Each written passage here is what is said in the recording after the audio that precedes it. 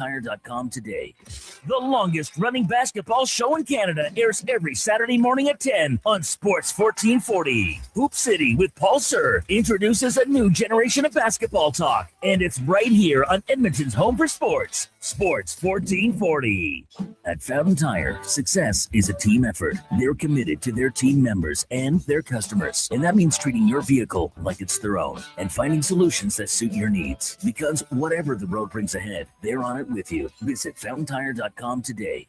Cougar Creek Golf Resort is only minutes from Edmonton, so it's incredibly easy to fit in the perfect summer game anytime. Enjoy our championship-length golf course surrounded by trees and rolling terrain. Book a tee time today. Go to cougarcreekgolf.com. Missioner Allen Auctioneering's Calgary, Edmonton, Winnipeg Public Unreserved Equipment Auction is this Friday at 9 a.m., featuring articulated dump trucks, backhoes, excavators, forklifts, graders, loaders, packers, reclaimer, skid steers, telehandlers, turf mowers, plus commercial trailers. Info at maauctions.com. Tired of the rough ride? Alberta used to be a leader in highway planning and construction, but years of neglect and cuts to maintenance are showing. You can see it, and your vehicle is feeling it. Infrastructure can last for years with a little TLC, but when repairs are deferred, minor issues become major reconstruction. We need action and a reliable capital plan. Contact your MLA and demand stable infrastructure funding. Find out how at fixourroads.com. A message from the Alberta Road Builders and Heavy Construction Association. For over 60 years, the folks at Diablo Boots have been selling the best Canadian-made boots. Handcrafted in Winnipeg, Canada West makes the best quality cowboy, biker, and work boots for Diablo Boots with replaceable soles and heels.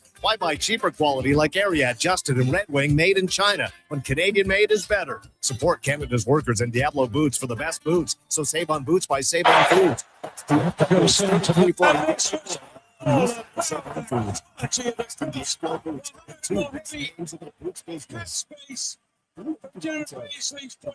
one of the thousands of hair restoration procedures I've performed is a full marathon. I work directly with my patients for the consultation, and the follow-up, so we can achieve the best results possible. When people see what we accomplish, I don't want them to think, "Wow, great hair transplant." I want them to think, "Wow, great hair." Go to drvancelliot.com and contact us today. By a minute or two ago, but he wasn't tonight this time. Edmonton Winnipeg Public Unreserved Industrial Auction is this Friday at 9 a.m., featuring a large selection of 2020 to 2014 Caterpillar, John Deere, and Volvo articulated dump trucks. Info at maauctions.com. You're getting the lowdown on Sports 1440. Presented by James Buick. Only Crave has your favorite summer obsession, Love Island, USA. The reality sensation is back. Hello, Islanders. And so is irresistible host, Ariana Maddox. Here's to a great summer of love. Sexy singles, jaw-dropping drama. Who's ready to play? Love Island, USA. Stream now, only on Crave.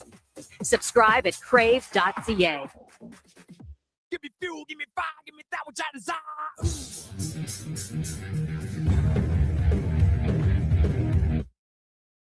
The Jason Gregor Show.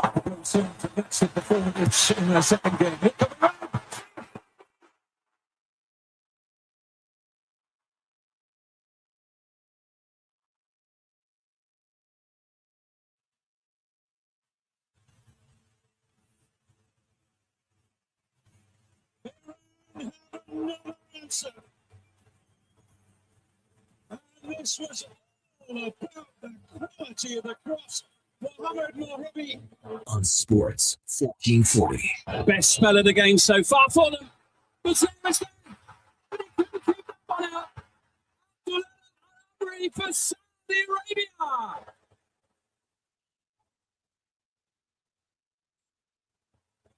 Denied a minute or two ago, but he wasn't denied this time. Presented by PlayAlberta.ca, Alberta's only regulated online gambling website.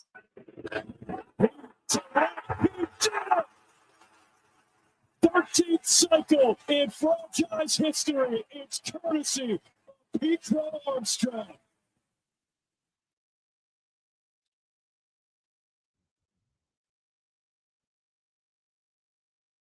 Well, tremendous Tuesday afternoon. How you doing?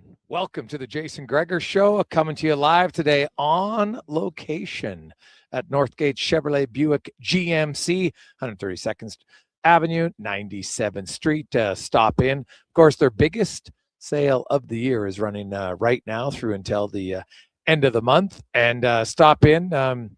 See big Dusty Miller here. He's got a 37 handicap, but he'll give you a good deal. This is a place, Connor, where they're so confident that they wear white socks and black dress shoes. It's a bold statement. It's a bold statement. So I love it. It is the Gregor Show, always brought to you by PlayAlberta.ca. Lotto Max tonight, $20 million. Get your tickets, PlayAlberta.ca, as well as 20 prizes of $100,000 up for grabs. And we got a loaded show for you this afternoon. So, of course, we're going to talk some hockey. Dave McCarthy is going to join us a little bit earlier because we have a very special guest joining us live here at Northgate GMC. He's a former Ranger, former Blackhawk. I'll give you a little tip on that. So you might have to dig deep though if you can figure that one out.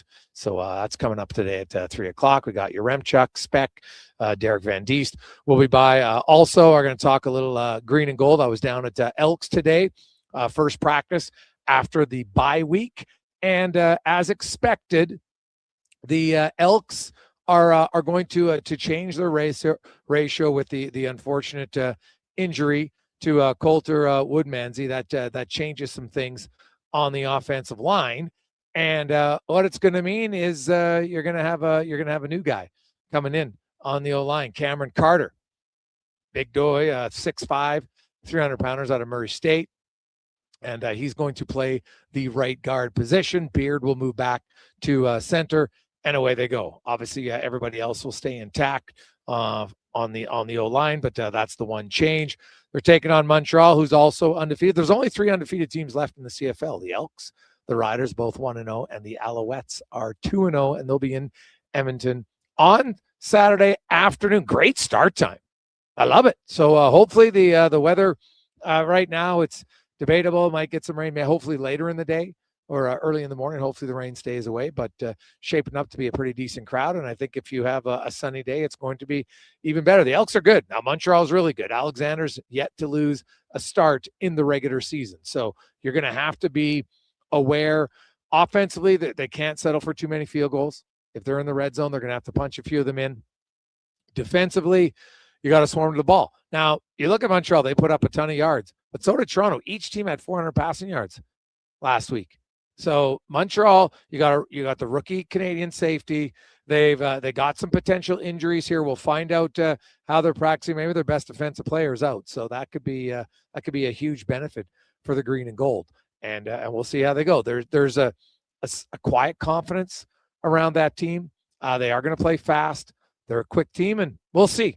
Man, it would be huge for them to open the season with a win at home. Obviously got their first win of the season on the road in Ottawa, which was fantastic. So we'll talk lots of football, lots of hockey. Of course, World Cup continues on today. We also have the Toronto Blue Jays back in action, taking on the Boston Red Sox. That game, we will join it at the conclusion of our show here today.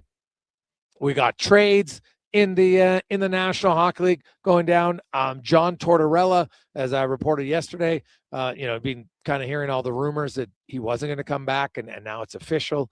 He is not coming back as the head coach of the Vegas Golden Knights. He was basically just he was a closer. He came in, they brought in the big dog, and it worked. They went all the way to Stanley Cup final. Unfortunately, they didn't win for them, but that was the only way it would have worked out better, is if they win. So that's that to me is a pretty good situation for the Vegas Golden Knights. You make that coaching change, Cassidy is out, Tortorella comes in, and it seems like their plan all along was that Ryan Craig is going to be their next head coach. He's currently the head coach of Henderson. I know a lot of people are wondering already, hey, the Oilers going to interview Tortorella. They could. You got to remember, like John, even when he was a head coach in Vancouver, I don't think he got a place in Vancouver. I think his place was still in the U.S. So I don't know. Like Edmonton still has to be an enticing place. No question. we can question, where they're going. The NHL has officially begun the investigation into Mike Babcock and what happened outside of asking for pictures on their phone, showing the pictures of their phone. So, but who knows how long that investigation is going to last? Like the NHL, if you're a player who's suspended for a long time and you have to appeal that suspension, unless it's like a 10 or 20 gamer, by the time they hear your appeal, the suspension's over, right? Like if you get a 4-game suspension, you never get that appeal heard before the 4-game suspension is ended. So I don't know. You look at the Oilers, we are 10 days away from the draft.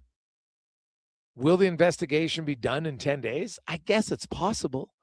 But historically, the NHL doesn't move very quickly in these sorts of things. So now, there's nothing legally stopping the Oilers from hiring Babcock today. They could hire him. But then the NHL could come down and maybe there's a 10, 20, 40, pick the number, game suspension for him. We don't know. It all depends what they're going to uncover in this investigation. And we've heard that there's one player who's like, man, I don't want to revisit this. It's 3 years ago. I can understand that. Sometimes you want to say, hey, man, I'm done looking in the rearview mirror. It's full steam ahead for me. So we'll see what comes from this. Does it force the Oilers to change paths again for their coach? Wouldn't be the first time in this coaching search that they have reached a dead end and had to hit it in reverse and go another direction. Like they've hit multiple forks in the road. We already got lots of texts, 833-401-1440, 833-401-1440, asking about, hey, has Vegas granted permission to casting? Not as I reached out this morning and was told nothing's changed on that front. But that could, that was around 9:30. So something could have changed. I haven't seen anything anywhere else, but as of 9:30, no. The playoffs are over.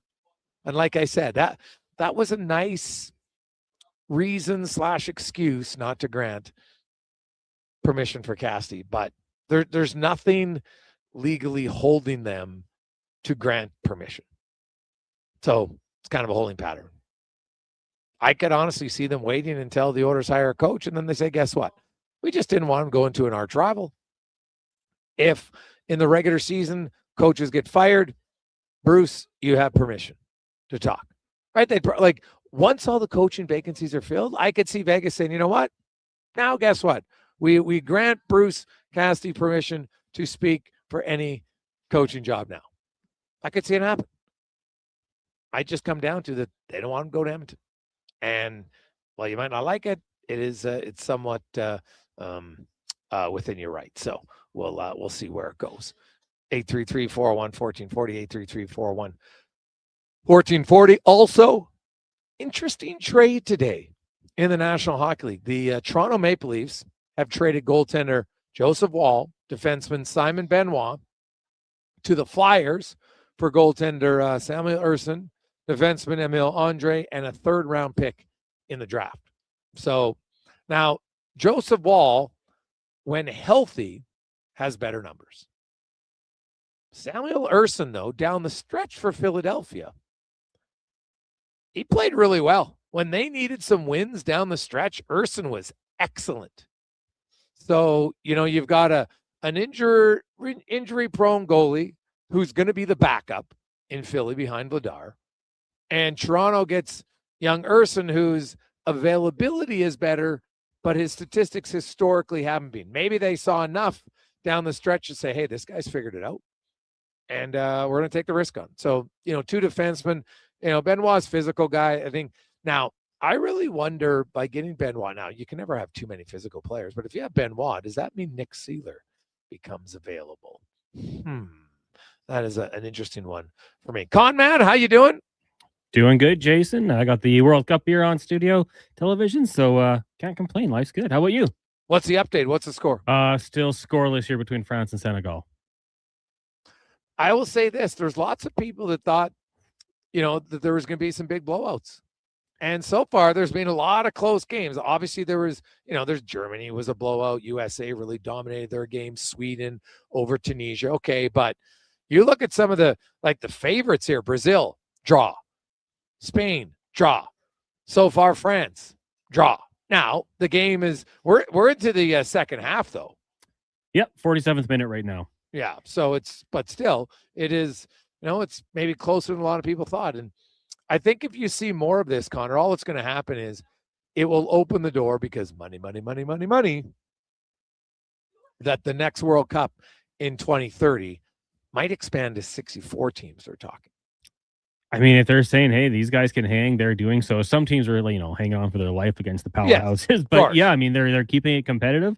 Then why not? I mean, it opens up the door potentially for the Cinderella story of a team that goes on a bit of a run here. I think was it Iceland a couple of years ago at Euro that went on a heck of a run? Like those sort of things can happen. So the traditionalists might not like it. There's things I'm sure they don't like. I mean, I think the hydration break, Gregor, is just a ploy to run more commercials and make more money with advertising. But you know what? It could happen. Yeah, well, it's TV timeouts in hockey. We didn't used to have them, and now they have them. And basically, that's what's come into to soccer here. And it allows some more rest for players. They don't seem to like it. It's just because they're not used to it, but they obviously all like the money. So we'll see what happens. Going to 64 teams, if I'm doing my math, then you would have 16 pools of 4 and simply just the top 2 get in. Whereas right now we have, more, what do you got? 12 pools of 4, right? For 48. And some teams will have a third team. 8 of those pools will have 3 teams get through. So that would be the one, difference in the makeup if they ever expand it to 64. So we'll see where it goes. Hey, Greg, any idea why the Oilers are not running as fast as they can from Babcock? I don't get it. The rig. Honestly, man, I wish I knew the answer to that question. They're clearly set in their path, and they feel that he's the guy, and obviously he feels that there is nothing wrong with what allegedly, well, not allegedly, but what they're investigating in Columbus. And we'll see, man. Like it's a risk. Not only on the personality traits, it's simply a risk when you look at, if the goal is to push him over the line, you're bringing in a coach who hasn't won in a long time. You're bringing a coach who hasn't coached in the league in a long time. Things are very, in a 7-year span, things change a lot. So I honestly don't have the answer to that, to be honest. A few other notes around the Oilers, because of course, qualifying offers for the Edmonton Oilers. We've had a few people wondering about it. I think this is what I can best decipher from conversation. So here's the RFAs. Colton Dock, no brainer. He would get qualified. Spencer Stastny, I would expect he would get qualified. Then you have guys in the minors. Michael Owens, he'll get qualified. He signed, the deal just to kind of, because of his age, you can only sign a 1-year deal at the end of the year. He practiced with the team. He'll get a qualifying offer. Connor Unger, fully expect that he will get a qualifying offer. Josh Bloom will not get a qualifying offer. Robbie Yarventi has already signed in Europe. Now, Edmonton, I guess, could give him a qualifying offer to retain his rights, right? So they would probably do that. And then the only one really would be maybe Matt Michkov is the decision potentially there, but there's no tough decisions. Now, there is one player in the organization. It's not a big name, not a sexy name, but a player who I think, given an opportunity, could play in the NHL. And that is James Hamlin. James Hamlin is a UFA right now. And if you were James Hamlin, I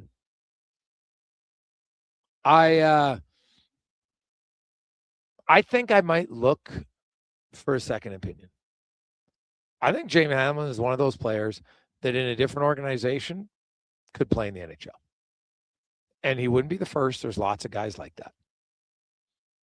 And now you don't know that for sure. So there's always that risk. Like, what if the Oilers are offering me something and it turns out no one else offers me anything, right? Like that's there's always that risk.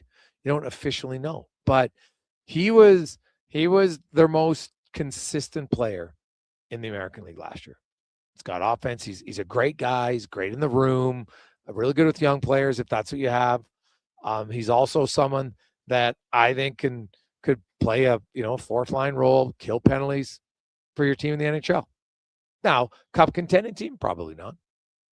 But a lot of times it's you just got to get into the NHL because you can create a little bit of an identity of what teams think you are, even if that's not what you are, if you're more than that. But if you never get an opportunity, you can never really show it. So I just wonder if James Hanlon's at a point where he might test it. And even a guy like him, like I think he would fall into the category of some other free agents. They're waiting to see who the head coach is going to be. That will impact the decision for some free agents, good or bad, and regardless of who the head coach is. So, obviously there's Kapanen and there's Connor Murphy. I think the Oilers would really like to sign those two players. Dickinson might just be out of the price range. We'll see. I don't expect Jack Rosmick to return. I think just because of price point, like the Oilers would look and say, okay, well, we think Isaac Howard maybe can fill his shoes here. Not in every element, but in lots of them, and going to be a lot cheaper. Jack Rosmick, I don't think is going to sign for $1.5 million. Back-to-back 20-goal seasons, man. And somebody's going to give him a contract of $3+ million, I think, this year for sure. So I think he'll move on. I think Adam Henrique is going to move on. Probably a choice by the organization, maybe more than anything else. So we'll see. Let's take a quick break. Dave McCarthy will join us next. It's the Gregor Show presented by PlayAlberta.ca. Hey, sports fans, we've got a clear choice for you. At Crystal Glass, we provide customers with the perfect glass for any job. From home to auto and even commercial, installation or repairs, we're your team. Call 310-GLASS or visit crystalglass.ca. Crystal Glass. Whether you're a craft beer connoisseur or more of a wine aficionado, there's always something new to discover at Sherbrooke Liquor, a unique family-owned independent liquor store. The selection, incredible. The non-alcohol section is also very impressive. Sherbrooke Liquor, expert, knowledgeable staff with a passion for unique finds. More than just a liquor store, we're a community. Alberta's best, the one and only Sherbrooke Liquor. Wine, spirits, and oodles of beer. Visit SherbrookeLiquor.com. Tee up at the 2026 Golf-a-thon presented by Popeye Supplements June 19th at Rundle Park, supporting the University Hospital Foundation. Play 1, 2, 3, even 4 rounds of golf. Go TrackSocialClub.com. Don't let equipment failure stop you cold. At AWS Welding in Nisku, our factory-trained service techs are on hand for all welding equipment repairs. We're a fully warranted center for Miller, Lincoln, and ESAB. And we service all makes and models. Proper, regular service extends the life of your gear and keeps it running at peak capacity. Don't wait for a breakdown. Book your service appointment today at 780-979-0470. AWS Welding. We make it happen. Say hello to your new favorite drinks. Introducing new McCafe Refreshers. Icy cool, undeniably refreshing, and available in 3 flavors. Strawberry watermelon, mango pineapple, and blackberry passion fruit. Only at McDonald's. Hey, hon, I'm getting expressions and images to frame my hockey card collection in the man cave. Perfect. I'll come with you and bring our wedding photos. For sports memorabilia and family treasures, think Expressions and Images. Your local custom framer since 91. You name it, we frame it. I've got some good news if you've been thinking about a heavy-duty truck. The 2026 Ram 2500 Black Express is now at St. Albert Dodge. You've got 20-inch black aluminum wheels, black Mopar side steps, body color, bumpers and grille, and a sport performance hood. Available in all the colors for $68,990. Plus, new this year, Ram's best-in-class 10-year powertrain warranty. Now's the time. Head up the trail and see how easy it is to do business at St. Albert Dodge. Albertans love to debate the best way to enjoy summer sports. No. Playing on the field is the best, man. No way. Watching from the sidelines, way more relaxing. You're both crazy. Checking out the game from the Bro Zone is where it's at. But there's one thing every sports fan agrees on. Wilhauk Beef Jerky. Wherever you catch the action, load up on Alberta's best beef jerky. Wilhauk Beef Jerky. Because you can't have summer fun with salad. Only available in Leduc. Well, get ready for a silly hockey fans. Your partner in power just skated onto the ice. EWEL.ca, the new e-commerce website for electrical wholesalers Edmonton, is ready for the power play 24/7, 365. UL skates to where the puck will be in 5 years. Now that's forward thinking. Killer selection, slamming products from the best brands, and legendary service. Don't sit on the bench. Get your account today at ewell.ca and win that project. Plug into your partner in power. Get an EWEL.ca account today. Portions of this hour brought to you by the Druid Irish Pub, Edmonton's favorite soccer home. The Druid Irish Pub is back in the Ice District across from Rogers Place. Watch all the games with 650 Heineken only at the Druid Irish Pub. The Jason Gregor Show, the best of Edmonton sports talk and beyond. This is Sports 1440. Presented by PlayAlberta.ca, Alberta's only regulated online gambling website.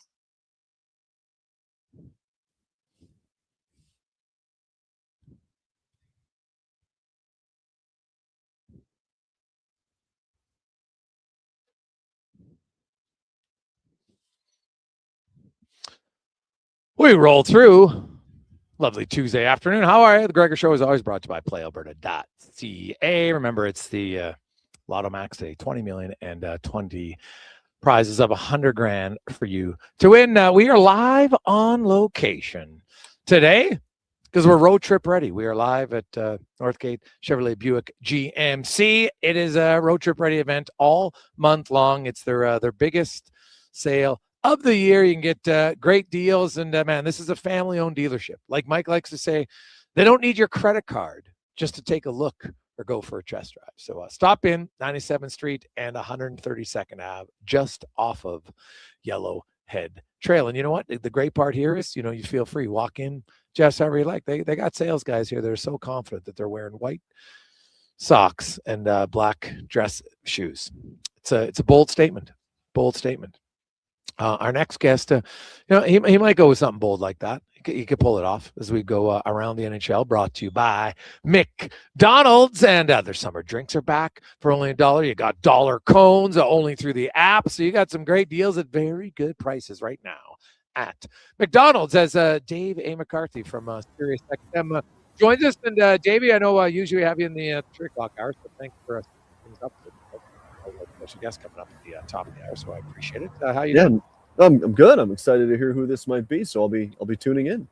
You'll be tuning in. All right, I like it. Some NHL news. The offseason has officially begun, and no real surprise that John Tortorella, been hearing this for a while, that even if they won the cup, he probably wasn't going back to Vegas, which is, I guess, maybe in line with Vegas beating to their own drum. But they seem to have a plan that their American League coach, Mr. Craig, is going to become their next head coach. So John Tortorella, and lots of people are wondering, do you think John Tortorella has become now the closer, that he'll be brought into teams midway through the year, late in seasons, to help them, give them some energy boost through the play? It's funny. I was kind of thinking about that because I just don't know if John's the kind of guy at this point in his career that wants to go through the whole routine of off season to day one of camp to grinding through a camp, dog days of the regular season, Tuesday nights in December and all of that. But what he's really good at, and he showed it this year when he came on in relief of Bruce Cassidy, if you will, at the end of March, is to get things on the rails quickly, figure out what needs to be said, figure out what a good team needs to do to have success, and convey that message in a way that guys will listen over a short period of time. Look, I think it's been made abundantly clear by John himself that he would like to continue to coach, but it has to be the right situation. He's not a rebuild coach. He's not doing it. That's why he didn't stick around in Philly. It has to be a team that is, if you will, a coach away from being ready to win. Do you look at a team like Edmonton as that type of a team if they ultimately decide to go in a different direction than the direction it appears they want to head down as of the last week? Maybe. But again, I just don't know if he's invested for the long haul. It's a long haul, right, to be a head coach over a full season. It's a lot of work. It's tough hours. Maybe he wants to do it, maybe he doesn't. but he was really good in a circumstance like this. So put it this way, if he doesn't get a job, because there aren't many left right now, right? There's Edmonton and there's Toronto, and I don't think it's going to be Toronto. Maybe he is a guy that if a team is underperforming, that has a degree of expectations like Vegas did this year, if he becomes that much more appealing to a team, in February or March or whatever it might be next year, because it certainly worked well this year in Vegas. No, it definitely did. And do you think Edmonton is a fit for John Tortorella? I mean, look, they're clearly looking for a guy that is going to set a standard and ensure everybody adheres to it, non-negotiable. A hard ass, if you will. You could make the argument that the last couple of coaches in Edmonton were not that. A guy with some veteran experience, a guy who's been through it, has won in the past. I get that's why they're looking to go down that road. We talked about Mike Babcock last week, so we don't need to do it again this week. But I think what John has done is show that he is a guy that will have his players' backs. I thought he did a really good job of making sure the guys got the credit in Vegas this year when they were having success. And then when things went sideways or there were decisions that were being questioned, he was the guy that jumped in front of it and didn't pass the blame. And that goes a long way in a locker room. And what I've been led to believe when it comes to the way John approaches the job is that he is grown and that he has adapted his methods from when he first coached in the league, 25 years ago. You could make the argument that was one of the issues that got Mike Babcock down, is because he did not adapt. And so I think John deserves a lot of credit for that. Would he be a fit in Edmonton? I mean, look, I look at Edmonton as a team that's pretty darn close. I think they underperformed this year. And so could he get more out of them? Yeah, he might be able to. Does he want to come up to Edmonton?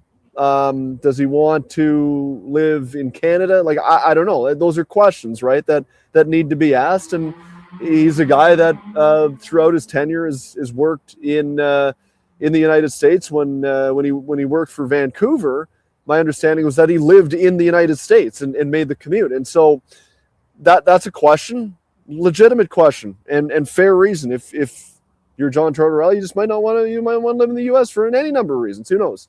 But as opportunities go for the type of coach that John is, yeah, I wouldn't be against it at all if I was the Edmonton Oilers, if there was appetite on John's part. So the Edmonton Oilers, we found out that yesterday the investigation into Mike Babcock and what happened in Columbus outside of pitchers is now underway, Dave. And the NHL, when they do investigations, rarely is it overly quick. We are 10 days away from the draft. So my question to you is, do you think the NHL will wrap up their investigation with Mike Babcock before the NHL draft?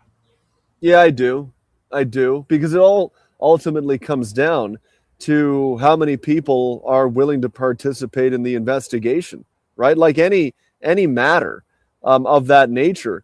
If you can't get people that are willing to participate in the investigation, it will be by nature quicker than not. And indications have suggested so far, there have been a number of people in Columbus that have been approached that have said, you know what, I don't even want to get into it. It was 3 years ago. I'm past it. I don't want to bring it back up again. I don't want my name to potentially be dragged back into this and then have to answer for all that again. And I think that's reasonable, quite honestly, on the part of maybe a number of people that might have been involved, because they're going to get asked questions about it. And so if there are not that many, if you will, witnesses to be produced, I think it will be quicker. And look, I know we've had a long talk about Mike Babcock. I get it. All I will say, though, is that I don't see how he will be precluded from working in the NHL when some of the other people who have been recently allowed back into the game, I think have been involved in far more serious accusations than this and have been allowed and permitted to continue to work in the league. Not saying you'll have to hire him if you're the Edmonton Oilers or whoever it is. I just don't see how the NHL could come down and summarily prohibit his ability to work in the league again based on what we've heard to this point. Yeah, I think probably because it's coming from the NHLPA, right? That I think would be the main, that's kind of your direct partner who is pushing to say, hey, we need this looked at. And rightly or wrongly, that will be a big reason why, if it comes to fruition. And so we'll wait and see. It's another holding pattern. What did you make? We got a trade today, and I think there's going to be a fair amount of trades this offseason. Not a huge deal, as you have Wall and Benoit guys going to Philadelphia for Andre and Urson and a third rounder. Philly gets the better goalie, I think. Toronto gets the healthier goalie for sure, and who actually played down the stretch pretty well for the Philadelphia Flyers. And maybe he's like that typical goalie, just takes a while to figure it out. But what do you make of this deal? Yeah, I'm not surprised that they made a move when it comes to goaltending, because they have three goalies that were not waivers exempt in Stolarz, Wall, and Hildeby. And if you expose Dennis Hildeby to waivers, he's probably going to get picked up. And so he's still here. It's funny, John Chayka did not confirm when he was specifically asked, will he tender a qualifying offer to Sam Ersson? That's not a guarantee at this point. He said, we've identified him as a guy that our staff might be able to work with, but he said, we're going to still have to sit down with Curtis McElhenney, who's their director of goaltending, and decide whether or not they see a future for him in Toronto. And if not, what it'll do is it'll garner them more organizational flexibility. And that was really the key note that John Chayka was hitting when he spoke today. It was all about organizational flexibility and optionality. And someone actually asked him later in the press conference, what does that mean?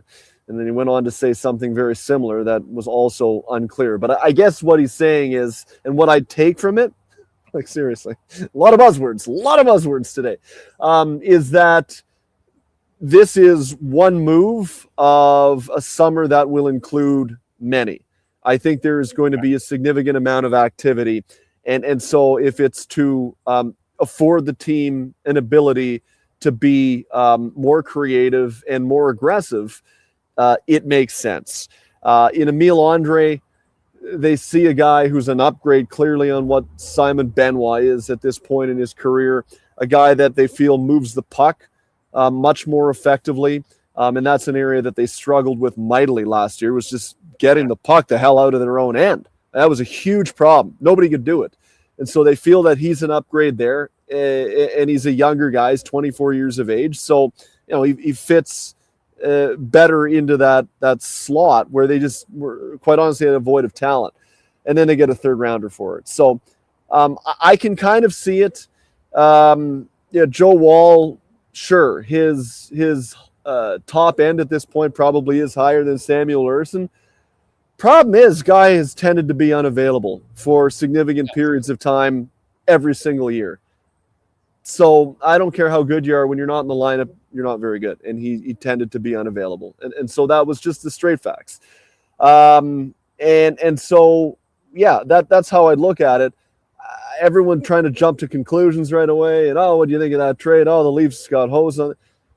I honestly get tired of it, quite honestly, Jason, from people who should know a hell of a lot better, like literally people in our business. Not every trade requires a dead set opinion immediately, especially in the offseason, where I think the only time it is appropriate, unless the trade is egregiously bad, which this is not, to evaluate trades is on day one of training camp after a full summer of work to see where the team ends up. Because like I said, this is not a one-off trade. It's a deal that is going to be one of many as they clearly look to restructure this roster heading into next season. Dave McCarthy from Sirius XM joins us. And Dave, Carolina full marks. They win championship. It's another example of you just want to build a team that takes a lot of swings over and over and over again. And the time you finally win is when you have a 37-year-old having the playoff final of his life, with 6 goals. He'd never scored 6 goals in one playoff year. Prior to that, never mind a series, right? He had scored 6 in a playoff year before, but never in a series.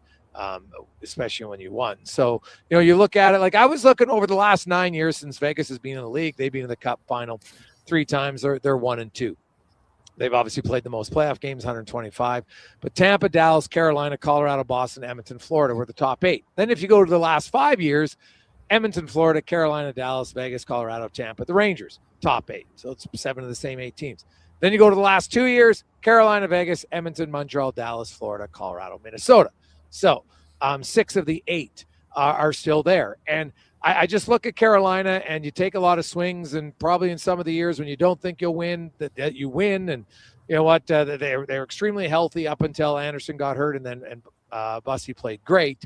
But I look at Carolina, and I think they'll be right in the mix, but I don't necessarily look at them as a clear-cut favorite heading into next year. No, I don't. I wouldn't say that either. But I think they'll be a competitive team. You never know when you're going to win as long as you maintain a degree of competitiveness. And it's funny, it's one of the things that Brad Treliving said, his introductory press conference when he came here to Toronto, is that you want to build a team where you're knocking at the door, to use his words, every single year. Because sometimes things happen that you do not foresee. Would Carolina have won if Alex Barkov doesn't blow out his ACL and then a number of other injuries befall the Florida Panthers? Maybe not, though, because, man, Florida was a real problem for that Carolina team. But guess what? They got banged up, and suddenly the path to the Stanley Cup final became a lot more manageable. And credit to them, they played the teams that were in front of them, and they beat them, and they beat them convincingly. But their arch nemesis, if you will, did not have to be dealt with this year. And so you can't foresee that. But if they were not competitive themselves, then it wouldn't have mattered. So you want to try to build a team that's competitive. And I think what I love about Carolina is they know who they are, and they stick to that, and they do not deviate from it. Like they tried with Mikko Rantanen, which I thought was the right course of action at the time, because we had been saying that for years. You can't just have Aho and Svechnikov and then later Jarvis. Like you need another guy and another line that can make a difference. If those guys go quiet, which they did this year, and it was Stankoven and Jackson Blake and Taylor Hall who carried the mail for a lot of time. But they tried with Rantanen, it didn't work. And rather than being pig-headed and digging in and sticking their heels in the sand and all that and begging and cajoling him to try to get him to stay, they recognized it right away, and credit to Mikko as well, who said, it's probably not for me, and they moved him on. And you look at that trade tree, and even the indirect trade tree, you end up with Logan Stankoven. You had Taylor Hall as part of those series of maneuverings. You end up with a first-round pick that they used to go out and get Keandre Miller.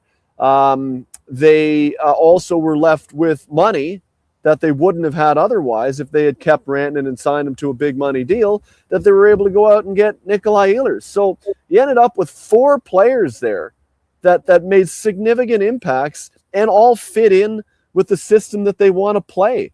And that's not easy to do sometimes, because you think, we try and get this guy, we'll look stupid if we try and trade. They didn't worry about that. They're just like, it doesn't work here with the way we want to play, and they fixed it, and they did it really well.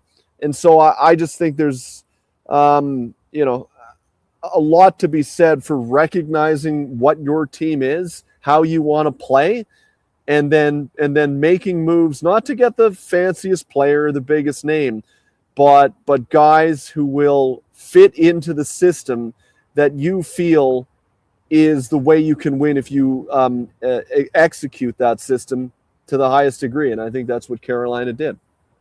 Yeah, no, that's fair. And I'll be curious to see what they do in the offseason, same as many other teams. There's lots of names out there that I think, obviously, we know Dylan Larkin, Simon Nemec, Darnell Nurse. The St. Louis Blues got some guys. We know they try to trade Colin Parayko at the trade deadline.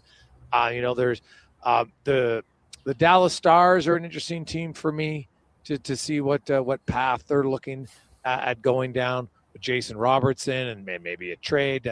Mason McTavish in Anaheim's name has been out there for quite some time. So there is real potential here to have some significant trades of NHL players we don't see very often. And I'm all for it, man. Like, I still remember the Danny Heatley for Marian Hossa trade. Like, the Shea Weber for PK Subban trade, the Hall for Larson trade. Like, it's been a long time since we've had those type of trades. And obviously the cap was at a pretty good increase at that point. Obviously it flattened out for many years.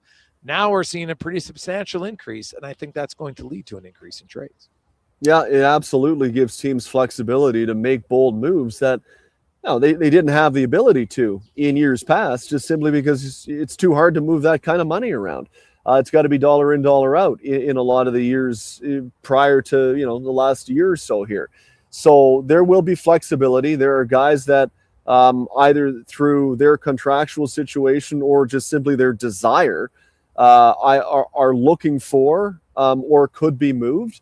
So there's a pot of guys that are in the mix.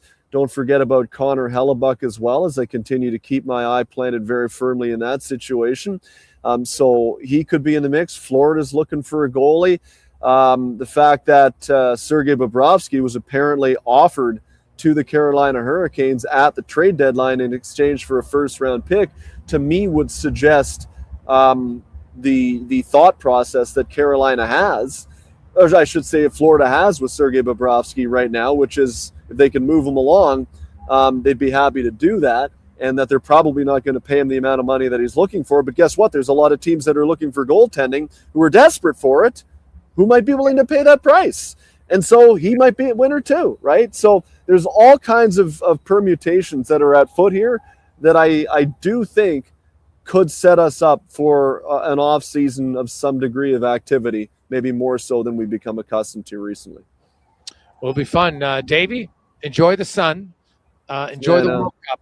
And we will chat with you next week, and we'll chat with you Sunday on the brunch. Sorry, buddy. I came out here. It was cloud cover. The lighting was great. Then the sun came out. I'm wearing a white shirt. You could hardly see me. And now, you know what? It's actually raining, if you can believe it, while the sun is out. So I have to go in now. Sun showers. It's great. It's great, David. Don't get electrocuted. Yeah. Dave A. McCarthy from Sirius XM. It is the Jason Gregor Show coming to you live from Northgate Chevrolet Buick GMC, 97th Street and 132nd Avenue. You want to stop in if you're looking for fantastic deals, man. They got the Corvette. There's one sitting in front of me. Oh, my goodness. Just come in for a test drive just to see it because they got the road trip ready. Their biggest sale event of the year is on all through the month of June. So stop in 132nd Ave and 97th Street. And, hey, while you're here, maybe you can come say hello to our special guest who's going to be joining us after right at the top of the hour. I just saw him walk in, so I might even tell you who he is next on the Gregor Show, presented by PlayAlberta.ca. With Play Alberta, backing the home team goes beyond the bets. That's because your picks have provincial impact. Play Alberta is the only app in the province that puts all revenue directly back into supporting programs and services that Albertans rely on every day. By investing in the General Revenue Fund, every play, bet, and buy made on Play Alberta helps make a difference across the province. Visit playalberta.ca/Gregor to learn more. That's playalberta.ca/Gregor. Must be 18 plus to play. If you gamble, use your game sense. With Mortgages to Go, you'll be good to go. MortgagesToGo.ca says yes when the banks say no. That's why Alberta has trusted Mortgages to Go for over 23 years. If you need cash and have equity in your home, you're approved instantly, guaranteed. Call 1-888-888-5998. That's 1-888-888-5998. With Mortgages to Go, you'll say, good to go. Okay, new strategy. I'll just live in the freezer till October. It's spacious in here. It's spacious. There's a better way to survive the coming AC season. Pro Solutions is your one-call solves-it-all expert for AC repairs, tune-ups, and new installations. We offer convenient financing options and fast appointments so you can enjoy your entire home, not just the freezer. Now I can leave the frozen peas where they belong. Book now at prosolutionsinc.ca. Come for Canada's largest trade shows, the biggest names in entertainment, exhilarating sporting events, and more. And stay for the experience at the Edmonton Expo Centre. Looking for the perfect place to host your next big event? From trade shows to galas, meetings, and concerts, the Edmonton Expo Centre has the space, event expertise, and service to make your next event unforgettable. With over 522,000 square feet of flexible event space, in-house catering, and operational expertise, they bring your biggest vision to life. Learn more at edmontonexpocentre.com today. Jason Gregor isn't just a sports guy. He's a community builder with over $3 million raised for local charities. And his Gregor Foundation, he's making a difference on and off the air. Check out Gregor weekday afternoons on Sports 1440. Are you a skilled laborer? All-Star Construction wants to talk to you. A heavy equipment operator with Traco or backhoe experience, All-Star Construction wants to talk to you, too. With work in and around Edmonton for local land developers, All-Star Construction offers year-round employment. Whether it's power, gas, or telecom, developers rely on All-Star Construction to get the job done. So if you're a skilled laborer or a heavy equipment operator with Traco or backhoe experience searching for work, search All-Star Construction on Indeed. Looking for a truck that can handle anything Alberta throws your way? Wolf GMC Buick has the offers to get you behind the wheel. Get 0% financing for up to 72 months on select new 2026 GMC Sierra 1500 models. Plus, trade in an eligible 2015 or newer pickup and receive a $1,000 truck trade-in bonus on select Sierra models. Ask about bonus offers for heroes, students, recent graduates, and more. Visit wolfgmcbuick.com. Hi, I'm Colin Livingston, president of Cantork. We've been tightening bolts and redefining our industry for 25 years. Yes, a quarter century, and we're just getting started. Check us out at cantork.com. Our tools age better than I do. Hey, Gary, is that your dad? No, this is Evan, the new sales rep I hired. Oh. First impressions matter, but when hair loss takes over, it can feel like you're not being seen for the maverick you truly are. Hi, I'm Dr. Vance Elliott. At Advanced Hair and Skin Surgery, we know that hair loss is more than just a cosmetic issue. It's personal. Let's discuss all the cutting-edge options available so you can make a great impression every time. Book a free consultation today at drvanceelliott.com. Portions of this hour brought to you by Cantork. Made in Canada, made for Canada, where extreme isn't theoretical. Find your solution at cantork.com. The Jason Gregor Show, the best of Edmonton sports talk and beyond. This is Sports 1440. Presented by PlayAlberta.ca, Alberta's only regulated online gambling website.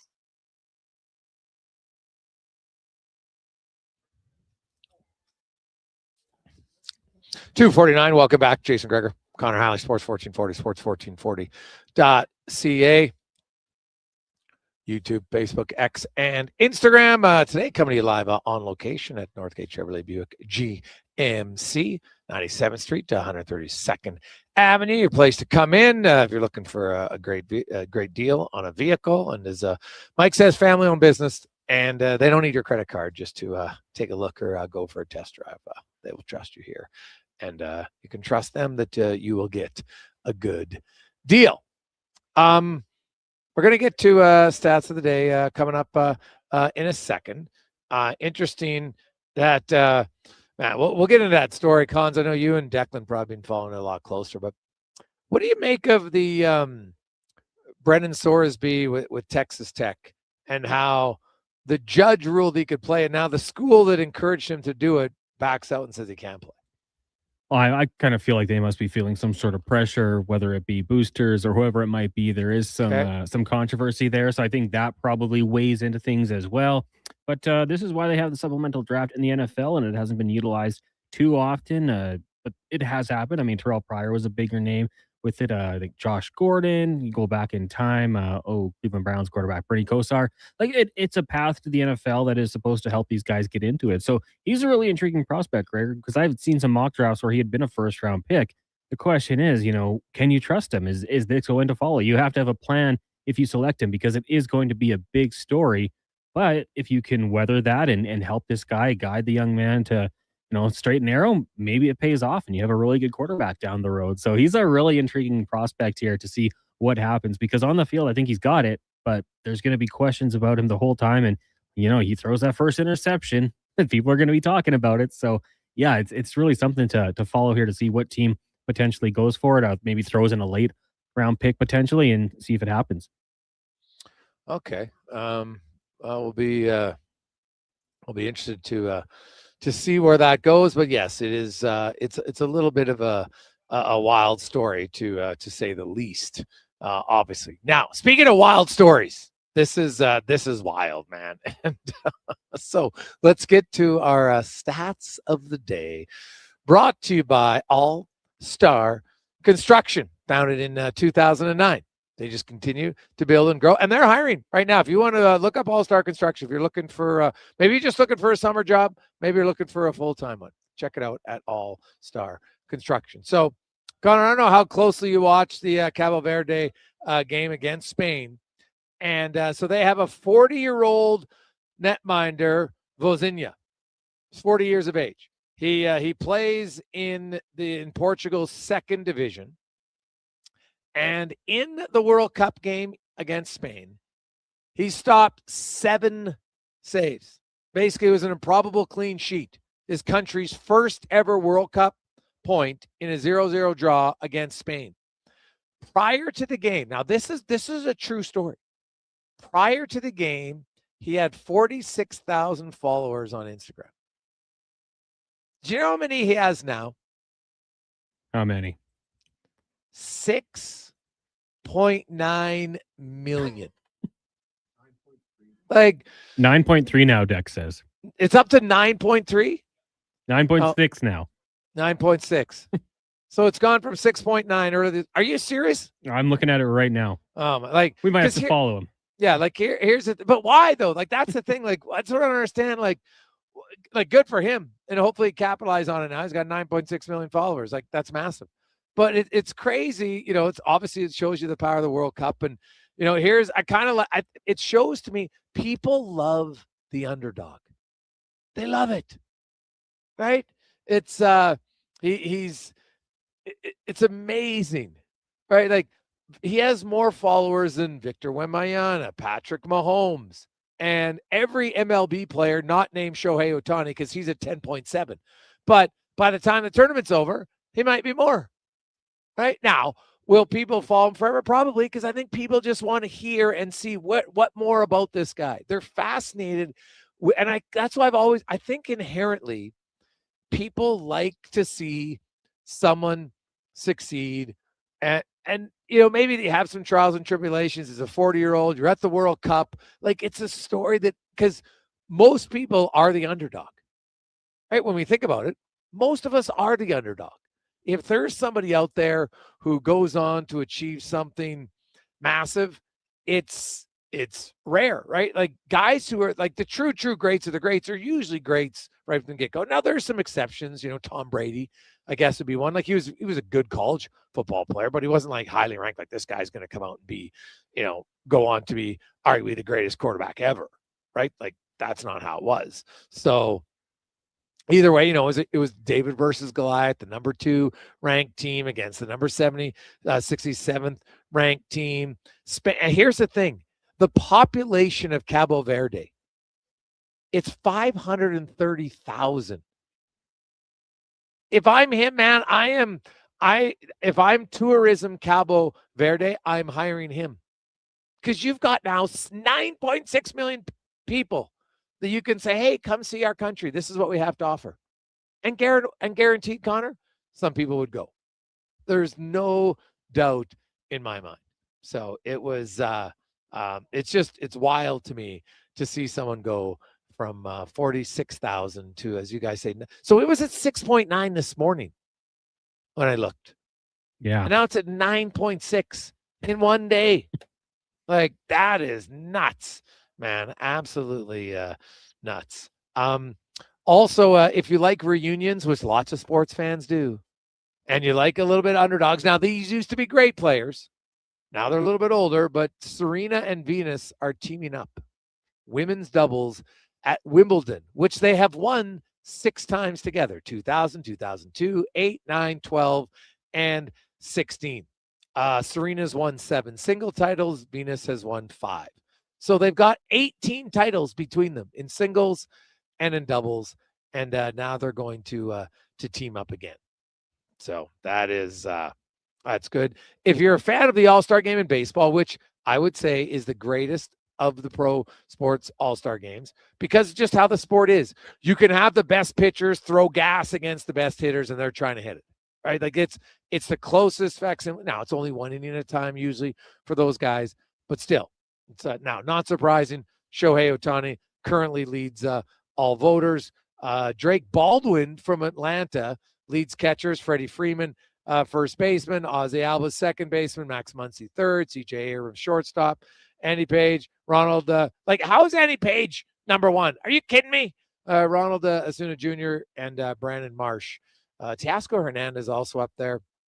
Dodgers obviously have a few guys. Ohtani, no surprise. He's ahead of Kyle Schwarber. That's the thing. Like Kyle Schwarber should be a no-brainer there, but obviously Shohei is pretty popular. In the AL, Jordan Alvarez is the leading vote getter with just over 1 million votes. Shea Langoliers from the A's is the catcher. Alejandro Kirk is number 2. Vladdy Guerrero leads first baseman. Ernie Clement is ahead at second base. Junior Caminero, Bobby Witt Jr. at third and shortstop. Aaron Judge, Mike Trout, Cody Bellinger leading in the outfield, and then Alvarez is the leader at the DH position. So we talked about it, Cons. The Athletics at homestand against the Brewers. If you're ever picking the overs, playalberta.ca. How about that? They averaged 102 runs in their 6 games. That's 17 runs per game, which is basically twice the average, just under, because MLB games average right now 8.96 runs per game. You go to a smaller diamond and you virtually double it. That is that's crazy. And just to recap from the NBA, why Brunson won. Did you know that Brunson scored an astonishing 42.7% of the Knicks' fourth quarter points? Now, prior to that, the highest share ever was Dirk Nowitzki with the Mavs in 2011 when he was at 43.7. So pretty good.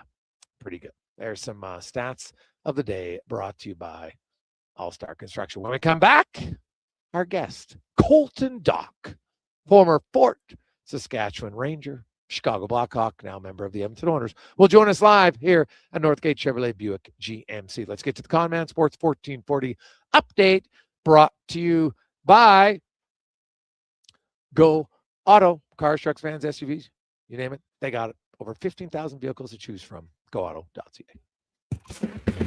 This is a Sports 1440 update.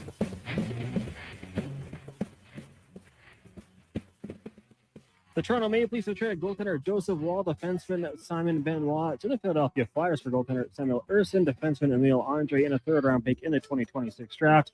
That's the World Cup right now. France leading Senegal 2-1 with about 3 minutes left in extra time. Later on today, Iraq takes on Norway, Algeria up against Argentina. And then at 10 o'clock at night, Austria and Jordan. Major League Baseball, the Jays taking on the Red Sox at 4:45. We'll join that game in progress. The French just scored. Kylian Mbappe, his second of the game, making it 3-1. Jays Red Sox on Sports 1440 AM feed immediately following the Jason Gregor Show. We've also got the Marlins and the Phillies, Nationals, Royals, Mets, Reds. Brewers host the Guardians, Rockies taking on the Cubs, Astros, Tigers, Orioles in Seattle, and the Dodgers taking on the Rays. Coming up next on the Jason Gregor Show, we'll be joined by Oilers forward Colton Dock. I'm Connor Halley. This has been a Sports 1440 update. Sports 1440, a Stingray radio station broadcasting on Treaty 6 territory. Download the free iHeartRadio app and listen to CKJR wherever you go.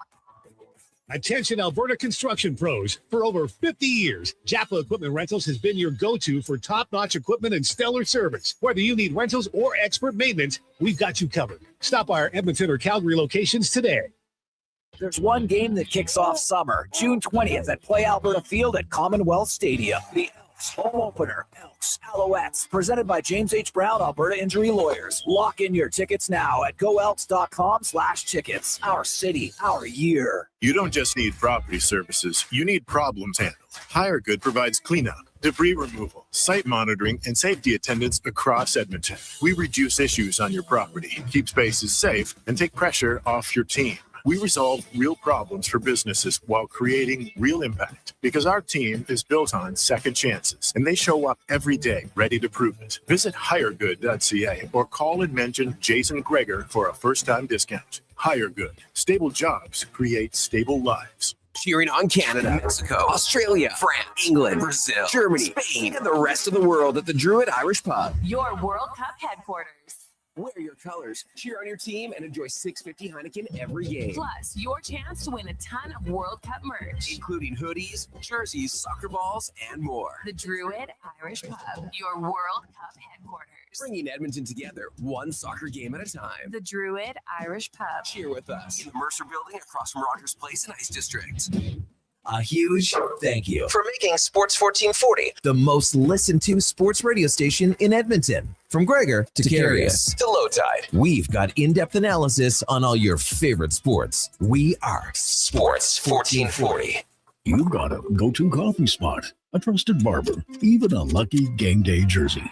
But when it's about looking your absolute best, there's only one name you need. Mr. Dirk. Family run since 1939, we're experts in crafting impeccable tailor-made suits and offering a wide variety of everyday styles. Pair that with personalized one-on-one fittings and the convenience of on-site tailoring. Mr. Dirk elevates your style game. Visit our Edmonton store or explore MrDirk.com. Score big on style with Mr. Dirk. Our new McCafe crafted sodas just drinks or something more, like Sprite Berry Bliss, Creamy Strawberry Coke, and Orange Dream. All swirled with fizzy flavor and topped with silky cold foam. Only at McDonald's. At participating McDonald's restaurants in Canada. Performance by Action Electrical today. Their projects team kicks things off, designing and building with unmatched skill. Then the service team swoops in for those crucial repairs and maintenance. And don't forget the testing team, ensuring everything's safe and sound before the solar team scores with sustainable energy. A complete team effort. Have Action Electrical bring home a win for you and your project. Visit actionelectrical.net. Experience the home ice advantage with your window coverings. Novo Blinds provides factory direct pricing and fast turnaround on roller, zebra, blackout, drapery, and motorized blinds. Book a free in-home consultation at novoblinds.ca. We just dropped a massive payload at NISQ 4. It's time to unload some deals at the Truckload of Savings event. If you've been waiting to upgrade, we've backed up the savings with unbeatable offers on our toughest Fords. Right now, haul away exactly what you need and take advantage of massive price drops across our entire lineup, including the legendary Ford F-150 for the job site or the weekend getaway. Shop the Truckload of Savings at nisqford.ca. Nisq Ford, above expectations. Legacy Heating and Cooling is serious about cooling. In fact, we offer multiple ways to cool your home. So you better call Legacy. Call Legacy. If you're looking for traditional air conditioning, we got you. Call Legacy. Call Legacy. Or ask us about a heat pump to help you heat and cool. Call Legacy. Call Legacy. Cool with AC or cool with a heat pump. Cool your home with Legacy Heating and Cooling.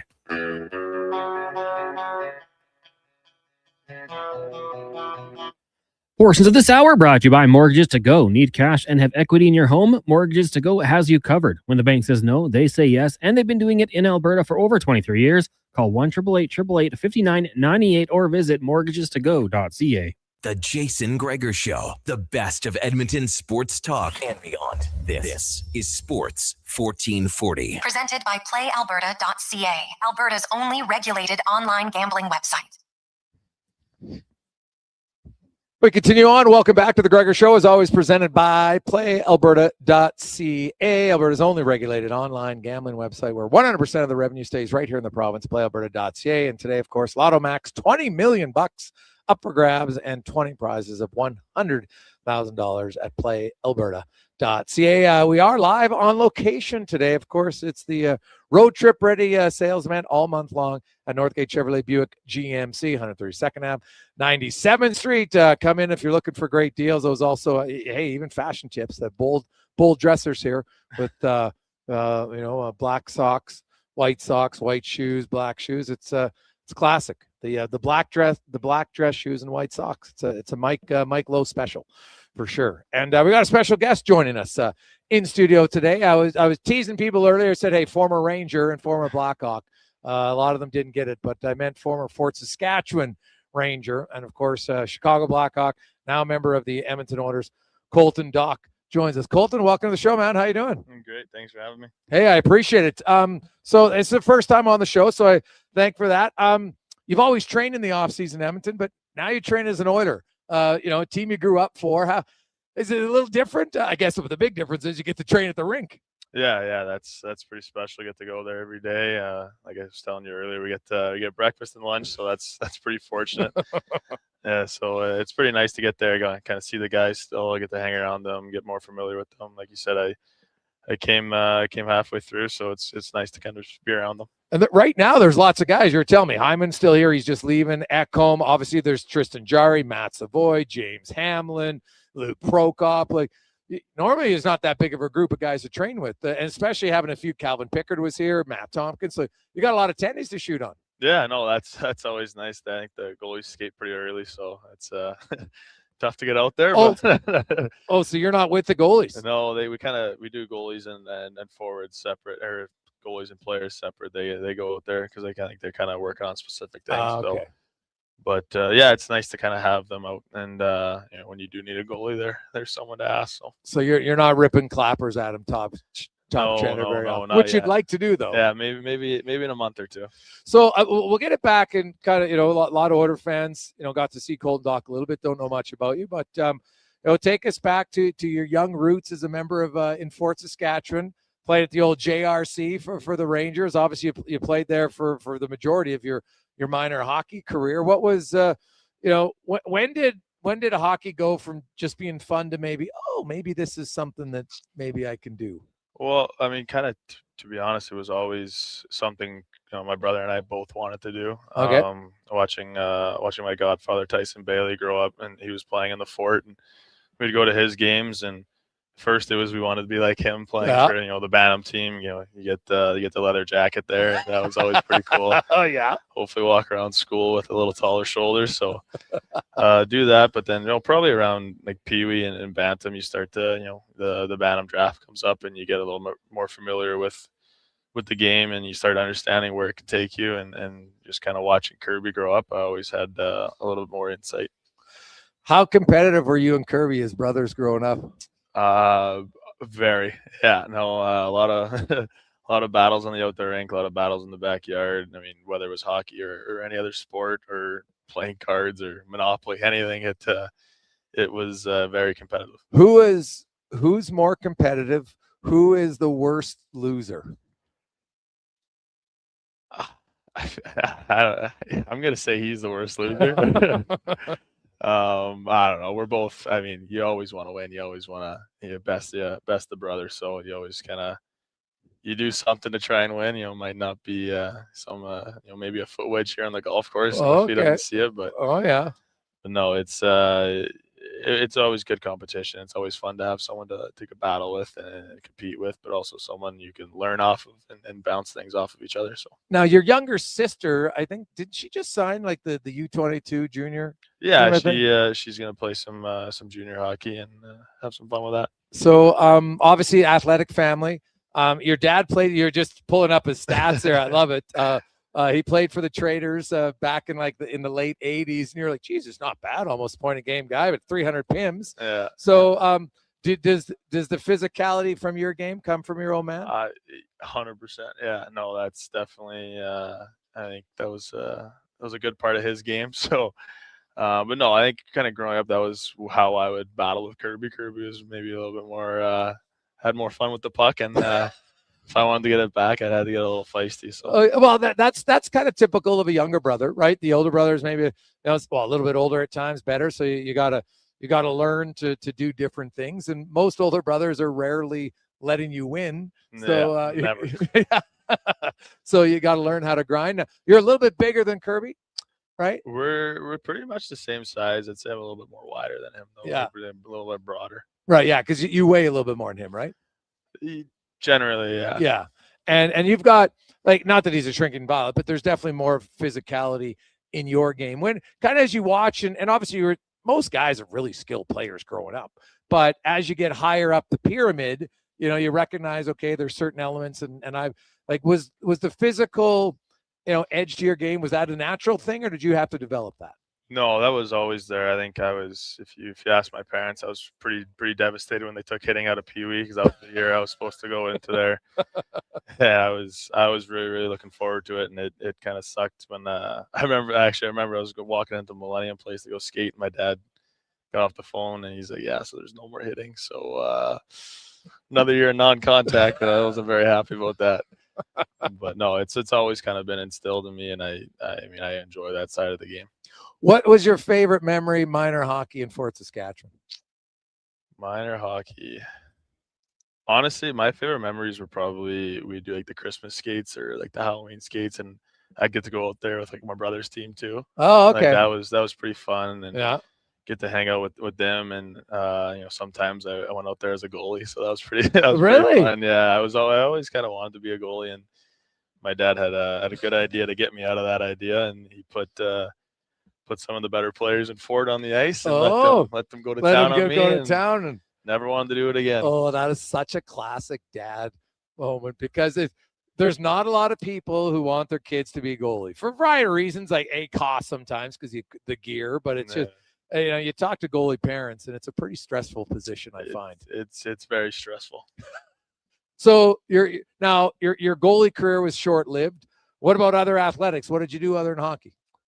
We did a lot of like backyard sports. We never really did anything organized. I think one year we made a baseball team, and it was kind of tough because we couldn't do like a travel because we had spring hockey. Okay. So we had a house league team, and we kind of just like picked our own team. And that was pretty fun. It's always nice to kind of do other things and be athletic in other ways. But no, we have a lake lot out at Garner Lake, and we would probably have I don't know, like 20 people, and we have a 10-on-10 football game or a baseball game. Like it was, you're always doing something. So it was pretty fun. If you could pick and assume you had enough skill to be it, like, what's your other sport where you'd say, man, I'd like to be a professional blank? Well, nowadays I'd say golf. That'd be pretty cool. I think if I was younger, I'd probably say baseball or football. Those are my two. I really like slinging a pigskin around or trying to hit a home run. Do you have any power? Got a little bit. Little bit? A little bit, yeah. Because it's funny, like there's certain guys when like the hockey teams get together and then they play other sports, like some guys are great at hockey and pretty average at other sports. Like I've seen some guys, I'm like, God, this guy barely knows how to throw a baseball. Like he's a killer hockey player, but he's average in other things. So would you say you're pretty naturally well athletic in other sports? I'd say so. I think our parents tried to really get us involved, in whether it was just playing catch in the backyard, but with every sport. And when you grow up, you start at Timbit soccer, and that's the first thing you do, and then you learn other things as you go. So I think my dad always played softball growing up too, in like a league in the Fort. So it was something that he liked to do. We'd always try and follow after him. Colton Doc joins us. We are live today, the Jason Gregor Show at Northgate Chevrolet Buick GMC. Come on in, stop in, get a great deal. Say hi to Docker if you like. So you grew up playing tons of sports in Fort Saskatchewan. Were you guys like rink rats? Were you going to a lot of Trader games? Or were the Traders gone when you were a kid? We would go to the junior B games. We'd go to the senior. Oh, the Chevys. The senior team. We'd go watch the Chiefs. My dad played there for a bit. I don't think he played there when I was born, but there's a funny photo of him. I think he's got ice on his knuckles and Kirby's on his lap, and they took a photo. So he was playing senior hockey. Yeah. Oh, I love it. Oh yeah. Now, does he sling it around in men's league at all still, or is he retired? He's not fully retired. They do a Valentine's Cup out in Lamont, and I actually, for the Olympic break, I came home and I went and watched him. it was pretty funny. Well, the greatest part is, as you'll realize it many years from now, as you get older, though, you always still feel that, if you have to turn back the clock, you can do it. Yeah, no, he was a lot better than what I thought he was going to be. It was he actually made some nice plays out there. Okay. So walk us through. You go to junior. Now you're in the NHL. Kind of take me through when you found out you got traded to the Edmonton Oilers. Like, A, it's your first time being traded, but B, it's back home. Yeah, no, I think we're on the road, and I think it was actually Murphy was getting traded. Yeah, and I saw where I was we were actually a couple of my closer friends on the team. We were watching a movie, and one guy showed a tweet that said like Murphy and maybe something else, and we're like, oh, like what's going on here? And then kind of got a phone call from my agent saying that there was something on the works, and just be ready, you never know. And then 2 days later, I saw Dickey was getting traded, and then I saw it was like confirmed there was another part of it, and had a little suspicion, but didn't fully know, and then got the phone call from Kyle, and I got one from Stan, and kind of had to pack up quick and meet Dickey at the airport and go from there. So your first call, I'm guessing, was to your parents that I'm coming home, or how'd you open the phone call? I'm pretty sure I was actually on my way to dinner, and I called my dad, and I was like, hey, I think it's happening. I think I'm coming home. I don't really know. And I was like, just sweat, like hands are sweating, like, because like you start thinking of all the stuff you have at your house, and like, what are you going to do? How are you going to pack it all up? And then it kind of just like hung up the phone, and then I got all these phone calls and texts, and I feel like I probably wasn't a good idea. I didn't talk to them for a little bit, trying to do stuff on my own and figure stuff out. But no, they eventually got the phone call, and it was pure joy for them. They get to come home, see them a little bit more often. I think that's something that every parent wishes. Oh, for sure. For you though, at the same time, you go from a Chicago team that obviously had been rebuilding and it wasn't close, and now you're like, boom! Not only am I going to my hometown team anyway, but to a competitive team with some pretty skilled players. Like you mentioned, you're traded with Dickinson and Murphy, so at least there's some guys in the room that you know. But how is it? Is it nerves or excitement? Like, what's that combination like? It was definitely a bit of both. I mean, when we clinched the playoffs, I thought that was like the coolest thing ever. Like that was that was unreal. And then I actually remember Nalba came up to me before game one and was asking, how I'm feeling, and it kind of when like the workers were setting up the towels on the seats, and I was like, wow, like I'm actually in it. Like this, it's getting a little nervous, a little nerve-wracking, but I mean, once you step on the ice, I feel like those jitters go away. And it was funny. I went home and slept in my childhood bed too before the game, so that was kind of funny. But before the first playoff game, yeah. So those were funny times. But no, it was awesome. Like it was everything and more. I know I wish we went a little bit longer and had a good run, but it's pretty cool playing in playoffs. When you think back to being in your childhood bed, you obviously hadn't stayed in before a game, I don't think ever. No. That like, do you remember when you were a kid, were you lying up, in bed, and were you thinking like, hey, I'm going to play for the Oilers, or is it, do you ever remember anything vivid like that?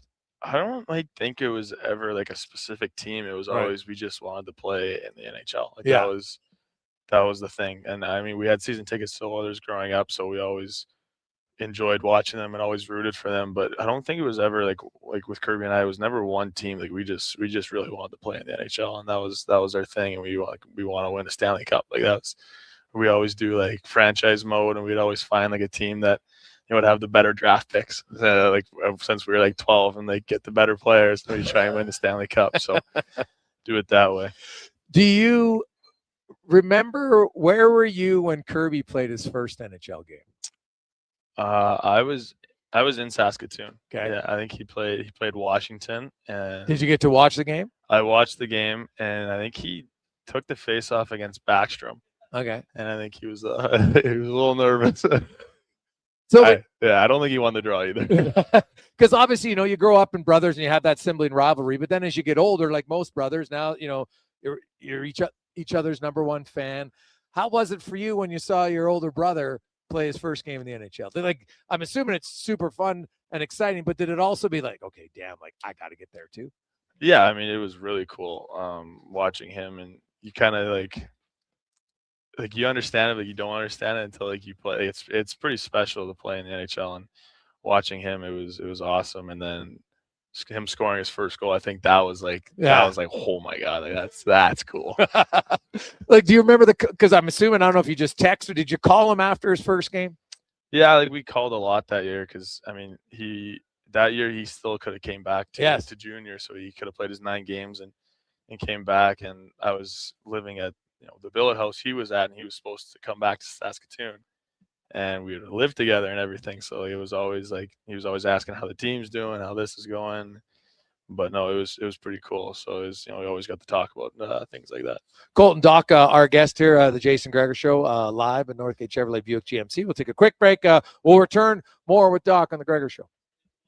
Alberta, backing the home team goes beyond the bets. That's because your picks have provincial impact. Play Alberta is the only app in the province that puts all revenue directly back into supporting programs and services that Albertans rely on every day. By investing in the General Revenue Fund, every play, bet, and buy made on Play Alberta helps make a difference across the province. Visit playalberta.ca/Gregor to learn more. That's playalberta.ca/Gregor. Must be 18 plus to play. If you gamble, use your game sense.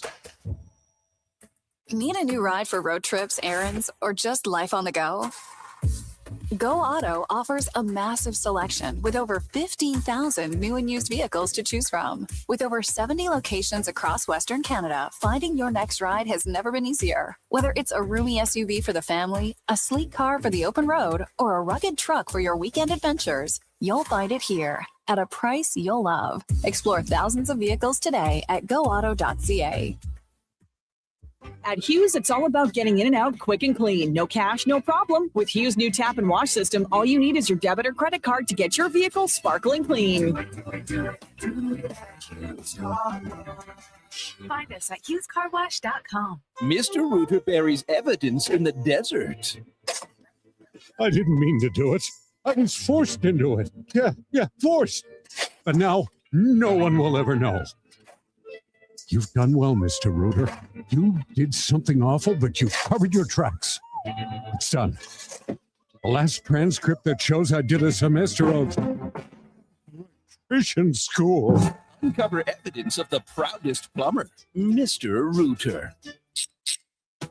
Tee up at the 2026 Golfathon presented by Popeye Supplements June 19th at Rundle Park, supporting the University Hospital Foundation. Golf all day long for $250, including a cart and food. GoTrackSocialClub.com.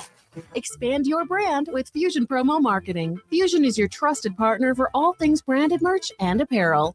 Thousands of products perfect for businesses, sports teams, and corporate events. Fusion with a Z. Promomarketing.ca. When your project can't afford downtime, call Japa Equipment Rentals. From excavators and wheel loaders to compaction equipment, Japa has the machines you need. Trusted since 1972. Visit JapaEquipment.com or stop our Edmonton or Calgary locations. Listen up, friends. Operation Pizza is a go at Papa John's. They're introducing new personal pizzas just in time to celebrate the premiere of Toy Story 5. These adventure-sized pies come in new exciting flavors like Sheriff's Roundup, Space Ranger-oni, and Reach for the Pie. Or take your personal pizza to infinity and beyond by creating your own flavor just for you. Order 2 or more with Papa Pairings and get yours for only $9.99 each. New personal pizzas are ready for takeoff. See Disney and Pixar's Toy Story 5 in theaters June 19th.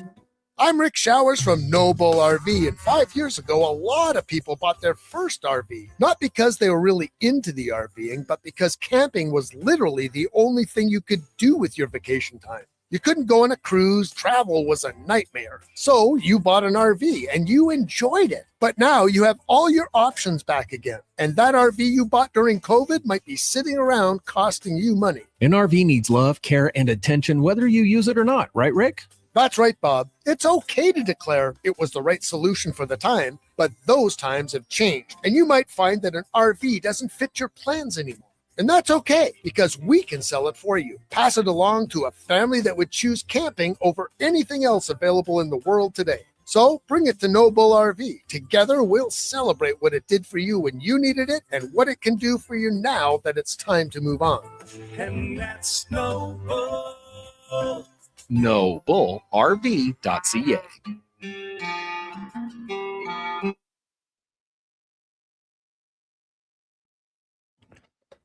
Portions of this hour brought to you by Leading Edge Physio. We treat pain and injuries head to toe and some other issues that might surprise you, like incontinence, vertigo, neuropathy, and cognitive issues. We invest in technology, techniques, skills, and people that know how and what to fix. Life shouldn't hurt. LeadingEdgePhysio.com. The Jason Gregor Show. The best of Edmonton sports talk and beyond. This is Sports 1440. Presented by PlayAlberta.ca, Alberta's only regulated online gambling website. We continue on. Jason Gregor Show presented by PlayAlberta.ca, live at Northgate Chevrolet Buick GMC, where, of course, their road trip ready sales event is on now. Their biggest sale of the year. We got the Corvette in front of us. Colton Dock is our guest. What do you drive right now? I got a GMC Denali. Yeah, from courtesy of Mike Lowe. Oh, really? Yeah. Okay, nice. You're not gassing that thing, eh? It's just right at the speed limit all the time. 10 and 2, look both ways. Yeah. What do you don't want to try to get a vet? Are you a car guy? Like some people are car guys, some are like, whatever. My dad's a big car guy actually. They him and my brother split a Corvette a little bit ago, and I think Kirby kind of just took it over. And took it to Montreal with him. So. Oh, geez, that's a good split. No, my dad enjoys like collecting cars and buying and selling and cars or trucks and stuff like that. Now, your dad, is Doc Holland, was that his company, right? Yeah. Him and my uncle share on that. So now, did you ever have to work for the company as a kid? You wouldn't trust me, no. No. Never, not even like summer, never grinding it out, just as like like a gopher. I honestly think he would trust my sister's boyfriend with that company more than he would trust Kirby and I. I love the honesty. Yeah. Well, that's good. All right. Okay. Have you ever had, like, outside of hockey, like, did you ever have any part-time job? No, I mean, we were really fortunate with our parents. Like they did a lot for us, and anything we kind of wanted to do, they would help us get in that route. And I mean, we did a lot of hockey. It was a lot of spring hockey, a lot of tournaments. They kind of just helped us do that, and we would help out with some of our buddies' dads ran hockey camps. Okay, so we would go out there and do that and get a $20 Subway gift card. So okay, well that was worth it. So now, what's your handyman skills? Like, do you have any handyman skills? Yeah, I mean, my dad helps us, teaches us some things when we were younger. He'd always take us to the farm and show us kind of what he was doing when he was a young guy. Yeah, okay, I like it. Do some stuff around there. I mean, you could change your tire? Oh, yeah. Okay. We can get that figured out. Okay, good. Well, no, that's key, man. I had some guys couldn't change a tire. That's like, there's certain things into manhood you should be able to at least know how to change a tire. No, we had to do that in junior one time. We, I think I was like 16, and I was in my buddy's car, and we were backing up and just go boom, boom, boom. And we're like, uh-oh, like what's going to happen here? So I had to figure out how to do that. So you pulled out the jack and away you went. We had to do that. Satisfying though, isn't it? When you're done, you're like, hey, I did it. You feel pretty smart. You feel accomplished. That's a nice. Colton Dock from the Oilers joins us. So Colton, for you come to Edmonton and you mentioned it didn't go the way you wanted, but now you kind of obviously every day passes, you feel a little bit more comfortable. Was it? Not only get traded to your hometown team, you get traded to a team that's been at 2 consecutive Stanley Cup Finals. You've probably been watching some of those runs, and I'm sure your buddies in Edmonton are fans, so they're always watching the games. And then you get to know the guys, like 2 superstars, 2 of the biggest players in the league. Is that intimidating? When does it kind of go from they're like, okay, I know but now they're just like normal dudes to me? Yeah, I think obviously when you first step in, it's a little intimidating, but I think with my personality, I'm kind of a kid that likes, to enjoy, have fun, but also serious. But no, I think coming in the locker room, I think Murph kind of gave him a little heads up on how I like to act and have some fun and which is necessary in a room. Joke around a little bit, but I mean they're also I know that there's a time to dial in, and I think they saw that that I was also dialed in at the time, then it was appropriate. So.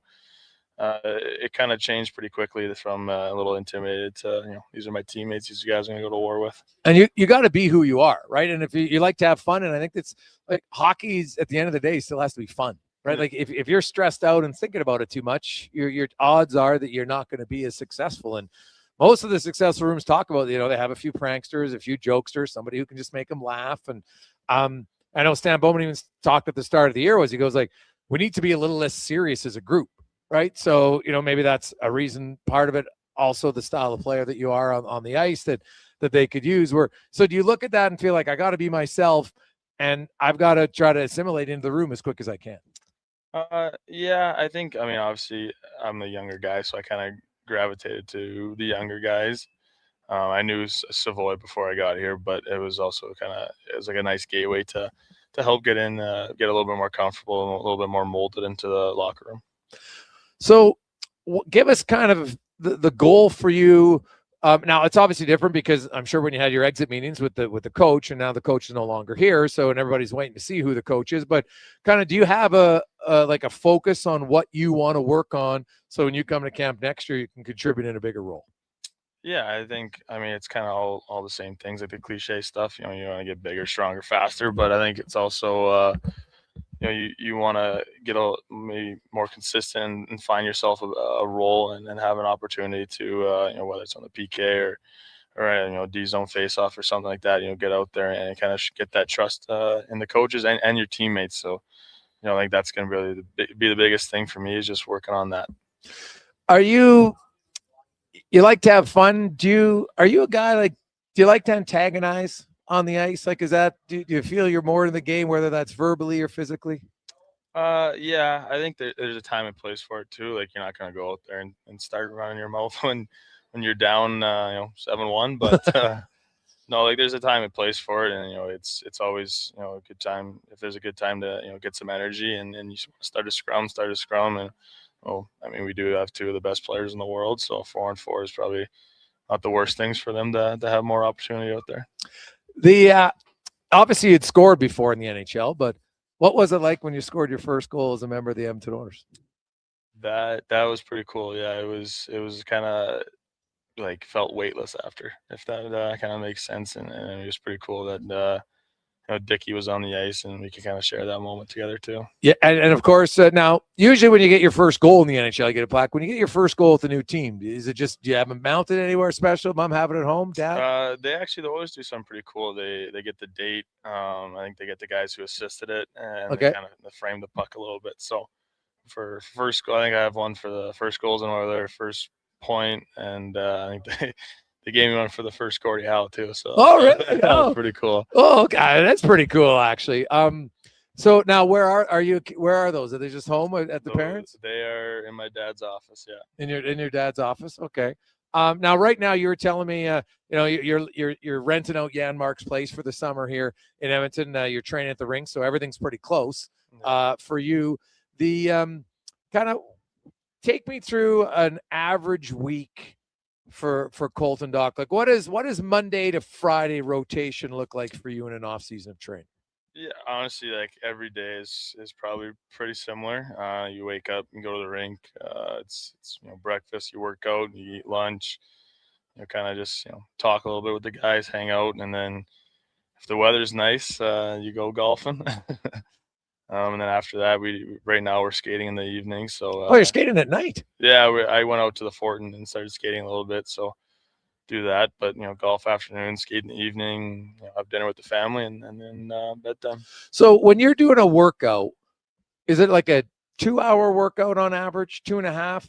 You know, and then, like, do you have a set? Okay, I'm doing, you know, one-legged, whatever, Bulgarian split squats a day, and then, like, is it all set out for you? Do you kind of know every day what you're going to be focusing on different? You do it in, like, segments. So, like, we kind of just finished the first segment. We're starting, I think it's the second week of the second segment, but so, like, it's, you know, every day you're going to be doing for 4 weeks, 5 weeks, you're going to do the same things on the Monday as you do the previous one, okay, and the following one. But yeah, you kind of get to understand the groove, and, you know, I'd say they're probably an hour and a half, 2 hours around there. What is the workout you enjoy the most and the one you enjoy the least?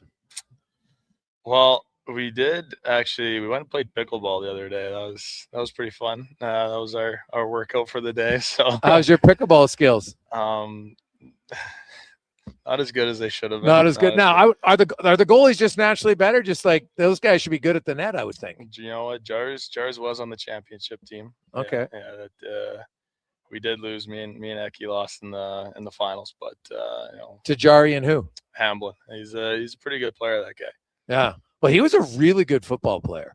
right? Like as a kid growing really? up. Yeah, I know. It's kind of surprising when you see him. But and I talked to James actually today, so I say that jokingly, James. But yeah, that doesn't surprise me. He's actually a pretty good athlete. No, yeah, no. I mean, he was kind of just. I didn't realize that if you whack it at the player, like it's the other team's point. Like if it hits me, what? Yeah, if I'm out of bounds, he can hit it at me, and it's his point. I didn't know that, bro. Yeah, Well, now I'm a very novice pickleballer. So I called him. He was a little bit of a bully on last Thursday. But. Oh, really? Well, so if you're standing out of bounds and he hits you and the ball hits you, he gets the point because it's not out. Yeah, if it didn't touch the ground, I guess. Yeah. Any pickleball? We need to put that out to our. Is that just? I'm curious. I guess maybe in theory, but I'm like, well, it's going out. But I guess because you hit your body, and then I guess it's like it hits you. Okay, yeah, I guess that could make sense. So that's a good strategy. Yeah, he got me good. I'm really kind of curious why you're out of bounds. Like, it's like, he's obviously got you on the run if you're running out of bounds. Yeah, no, he's a good player. He knew what he was doing. Yeah. I think he just did it because he knew he could do it. Oh. So that's actually like subtle cocky. A little bit, yeah. He was a little bit of a fireball on Thursday. Yeah, I like that. So, so what about least? Everybody has a workout. Even though you know it's good for you, you're just like, God, I hate him. Or are you like a gym rat and you love everything? I wouldn't say a gym rat, but I mean, I enjoy going to the gym. I think I like being around the guys, and it's a good environment to have fun, but also get your work done and be serious. But we did a little bike ride on Friday, and that put me out of commission for a little bit. So sometimes those bike rides are a little tough. Yeah, they can be hard. Now, were you somebody, as Colton Dock joins us, were you someone? Do you watch the Stanley Cup Finals after you get knocked out? Where was your mindset in the playoffs?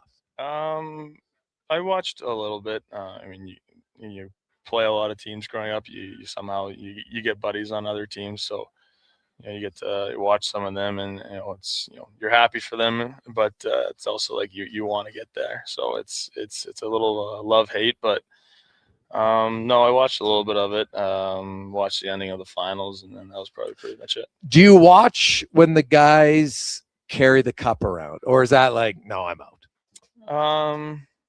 I watched a little bit of it. I kind of saw like Stahl pick it up and hand it off, but that was probably about it. Okay, and that's understandable.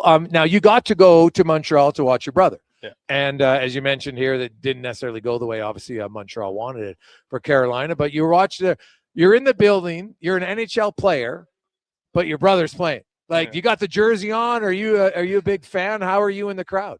I didn't wear a jersey, but I before the game I actually went in his closet and grabbed one of his jerseys, and he had like a little Montreal Canadiens Santa hat, and I took a photo and sent it in one of our group chats back home and that he was in. So I'd hope he'd like would check his phone just when he got to the rink. But no, it just kind of went there, and you're just a fan of your brother. Like, you're cheering him on. You're hoping he does well, and obviously, I want him to go as far as he can.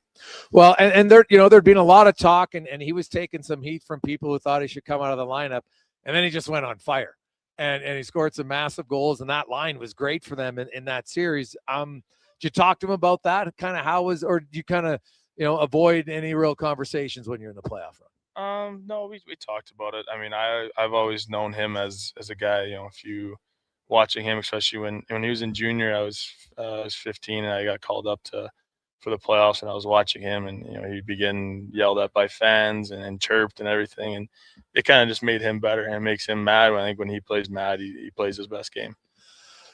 You guys know each other's games quite well. Do you critique each other's games? Is it constructive criticism? How does that back and forth work between the two of you? Honestly, like we try and watch each other's games as much as we can. This year was kind of tough with the schedule, but after we'll probably just call each other, and if he's got a question like, did you watch? Did you see what do you think on this one?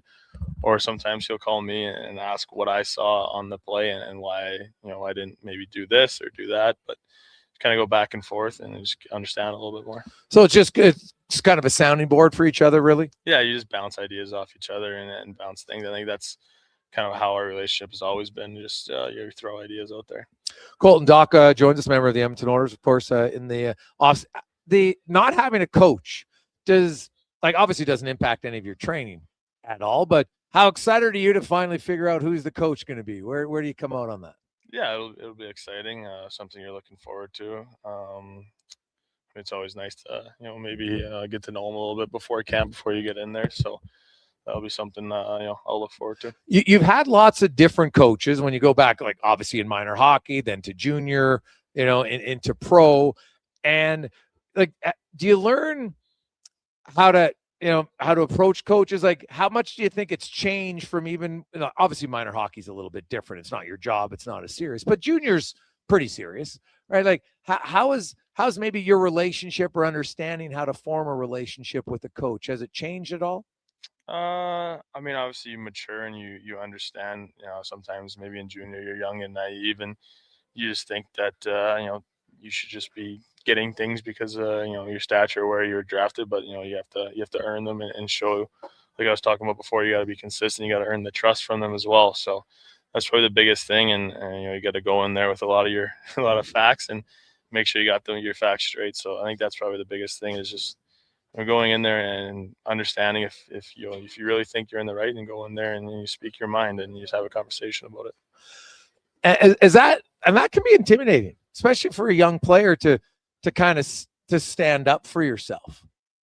Yeah, it's intimidating, but like you said, it's a job, and at the end of the day, like, you want to be the best player you can be, and you want to get put in certain situations, and that's the fun part of the game, is going out there. So when you look at, now you're an RFA, if my memory is correct, I don't think you have arbitration rights yet, correct?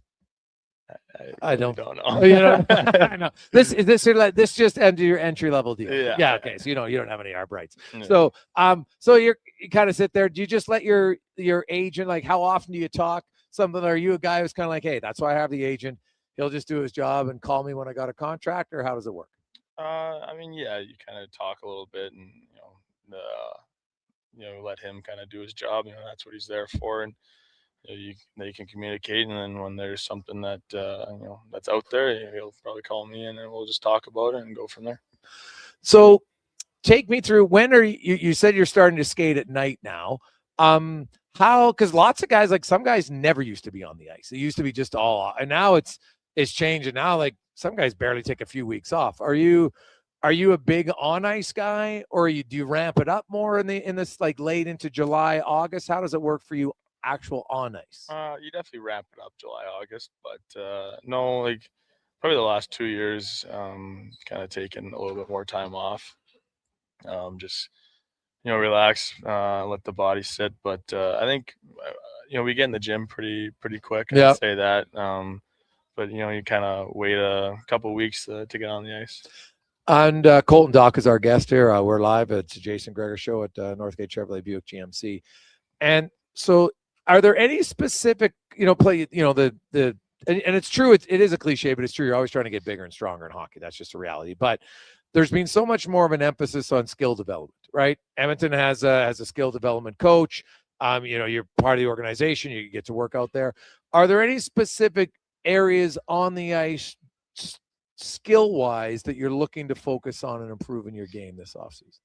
Kind of like I really want to be more of a consistent player, so kind of the all-around game. But my game is heavy, probably below the hash marks in the offensive zone. So that's an area where, just critique some things, get better. And there's a really good friend of mine in Chicago who's really, really good at being a net front, and Bertuzzi, and then you got Hyman here as well. I was going to ask you. It's good to kind of talk to them and see what they see, and then understand the game in that area of the game, or that area of the ice. So. Like, it's good to talk to players that you want to emulate parts of their game. And Hyman was the guy; he was here the whole time. So you're kind of, and most veterans are like, hey man, like it's a kind of a unique balance, because some of them don't like to overstep.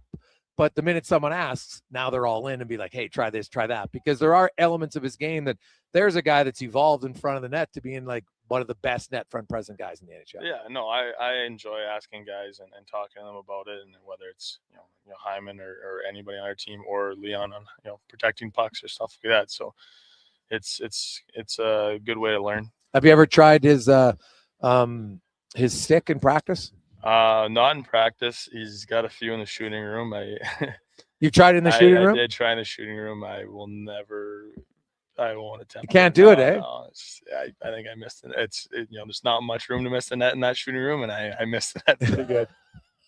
It is such a unique stick, though, but it's amazing. Like the blade is so long, and tall, and pretty flat, and like he's maybe the best combination of goal scorer and passer in the NHL. Like it's hard for me to think of one who's better, considering like he's top 2, 3 in goals and top 2, 3 in assists. So it's hard to find someone better. It's unique though because I did a big feature on him with his parents, and there's a picture of him when he's like 7. And he's got a straight stick. So that's just something like his dad. Oh, yeah. Basically, his dad, I think, cut one of his senior sticks and just gave it to him and said, here you go. This is what you're going to use. He had the big blade right from a kid. Oh. And I talked to Leon about it because it's like for him, he's like, I don't understand why people have such a hard time with it. But you're not the first player to say, like, it's so different than anything I've ever used. Yeah, it's an awkward thing to get used to. I mean, I did think my backhand sauce was pretty good. Oh yeah, wow. But, yeah. Other than that, it wasn't not for me. So you're not going to be Are you a finicky stick guy? Like, are you in the room all the time, or are you pretty cash on your stick?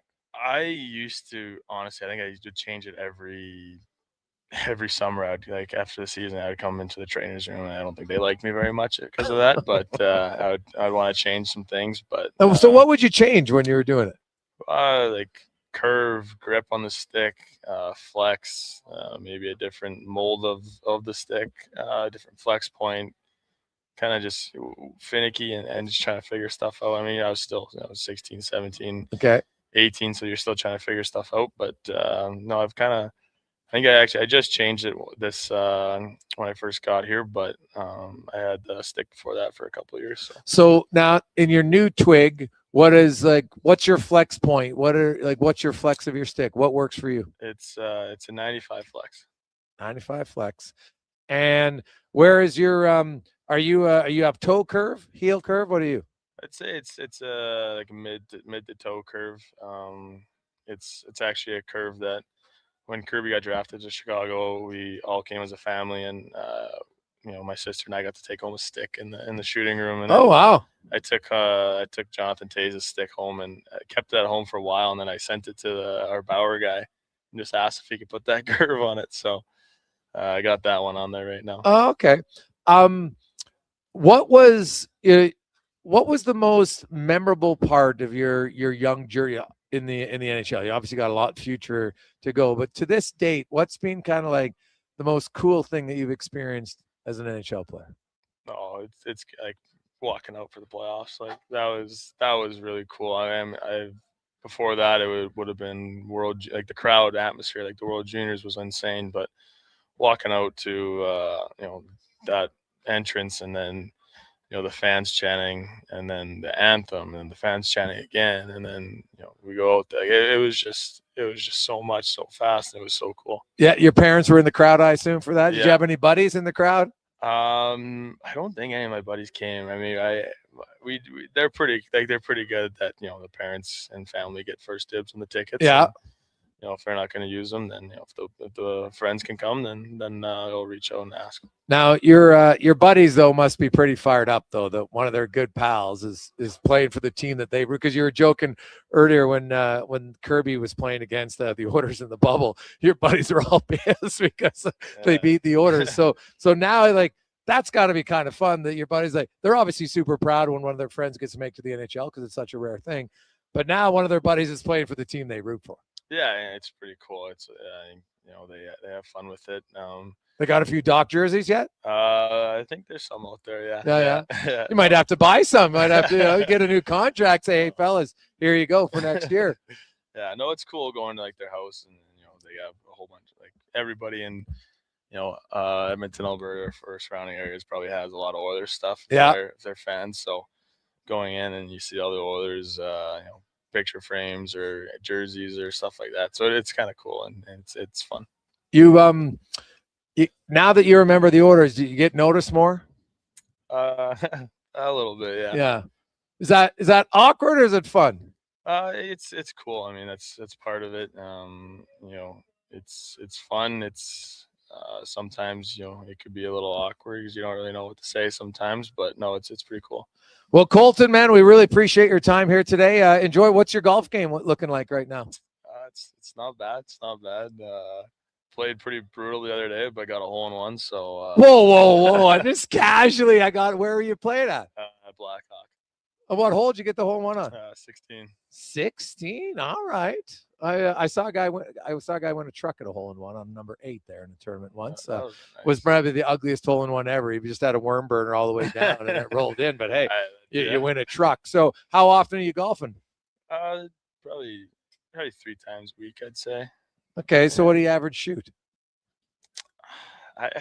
It's kind of like it's been all over the place, to be honest with you. I'd say mid to low 80s. There's been some high ones. There's been some low ones though. So what's your lowest round ever? Lowest round ever, I think, is 75. 75? 76. Jeez. Okay. So you got some game then. What's the best part of your game? Well, it used to be the tee box, but that's off the charts right now. Going down. Yeah, my putting's been pretty good this year though. Now, are you better? Because you like to chirp. Are you better in a golf game when there's chirping? Yeah, I think all my buddies could agree with that. Oh, so they don't chirp you then? They try not. They to. try not to. Oh, okay. Because it's funny. Because I'm not a great golfer, but I play way better when there's chirp. I don't like to play with Joe serious guys. I don't find it enjoyable at all. No, I like friendly banter, going back and forth. Making fun of guys if they miss a short putt or topping a ball. But you got to know what's going to come at you if you do that. So. Who's a better golfer between you and your brother? He knows. He knows. Oh, there is something about golf that is like for athletic guys. Like if you can beat someone regular, it's very probably because it's one-on-one. It's very it's a great feeling. Rewarding to know that you can beat a guy golfing. Because especially if he's competitive, he's your older brother. Like he gets rattled if he can't beat you. Like even though he doesn't show it, that you're like, oh no, he shows it. I know. He does. Awesome. Colton, thanks so much, man. We appreciate it. We'll talk to you again. Enjoy your summer. Yeah, thanks for having me. There you go. That's Colton Dock. We are live at Northgate Chevrolet Buick GMC. We'll take a quick break. We'll return. It's the Gregor Show presented by PlayAlberta.ca.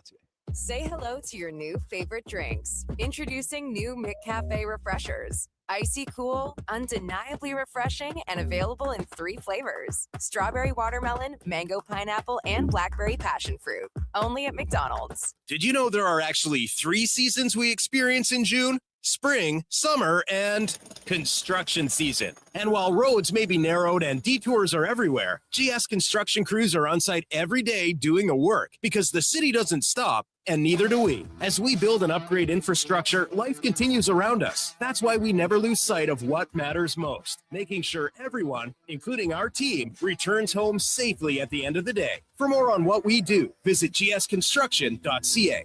The perfect place to host your golf tournament or fundraiser, company event, celebration of life, wedding, birthday party, or private party. Cattail Crossing Golf and Winter Club. More than a golf course, a fun, welcoming place with beautiful views, relaxing patios, and a team that truly appreciates each and every guest. Featuring Out of Bounds, Cattail's 5-star kitchen. Some say it's the best clubhouse dining they've ever had. Cattail Crossing Golf and Winter Club. Book your tourney or event today at cattailcrossing.ca. Just in time for the big game. Score big savings at the Brick. Save up to $1,300 off sofas, up to 25% off bedroom and dining packages, plus save up to 40% on select mattresses. And buy more, save more, up to $1,000 off select major appliances. Watch Team Canada score big on a big screen TV, up to 50% off open box electronics. See store for details and exclusions. The Brick, saving you more. Cheering on Canada, Mexico, Australia, France, England, Brazil, Germany, Spain, and the rest of the world at the Druid Irish Pub. Your World Cup headquarters. Wear your colors, cheer on your team, and enjoy $6.50 Heineken every game. Plus, your chance to win a ton of World Cup merch, including hoodies, jerseys, soccer balls, and more. The Druid Irish Pub, your World Cup headquarters. Bringing Edmonton together, one soccer game at a time. The Druid Irish Pub. Cheer with us in the Mercer Building across from Rogers Place in Ice District. Everything is going to be okay. If you're feeling the weight of too much debt, you have options. I'm Dan McDicken, a licensed and insolvency trustee with Faber. Becoming debt-free is possible, and a personal bankruptcy or a consumer proposal will get you there. Schedule your free Faber Focus session at faber.ca today. You'll learn how a consumer proposal will eliminate your debt by paying a percentage of the amount owed without interest. At Faber, we've got your back. Saturday, June 20th is the day to be at Harley-Davidson of Edmonton on the Yellowhead Trail. Come live the legend because the HD semi-truck is rolling in, bringing you the exclusive chance to test ride the powerful new 2026 models. All you need is your riding gear and Class 6 license to ride. Be there to enter to win a 2026 Liberty Edition Heritage Classic, door prizes, and more. Don't miss the ultimate ride event of the summer. Locally owned and operated since 1980. Visit Harley-Davidson of Edmonton on the Yellowhead Trail or at hdedmonton.com.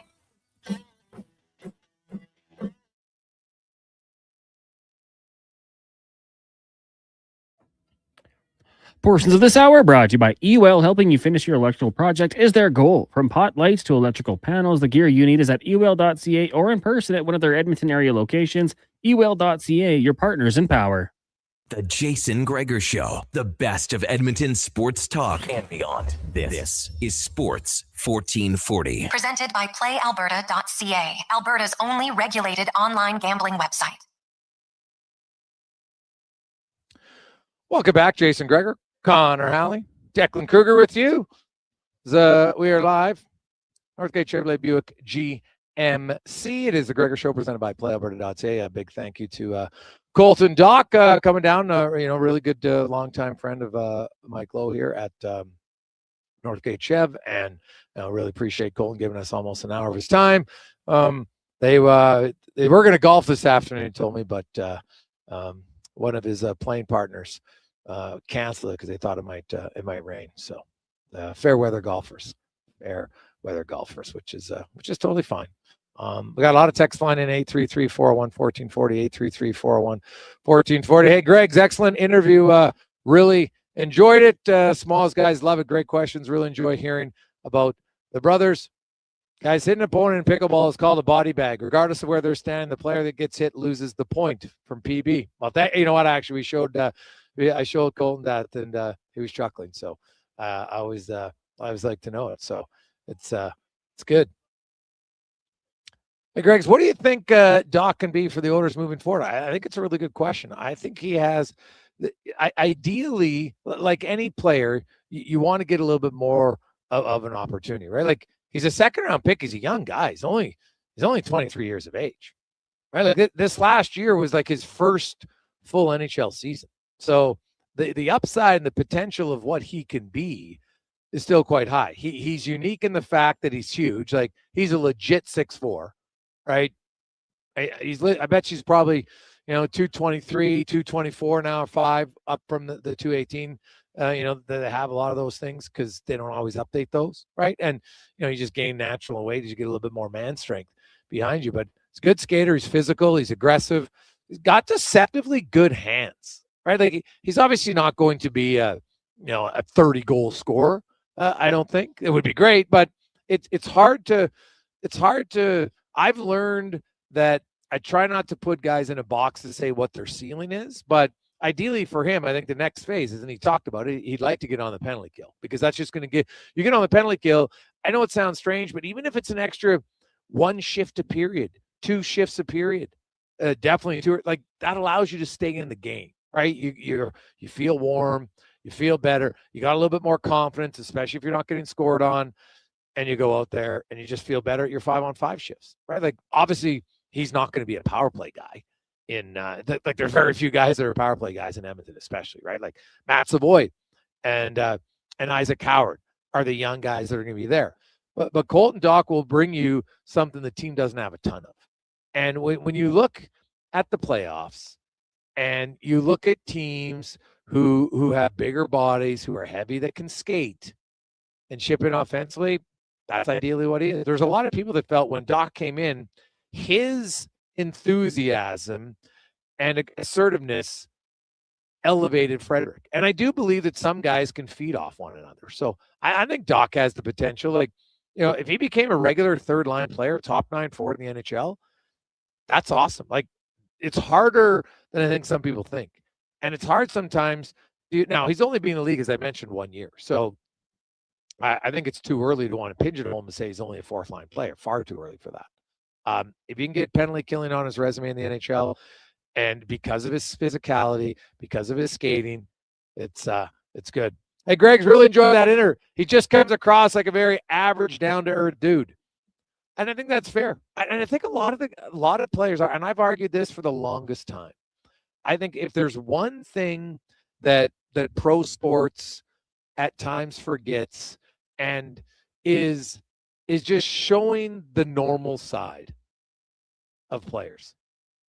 Right? Like that's because fans can relate to say, hey, like golf. I played pickleball, right? Didn't even know what a body bag was, right? Knows how to change a tire. Right? Jokes, hey, you know what? Still goes home for dinner a month. How many other guys who are 22, 23, 21 who might have moved out of the house but still like to go home for dinner? You all relate to that, right? There's something about mom or dad's home cooking. It's just better. And so I think it's an important aspect that at times gets overlooked. You want to try to connect to your fans in ways other than just watching what the player does on the ice. Right? Showing your personality. Doc's a really funny guy. Likes to chirp. He was laughing after. He goes, man, it's really like my buddies. They don't like to chirp me on the course because I play better when I chirp. Right? So if it's quiet, he's not comfortable there. He's more of a gregarious, outgoing personality. And when you have those guys in your organization, I think it's important. Like Struddy, you look at Struddy's personality, right? You knew it a little bit when he played, but not a ton. Right. And Strudge has even said, he goes, I'm way more popular post-career than I ever was playing career because people get to see their personality. It's very relatable, funny guy. And when you have that, I think at times everybody's so intense and they're like, well, you're a hockey player and you got to eat, breathe, live. Well, of course they focused on it, but it doesn't mean you can't have a laugh. It doesn't mean you can't have jokes for 10, 15 minutes every few days. It doesn't mean that suddenly you're not focused or dedicated to winning. And I still at times feel that way a little bit about pro sports in general, is that they struggle at times from thinking, well, we got to be serious, man. And if we're not serious for some time, well, that means we don't care. And that to me, there couldn't be anything more incorrect about that. So I'm curious to see where Doc goes moving forward, because I'll say that he brings something that the organization lacks. Bigger body with some intensity and skill. I'm not afraid to bring it. That's the other thing. The thing I like most about Doc in the limited times we saw him in Edmonton, he's an initiator. And the Oilers, they're not afraid to push back, but they don't have a lot of guys who initiate and start it. And you need those guys because there's going to be games in the season where there's not much going on and it's kind of a ho-hum game and not everybody's emotionally invested. And then all of a sudden there's some chirps and some scrums, and all of a sudden you're like, well, this guy hit my teammate. He's yapping to my teammate. Well, now I get a little bit more annoyed. Now I'm emotionally invested in the game. And it matters, and it helps. And I think that's going to be one of the areas that he should bring to the team. Take a quick break. When we come back, we got Cam Tate. We're going to get to Yaremchuk spec DVD. We'll update you on the World Cup and more as Connor Halley gets you to a Sports 1440 update brought to you by Fountain Tire. Stop in at Fountain Tire. More than just tires. They'll give you their digital vehicle report. They will show you where your vehicle needs some help. FountainTire.com. This is a Sports 1440 update. Couple trades in the NHL today as the Maple Leafs trading goaltender Jason Wall and defenseman Simon Benoit to the Philadelphia Flyers for goaltender Samuel Ersson, defenseman Emil Andre, and a third-round pick in the 2026 draft, with the Preds acquiring Ross Fulton and Isaac Bosch from Colorado for Magnus Krona and 2 third-round picks. At the World Cup, France defeating Senegal 3-1, Mbappe with 2 goals in that one. Right now, Iraq and Norway scoreless early on. Later on tonight, you got Algeria and Argentina, while Austria takes on Jordan at 10 p.m. Major League Baseball, Blue Jays are in action. They will be taking on the Red Sox in Boston. First pitch, 4:45. We'll have that one for you in progress following the Gregor Show on our AM feed. Elsewhere, Yankees, White Sox, the Mets get the Reds. Brewers host the Cards. Cubbies, Rockies. Astros host the Tigers. Orioles head to Seattle. And the Athletics taking on the Pirates. Coming up in hour 3 of the Jason Gregor Show, we'll hear from Tyler Yaremchuk of Oilers Nation. Ask 5 questions and get to Cam Tate's 2-minute warning. I'm Connor Halley. This has been a Sports 1440 update. Sports 1440, Stingray Radio. radio station. CKJR broadcasts from West Edmonton Mall and Wetaskiwin. Download the free Stingray Music app and listen wherever you go. Well, get ready for a silly hockey fans.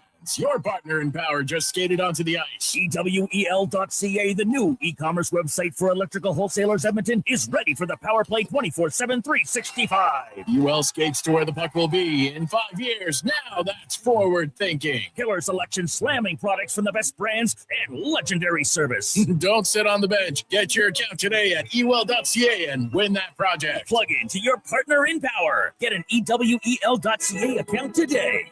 Wondering what you can afford? Let Go Auto do the math with our free car loan calculator. No pressure, no awkward convos, just quick answers on your budget and payments. Bad credit, no credit?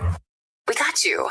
Text CHECK to 780-777-7777. That's CHECK to 780 all 7. Find out what you qualify for and start shopping with confidence. Go Auto. Drive what you love with payments that make sense. The best way to experience Elks football is being there when it happens. From single game to flex packs, group tickets, and family packs. Your seats, your way. Ticket packs available now at goelks.com/tickets. Edmonton Elks. Our city, our year. Getting your vehicle sparkling clean doesn't have to cost a fortune. Take it into Hughes today and pay just loonies a wash. Find us at hughescarwash.com. A huge thank you for making Sports 1440 the most listened to sports radio station in Edmonton. From Gregor to Curious to Low Tide, we've got in-depth analysis on all your favorite sports. We are Sports 1440. You've got a go-to coffee spot, a trusted barber, even a lucky game day jersey. But when it's about looking your absolute best, there's only one name you need. Mr. Dirk. Family run since 1939. We're experts in crafting impeccable tailor-made suits and offering a wide variety of everyday styles. Pair that with personalized one-on-one fittings and the convenience of on-site tailoring. Mr. Dirk elevates your style game. Visit our Edmonton store or explore MrDirk.com. Score big on style with Mr. Dirk. Day or night, tasting just so right. You can order oodle noodle at oodlenoodle.ca, delivering you the news almost right away. Remember, you can order oodle noodle at oodlenoodle.ca. So stay on your couch all day and order oodlenoodle.ca. Oodle noodle. Kitchener Allen Auctioneering's Calgary, Edmonton, Winnipeg Public Unreserved Equipment Auction is this Friday at 9 a.m. featuring articulated dump trucks, backhoes, excavators, forklifts, graders, loaders, packers, reclaimer, skid steers, telehandlers, turf mowers, plus commercial trailers. Info at maauctions.com. The Lawnmower Hospital. Whatever the job, consider it done with the Lawnmower Hospital in Ego, the top-rated brand in cordless outdoor equipment. Their universal battery platform takes you from mower to trimmer and to the mini bike with just one battery. They keep the party going with the Ego misting fan on those hot summer days, and then keep the party going with the Ego Bluetooth speaker at night. Check lawnmowerhosp.com now for stock and pricing. The Lawnmower Hospital. Missioner Allen Auctioneering's next Calgary, Edmonton, Winnipeg Public Unreserved Industrial Auction is this Friday at 9 a.m. featuring a large selection of 2020 to 2014 Caterpillar, John Deere, and Volvo articulated dump trucks. Info at maauctions.com.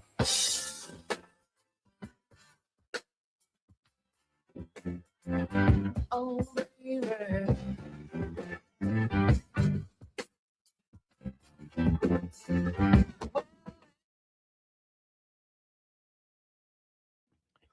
Portions of this hour brought to you by Papa John's.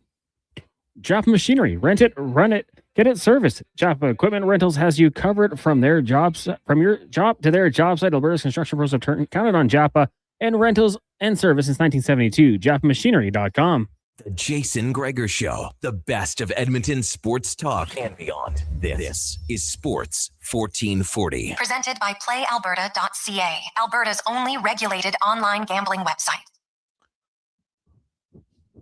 Welcome back on a lovely Tuesday afternoon. Thought there'd be some rain. No rain yet, at least where we are here on 97th Street, 132nd Avenue, Northgate Chevrolet Buick GMC Lovely showroom. You want to stop in, and it's not surprising to me that these guys are partnered up with Colton Dock, who down-to-earth guy. Well, that's same as everybody here, just down-to-earth, fun guys looking for a great deal, an honest deal. That's what you'll get at northgategm.com. 833-401-1440, 833-401-1440. It's a Gregor Show, always brought to you by PlayAlberta.ca. Lotto Max, $20 million tonight. Get your tickets at PlayAlberta.ca and 20 extra prizes of $100,000. Good luck. Good luck. Now, another trade today in the NHL. Ross Colton has been traded to the Nashville Predators. So Colorado wheeling and dealing, really shedding some salary cap in that deal. So as Chroma, the young goalie, and 2 draft picks are heading to Nashville in return. So we've got 2 trades today, and I think we're going to see some more. Teams have been kind of patiently waiting. Stanley Cup is over. We are now officially 10 days away from the NHL draft. And, there's been lots of talk that there thought there'd be some movement, maybe more than we've seen in the last few years, and starting to come to fruition, which I think is pretty great.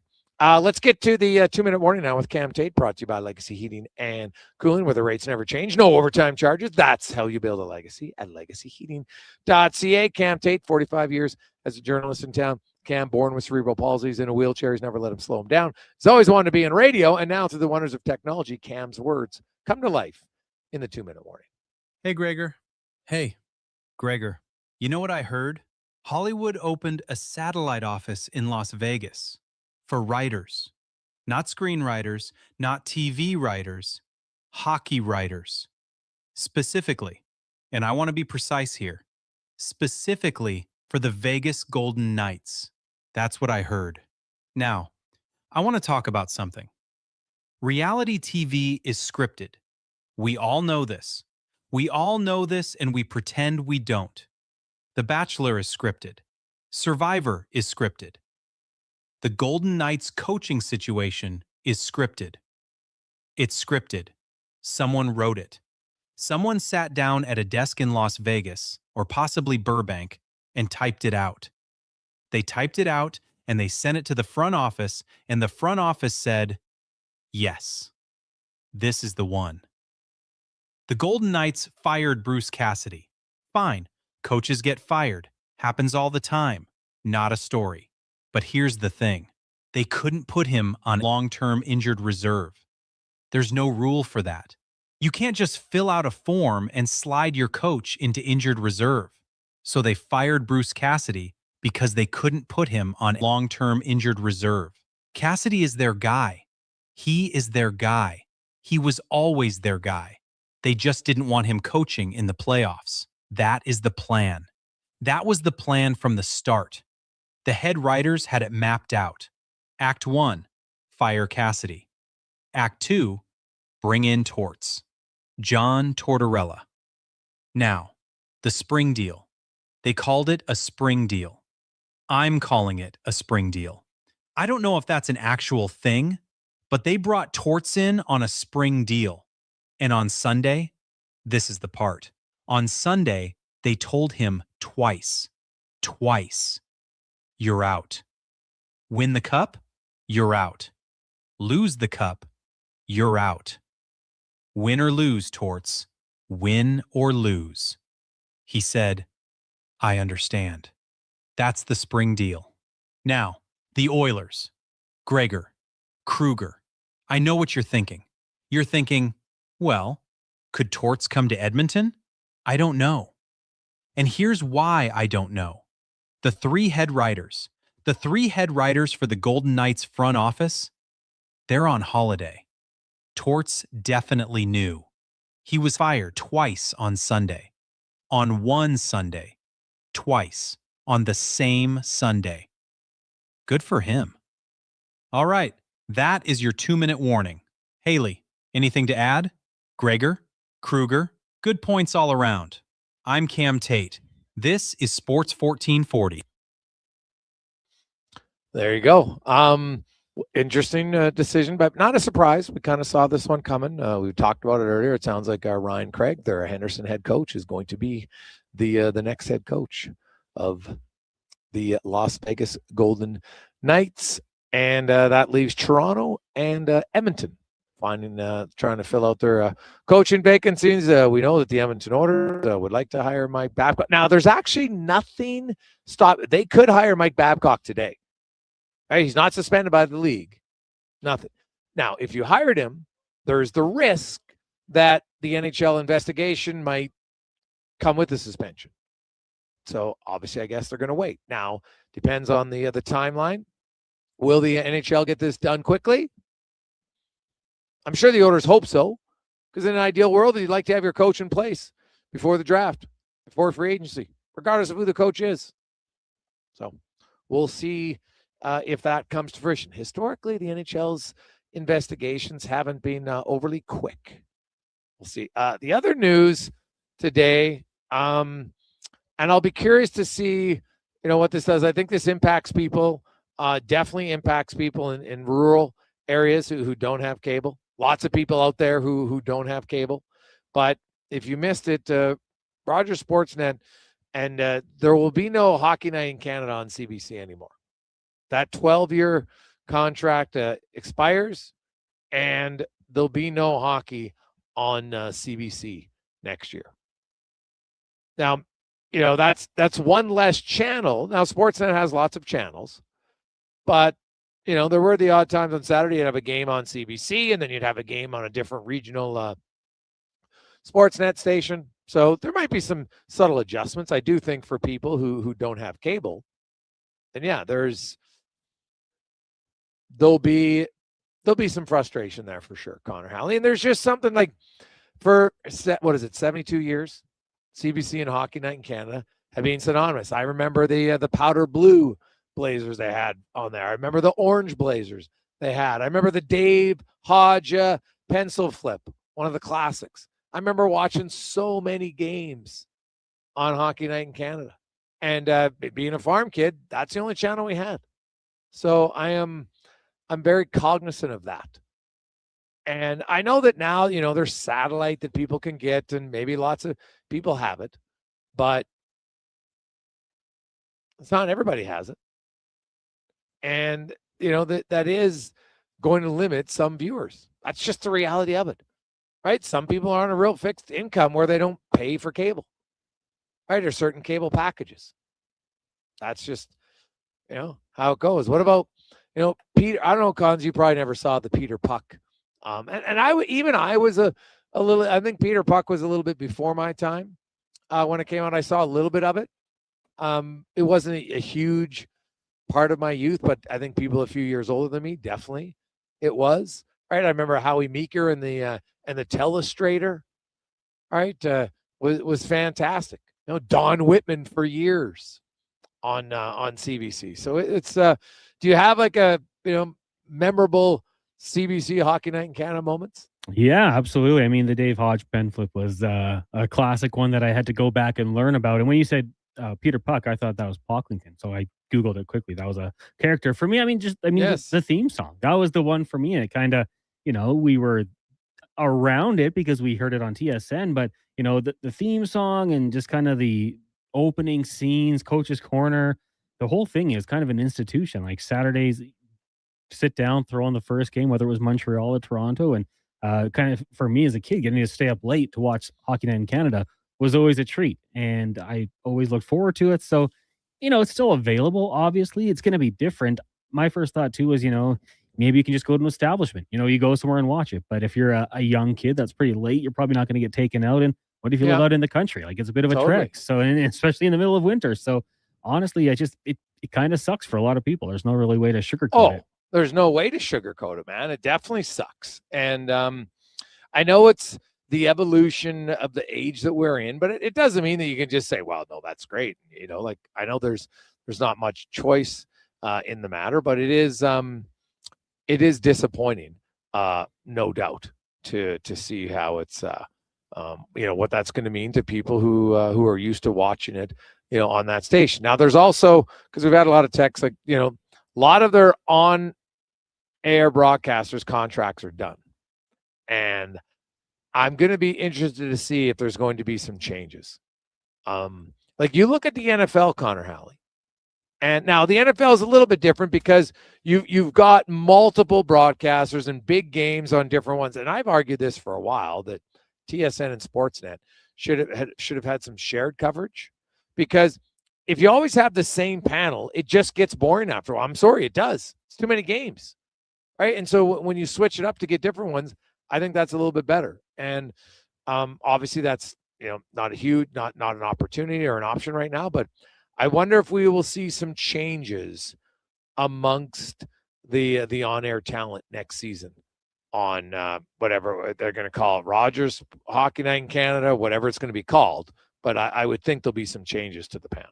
Yeah, and like you say, with the NFL, it kind of keeps it fresh, whether you're watching CBS, ESPN, NFL Network does theirs, Game Day as well. You're always getting kind of different personalities, and like you said, it doesn't get boring. It's not kind of the same things being discussed. They might even focus on the games that they're airing, so you get a little bit of a different touch with each of those. But yeah, I guess we'll have to see that. The decision was made, and for you and I don't think it's a big deal, but it's going to impact a lot of people for sure, and I guess we'll see what happens.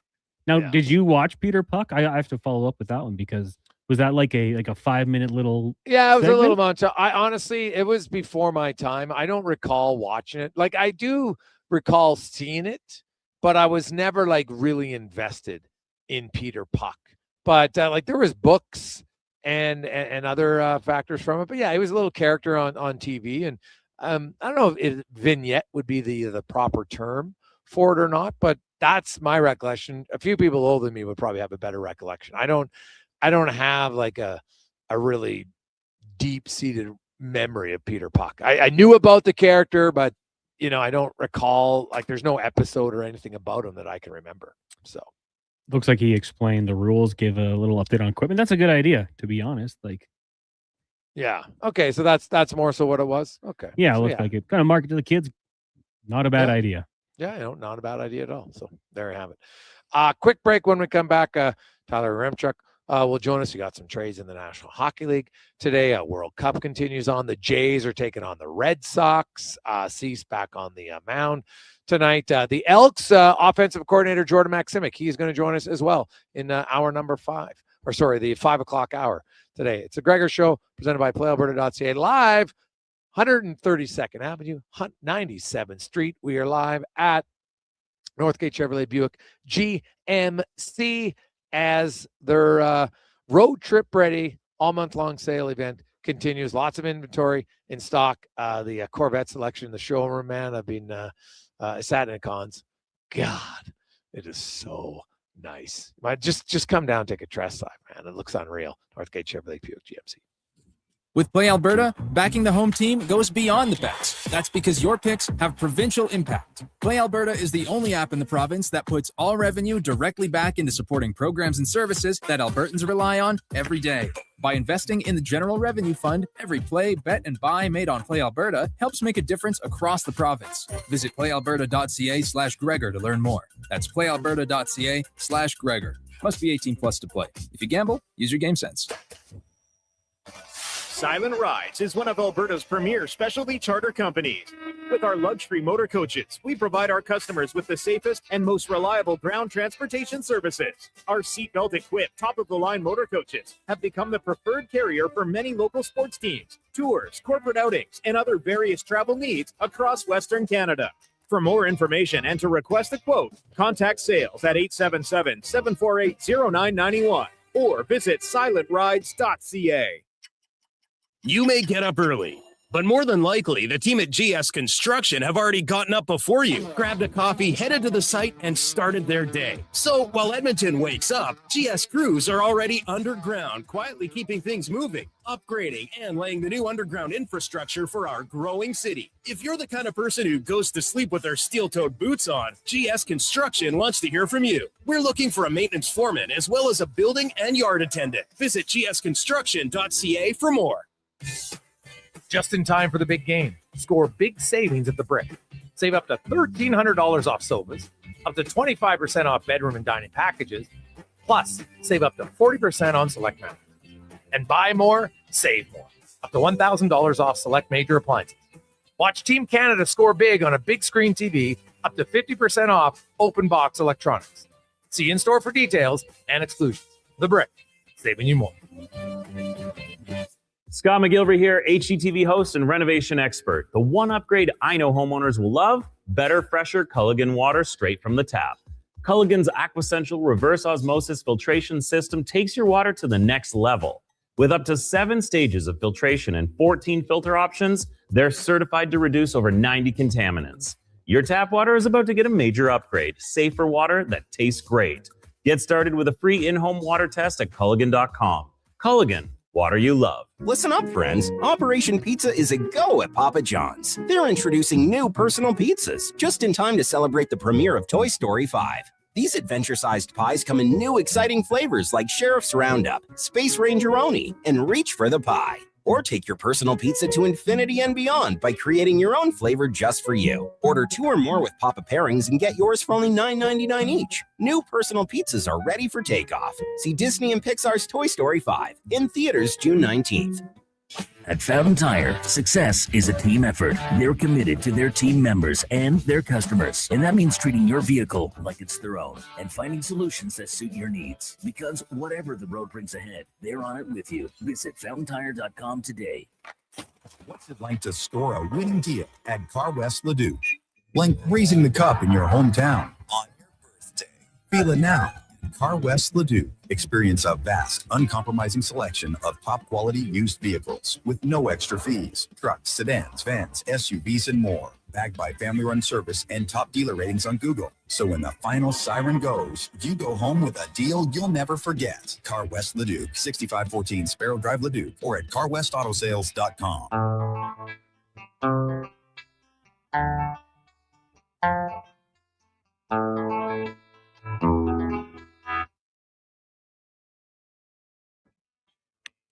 Portions of this hour brought to you by Papa John's. Get the Gregor special. Enjoy 20% off any regular menu price order. Enter promo code Gregor at papajohns.ca or on the Papa John's app. This is Sports 1440, where Edmonton talks sports. On YouTube, Facebook, and X. Here's Jason Gregor. Brought to you by playalberta.ca.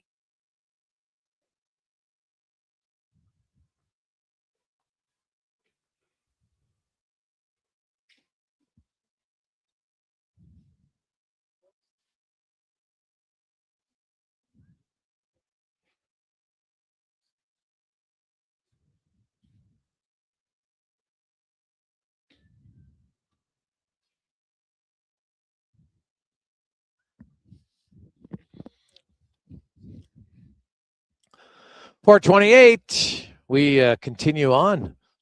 It's turned out to be a very beautiful day out here. Northgate Chevrolet Buick GMC. Man, there's huge windows in here. I love this. Yeah, I love our brand new studio cons, but sometimes you get shut in and you don't get to see the sunlight. So it's nice having the sunlight all day during the show. So stop in, not only today, but the event of the month. Their road trip ready sales event continues on all month long. You can also get 0% financing on heavy duty trucks, 0% financing on half tons as well. Northgate Chevrolet Buick GMC, 97th Street and 132nd Avenue, just off of Yellowhead Trail. And they got lots of inventory for you. 833-401-1440, 833-401-1440 is where you can text us. Of course, our show is always brought to you by playalberta.ca. Tuesday night, Lotto Max, $20 million and 20 prizes of $100,000. So nothing wrong with that. I don't think anyone would just be like, no, it's not good enough. I'll turn that down. You'd take it for sure. Let's get in the room now, brought to you by Action Electrical. 54 years. The most diversified electrical contractors in the province at actionelectrical.net. As Tyler Yaremchuk from Oilers Nation and Daily Faceoff joins us once again. Ty, how you doing? I am doing great, Greggs. I'm happy that the sun is shining. I spent like 4 hours doing yard work in the rain yesterday. Don't want to do that again. No, it's nice to get the sun out. And hey, we got some trades, 2 trades in the National Hockey League today. Not massive trades, but hey, Ross Cohen's a pretty good player. going to Nashville, and you got some goalie swaps. Although we'll see if Toronto actually qualifies Urson or not. They've got 2 goalies already, so we'll see. But that's like the appetizers, because I think there's going to be a few entree trades coming up here in the next 10 days. Yeah, I think also specifically on that Ross Colton deal, you're right. He's a totally serviceable player, but at $4 million, a guy who scored 9 goals last year, I know primarily he's going to bring you value in ways that aren't goal scoring, but he was playing under 10 minutes a game for each of Colorado's final 4 playoff games. He was, in a way, a distressed asset. He was a contract that they wanted to get out of, and they still managed to get 2 draft picks. And I think about, maybe 2 years ago, that's probably not a contract that a team would have just been able to snap their fingers and get a couple of assets for. But I think what it shows, the free agency class is very, very weak. And if you're a team that has a serviceable player, even if maybe he's overpaid by $1 million, teams will take a chance on it, because it's not like there's 5 or 6 guys who can do that Ross Colton job in free agency that you can get for cheaper. Yeah, very true. The Vegas Golden Knights, it being maybe not the best kept secret that John Tortorella, even if they had won, I heard he wasn't coming back as head coach. They kind of planned that this was just a, come in, see if you can get us on the right path. And, Mark Stone talked about, he energized the room a lot. And it's kind of like, well, okay, thank you for your services. And now Ryan Craig is going to be the head coach. So do you think Tortorella is an option at all for Edmonton? I know there's been a lot of talk about, does he want to live in Canada? Does he like living in Canada? When he coached the Canucks, was he even living in Vancouver? Or was he living south of the border and commuting? I'd heard that story a few times. Like, I don't know. I think there probably is some amount of interest, but if you're John Tortorella and you're 67 years old and you look at what you just did with the Vegas Golden Knights, are you jonesing to come back and coach for a full season? If the answer to that is yes, I don't know the answer to that. If it's yes, then Edmonton makes a ton of sense, but I could see a scenario where what if he just embraces his role as the fixer and he sits there and goes, Dallas has a guy in Glenn Gulletson that, if their season doesn't start well, or if they're sputtering around the trade deadline, maybe they would fire him. What would Minnesota do if they start bad and aren't off to a strong, first 40, 50 games? I'm sure there's teams out east, if you really dug into it, who would maybe be contemplating a coaching change around, again, January, February, March, if things aren't going well. Like, if you're Torts, is there maybe something that's appetizing about, what? I don't have to go through training camp. I don't have to be ragging on these guys all year long. I can sit back, and if the precedent's been kind of set that teams now are willing to fire their coach later and later in the season, maybe Torts just goes, I'll see what pops up around the deadline. I'll go try be someone's fixer. I'll make however much money I make for doing that, and I'll take the, in a way, a little shortcut to winning my next Stanley Cup. Do you think Vegas, now that the playoffs are over, do they grant permission to Cassidy? Or are they just going to wait? Toronto and Edmonton are going to hire their coaches, and then they're going to tell Bruce Cassidy, okay, you can be in the next coaching cycle. That's what I think is going to happen. Like, gun to my head, that's what I would choose. I think Vegas has been pretty stubborn to this point so far. They seem pretty committed to eating that $4.5 million. The only, if you really wanted me to chart a path to him becoming available, it would be if John Tortorella says, oh no, I'm interested in that Edmonton job. And then maybe you get to a point with Vegas where they'd sit there and say, okay, well, John Tortorella kind of has intimate knowledge of our team and how we operate. So does Bruce Cassidy. At least if Bruce gets hired, we save the $4.5 million. Like, that's the only path I can see to them changing their mind, is if John Tortorella has legitimate interest in the Edmonton gig, and the Oilers have interest in them, which is the other part too. We haven't heard that the Oilers would have interest in John Tortorella, because all signs still point to Mike Babcock. Yeah, the Oilers would like to get a coach in place by the draft. The draft is exactly 10 days away. Do you think the investigation is wrapped up before the NHL draft? I'm curious if this is maybe a way for the NHL to do the NHLPA a solid. Like, if the NHLPA is sitting there and going like, hey, we have players, and this was in the Friedman article, that there are people who are maybe involved in that Columbus thing who aren't super keen on, reliving those moments and coming back and being a part of an investigation. Like, if the NHLPA is sitting there and just kind of winks to the NHL and says, can you delay this thing 7 to 10 days, wait until maybe the Oilers get pressured to move on, and then we can just sort of kick this investigation off to the side, very similar to what they did the first time around in Columbus, right? It was like the NHLPA told the NHL to investigate. oh, all of a sudden Mike Babcock is backing out and stepping down, and it kind of got swept away. So I agree with you. Having a coach in place by the draft, by the time you're making these, franchise altering moves potentially in the case of the Oilers, like, you need to know for free agents, you reported on this. Agents are going to want to know, their clients are going to want to know who is coaching the team that I'm signing with. And if you're just going to sit here and wait 3 weeks for, the NHL to make a decision on Mike Babcock, that's bad business. I think you have to just move on at that point. And the other side of it too, if you wait that long, what if the NHL suspends him? What if you say, no, we're going ahead, go through the investigation, and then we find out on July 10th that the league says, all right, he's allowed to work after he serves a 25-game suspension. Yep. Well, then what? Are you going to run with DJ Smith as your head coach for the first third of the season and for training camp? Like, it's just so messy. And I say all this, it's so messy, and it's so avoidable. Just move on. You're getting your get-out-of-jail-free card. Yeah, that, like, they seem pretty pot committed at this point. Don't you think? Yeah. And again, like, if they wanted to move on, this has been going on since the last time I joined you. So it's now 7 days of, like, they made this decision. They know how much public backlash there is from their fans and things like that. They now know how much backlash there is from not just players within their organization who weren't in that meeting, but even outside players and agents. Like, they know how much backlash there is from the hockey community in general. The fact that they've had 7 days to maybe ease back, and we haven't heard, like, 1 ounce of reporting from anyone that they are considering easing back on all this, from the perspective of someone who doesn't want them to hire Mike Babcock, it's concerning that it's been a week and they haven't changed their tune at all.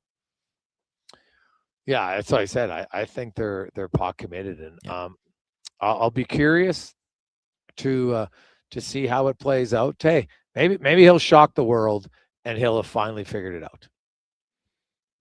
It's always a possibility. I think it's a low possibility. I'm only basing that on 20 years of examples, right? This is not a one-off where, man, I really screwed up. Boom. Okay. I've learned my lesson. Away you go. This is a repeated behavior at numerous different places. So we'll see how it transpires from here.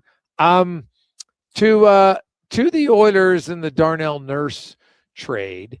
I fully expect that to be done. And the other thing about the coach, though, why the Oilers, like, I've talked to numerous people that they're in a holding pattern to see who the coach is, which is why there's some free agents that haven't signed. Yeah, I'm sure. Again, that goes back to my first point. Like, if you're Connor Murphy, you probably want to know who your head coach is going to be. And if you're Kasperi Kapanen or someone like that, like, I'm not sure, was Kapanen, I didn't look, does he have overlap with Babcock in Toronto? I think there would have been some overlap there between the two of them. So maybe Kapanen's a guy who's like, hey, I like the offer. If it's not Mike Babcock as my head coach. And again, I don't know what their relationship is, but yeah, that wouldn't surprise me at all, because again, it's June 16th. The cup just got handed out, but by next Friday, it's draft time in the NHL. And we know how quickly that time period goes from draft to free agency. Like, you need to kind of have your ducks in a row here if you're the Oilers, which so far this offseason does not feel like it's a strength of theirs. No. The Toronto Blue Jays. Are you still, like, is Vladdy ever going to hit again? Well, and what's concerning about the Vladdy thing now, that again, everyone goes through slumps, and I always laugh, like, people overreact to a tough month at the beginning of a baseball season. But if that was buried in June or August, people would kind of, yeah, whatever. Like, Vladdy went all from basically the beginning of August until the end of the regular season last year. He didn't hit a home run at the Rogers Center.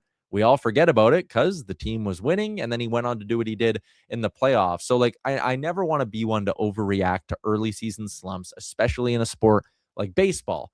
But what's concerning here is that, we're getting towards the end of June. And I've been saying when I pop on your show that I'm kind of giving this team till July 1st to figure it out. And I've said that, they need to be back to 500 by July 1st or else I'm concerned. And I think it's true with Vladdy. I'm maybe already concerned because it's been 2.5 months of him struggling. He has all the info. He knows what he needs to do better to get out of this slump and to start hitting balls into the air. Like, he knows all this, but he can't implement it. So it's not like he is failing to adjust, but it's not like there aren't adjustments happening. It's not translating from off the field to on the field. So the fact this has gone on as long as it has is concerning. The upside for the Blue Jays, They're getting healthier. Alejandro Kirk is back. Doesn't seem like he missed a step. George Springer is walking more. His chase rate's down. It's been 8 weeks since the broken toe. It feels like George Springer is closer to being George Springer of old. Shane Bieber's close. Jimmy Garcia's close. Like, Addison Barger should be playing rehab games soon. There's enough positive signs right now that I'm clinging to a pretty good level of belief with this Toronto team. But with Vladdy in particular, like, the time is yesterday for him to start finding his power, because he's on pace for 9 home runs. That's insane. Yeah, it is insane. Well, you're hearing Bo Bichette might be out. People in New York are already talking about that. I can't see him opting out of that contract, because no one's going to sign anything remotely close to that again. No, I don't. I think that's all just New York media doing what New York media kind of does when a guy like that is slumping. I don't think there's a shot that those reports are true and that he'd opt out, unless there's a team. The only way I could see it is if a team had a $260 million offer that's spread out over however many years, and Bo goes, you know what? I should maybe just take the most amount of guaranteed money possible here. But the other thing that's going to be interesting as we head into this offseason is, how do guys think the new CBA is going to play here? Like, we've seen the trend. Go look at how many teams across the majors have signed guys who aren't even in the majors yet. They're still prospects in AAA, or at the beginning of the season hadn't made their major league debut yet. And teams are giving them 6, 7, 8-year deals. Like the Mariners did it. The Brewers did it. There was one the other day that I'm blanking on the team, but they signed a top prospect before he's even played a game. I think that's teams getting ready for that new CBA in baseball and trying to, get ahead of things a little bit and sign some what could end up being super value deals right away if there is a salary cap in a year. Well, yeah, that'll be the interesting part to see about that. Lastly, the green and gold. They're one of the 3 undefeated teams in the CFL. They're taking on one of the other undefeated teams, Montreal, who's 2-0. Alexander, their quarterback, has yet to lose a regular season game. He's 13-0 all time. One of the greatest starts. I think it's actually the greatest start by a quarterback in CFL history in the regular season. The Elks, you know what? They were in a monsoon in Ottawa, and they won. Now they got Montreal. Montreal might be without their best offensive player, so that could be a huge blow for them. We know how they like to play. You got to play fast to beat them. What do you think the chances are of the Elks starting their season 2-0 and 1-0 at home?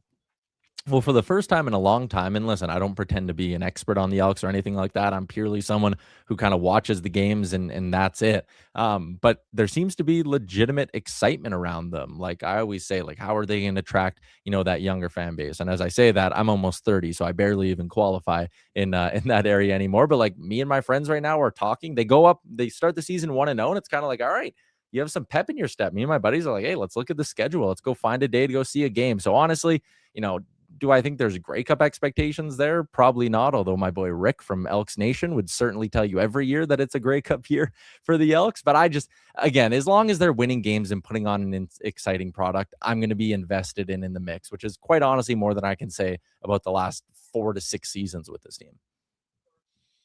Ty, have yourself a wonderful day, and we will chat with you next week.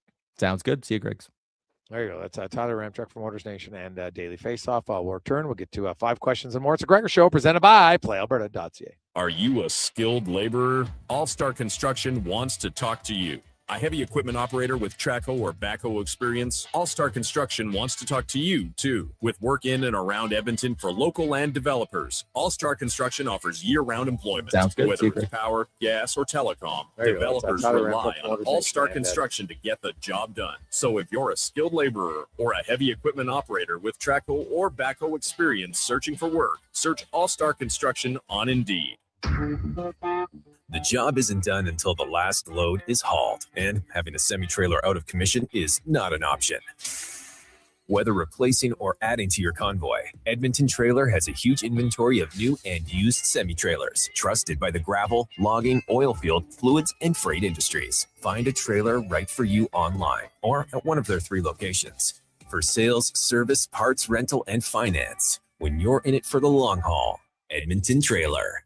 Our new McCafe crafted sodas just drinks or something more, like Sprite Berry Bliss, Creamy Strawberry Coke, and Orange Dream, all swirled with fizzy flavor and topped with silky cold foam. Only at McDonald's. At participating McDonald's restaurants in Canada. Got a car you're ready to part with? Find out what it's worth, fast, easy, and totally free at Go Auto. We're talking top dollar trade-ins, whether it's a little worn or still rocking that new car smell. Just a few clicks, and boom, you've got your value. Text VALUE to 780-777-7777 to start. That's VALUE to 780 all sevens. Why, guess what it's worth? Let Go Auto. Show you the money. Shoulder pain. It can make even the simplest things like reaching up, lifting a bag, brushing your teeth, or sleeping frustrating. Rotator cuff strains, impingement, arthritis, they're some of the most common issues we treat every day. I'm Grant Fedoruk, and at Leading Edge Physio, our team brings postgraduate training, evidence-based technology, and just the right amount of humor and humility to help you feel better. Because we never forget the most important part, the gratitude we feel for every patient who allows us the opportunity to care for them. Because life shouldn't hurt. When it does, leadingedgephysio.com. There's still time to book your tournament at the Ranch Golf and Country Club. As one of Alberta's top tourney courses, the Ranch makes hosting fun and easy for any group or business. No matter how unique or unusual, they'll accommodate your vision for an event no one will soon forget. Start planning your tournament today at their beautifully landscaped course on the outskirts of West Edmonton. On-site event coordinators are here to help, but hurry, availability is limited and booking fast. Visit theranchgolf.com. Legacy Heating and Cooling is serious about cooling. In fact, we offer multiple ways to cool your home. So you better Call Legacy. Call Legacy. If you're looking for traditional air conditioning, we got you. Call Legacy. Or ask us about a heat pump to help you heat and cool. Call Legacy. Call Legacy. Cool with AC or cool with a heat pump. Cool your home with Legacy Heating and Cooling. I'm Dr. Vance Elliott. The goal of every one of the thousands of hair restoration procedures I've performed is a full, natural-looking head of hair. I work directly with my patients for the consultation, the procedure, and the follow-up, so we can achieve the best results possible. When people see what we accomplish, I don't want them to think, "Wow, great hair transplant." I want them to think, "Wow, great hair." Go to drvanceelliott.com and contact us today. You've got better things to do than wait for an oil change. Jiffy Lube gets you in and out fast. No appointment necessary. All you have to do is roll into a location near you, and we'll take care of the rest. Every full synthetic oil change at Jiffy Lube is warranty approved and comes with a 20-point visual inspection, making sure you get back on the road safely. Find your neighborhood Jiffy Lube today. Visit jiffylubeservice.ca. Save big this summer on Crave. Right now, get 40% off with a premium annual plan and stream the romantic blockbuster, Wuthering Heights. New season of the reality TV sensation, Love Island USA. Pretty hot over here. And June 21st, the epic HBO original returns, House of the Dragon. This is the moment you become queen. Plus, select live FIFA World Cup matches. Get 40% off with a premium annual plan for your first year. Offer ends July 20th. Visit crave.ca/subscribe.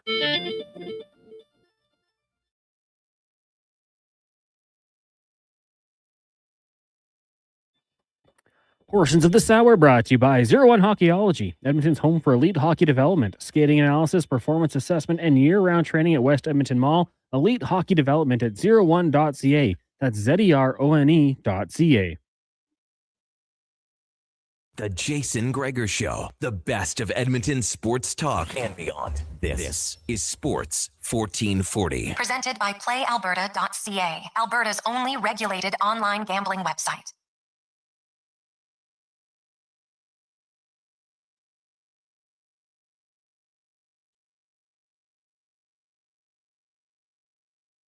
.448, we continue on. Jason Gregor Show live. Northgate Chevrolet Buick GMC.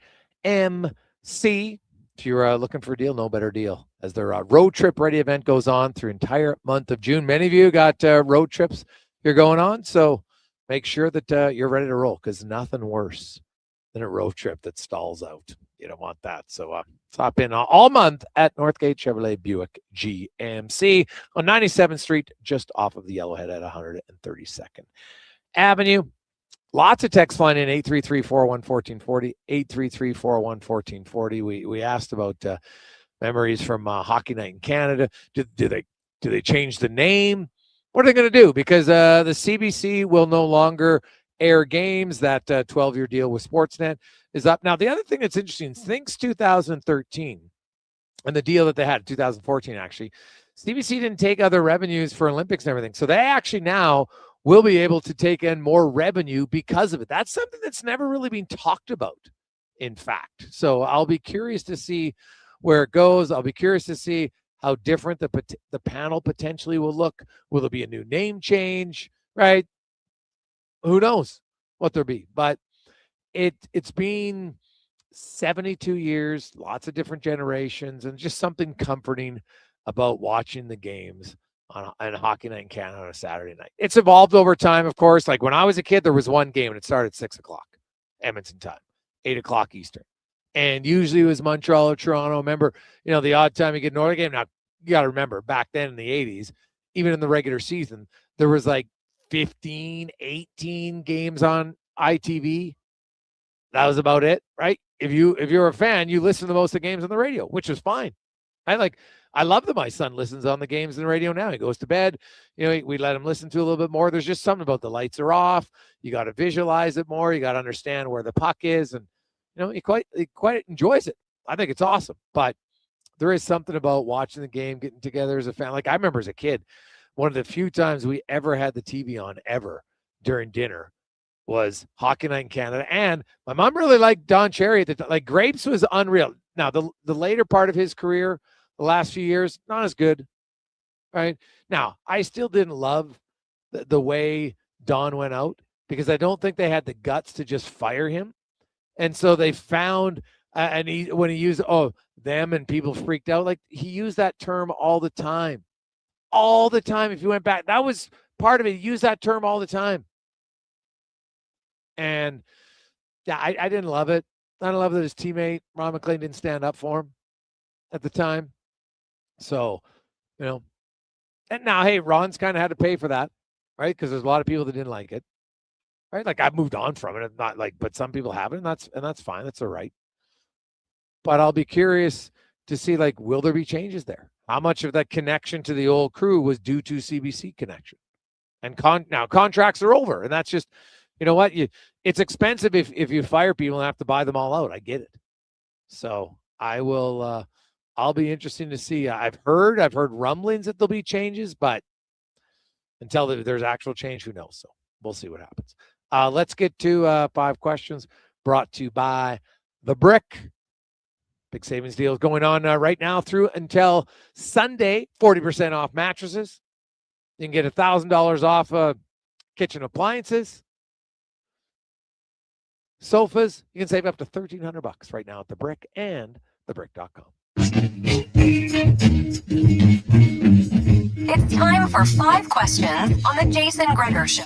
All right, Jason, question number 1. Great chat with Colton Dock today. What do you foresee his role being this upcoming season?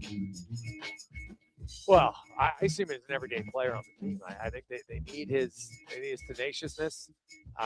He skates well enough. I think he's got deceptively good hands in front. And honestly, if I'm Colton Dock, man, I'd be in Zach Hyman's ear as much as I could. That is the perfect player to learn from. I'm not saying he's ever going to be Zach Hyman as far as a first-line production guy, but, just how did you do this? How did you do that? How should I work on this? That's 100% what I'd be looking at. I look at Doc, and I see him as a lock on their fourth line, and I'd like to see him. He's a guy that, he can help your team even more if he can get on the penalty kill. And my understanding was that was part of the process. They were going to give him every opportunity. And so, you know what? You once they get a coaching staff, Connor, I'm Colton Dock. I'm like, okay, guys, what's our system? What do I need to do? I want to see it. And he has the luxury of being in Edmonton all the time, right? You have all the video film work. You can use that at your disposal. It's great for the player. Now, the coach can't be there with you. He can't be running practices, but they can send you all the film, and you can work with them to work on it. So that's where I see it. Yeah, I mean, hey, a guy who's obviously has a little bit of a knack to put the puck in the net. Not a crazy amount, but had 29 goals in junior. Any offense is just a bonus for me, though. I like the intensity that he brings. Can he do that for the entirety of a season? Probably not. There'll be some games where there maybe even lulls where you don't see it, but bringing guys into the battle as well. And I'm with you. You add that special teams element to your game, And all of a sudden, there you go. You got a great bottom six forward. Question number 2 for you. Now, I know Ryan Craig is the most likely answer, but if there was another name out there and you're the Vegas Golden Knights, who would you consider as a good hire? Well, it's going to be Ryan Craig. So I don't see them even considering anybody else. I think this was the plan all along. So they're not even gonna waste time. But who would I consider as an option? You know what? I think Dean Evison would actually be a good fit in Vegas. Yeah, I like what you're saying about Craig, keeping him there. I think hiring, developing a coach, keeping him there is awesome. I mean, Carolina Hurricanes did that pretty well with Rod Brindamore, who's like Mr. Hurricane. For fun, let's just say Jay Woodcroft. I don't know if he's going to get that gig coming up soon here, but I'll say Woodcroft. Question number 3 for you today. The Jays have 2 players leading their positions when it comes to all-star voting in Vlad somehow and Clement. How many all-stars do you think they will have at the Midsummer Classic? Well, I think Varland's going to make it for sure. And then they got a lot of pitchers that have been pretty good, actually. But if they get 2 position guys voted in, that actually might hinder them a little bit. But I think Vladdy's going to get voted in because, the vote in isn't just based on this year. And Toronto's a pretty big market. And, you know what? They have the advantage of a country. So I'm going to say 3. I'm with you. And they also, just being in the World Series, there's a lot of recognizable names there. Alejandro Kirk's second. Like, that's crazy to me. Springer, Jimenez. So I'll go 5. I think there's going to be a push here from the Canadian voters. And who knows, maybe a couple guys actually make it in on merit. Question number 4 for you.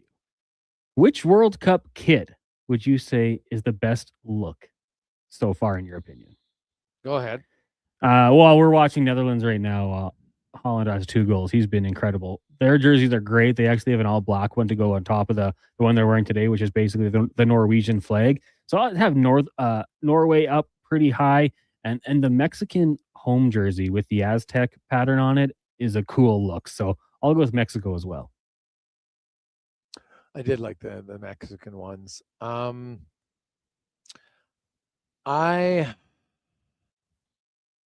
As you know, I'm not a huge jersey guy, what have you. I'm going to be 100% biased. I just like the simpleness of Canada's, and I also I always like the Netherlands. I thought you might go Netherlands and Ivory Coast for the orange. Yeah, Ivory Coast, that's a good one actually. I could have went with them, but I do like the Netherlands for sure. Like, they always look slick. Oh, absolutely. Final question for you today. It's Fresh Veggies Day. So in honor of that, Gregor, give me your top 3 vegetables. Oh, buddy, I'm a big vegetable fan. Top 3 vegetables. This is a really good question. I guess I will go with romaine lettuce because I can use it for lots of different things. It's very versatile in salads, on burgers, lots of different things. So I like that. I like the crispness of it. That will be one of my top 3 in no order. I am a big fan of cucumbers, not only as a snack, in a meal, in salads. Can also put them as a topping in a drink. It's nice. And beets. Oh, I love beets, man. Like, I know they're messy when you got to make them, but it's worth it. Love the beets. Good picks. For me, number 3. Oh, I don't love it. Actually, it's growing on me though. Broccoli. The different fashions you can make it. I'll have carrots in there. Number 1's got to be potato. Not just the versatility, but just recently, Gregor, I started buying like the baby potatoes, cut them up, throw them in the air fryer for 20 minutes on 400. Season it however you want. It's unbelievable. So potatoes right now for me, probably topping the list.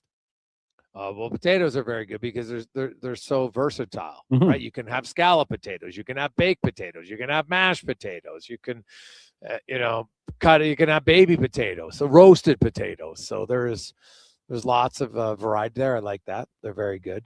I'm still I'm a sucker, man. Corn on the cob. Oh, Yeah. fresh corn on the cob is so good. But another one that is I love Swiss chard. Just, you boil it and you just have fresh butter on it. God, that's good. Farmers market opens up, man. It's I love it.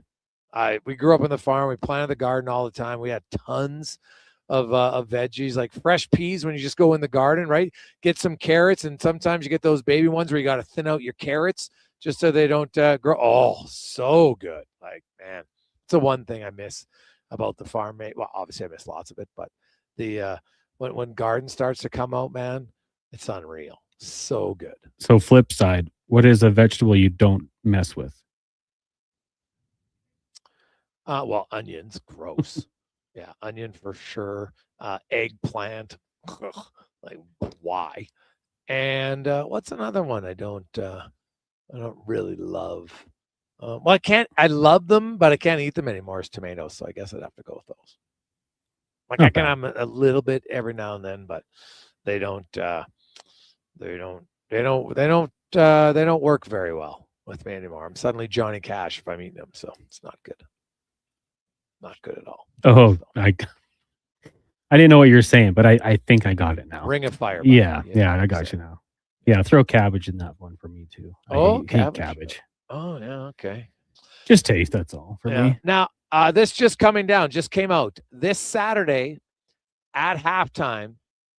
This is long overdue and was one of the best decisions made by the Green and Gold, that they are going to honor Dwayne Mandrugzak's 50th seasons of service at their home opener at halftime. Awesome. That to me is fantastic. Fantastic for the organization, for a guy who did so much for the team. There are going to be a lot of players coming for that, man, because he was the epitome of the green and gold for a long, long time. I love it. So congratulations. That's another reason to want to get down to that game on Thursday. Or sorry, Saturday, 2:00. Let's get to the comments. Sports 1440 update brought to you by Northgate Chevrolet Buick GMC. The Road Trip Ready event is on now all through the month. If you're looking for great deals on vehicles, maybe you want to test drive a Corvette, just ensure that you are road trip ready. NorthgateGM.com. This is a Sports 1440 update. A couple trades in the NHL today. The Maple Leafs trading goaltender Joseph Wall, defenseman Simon Benoit to the Philadelphia Flyers for goaltender Samuel Ersson, defenseman Emile Andre, and a third-round pick in 2026, while the Preds acquiring Ross Colton and Isaac Foch from Colorado for Magnus Krona and 2 third-round selections. At the World Cup today, halftime, Norway leads Iraq 2-1.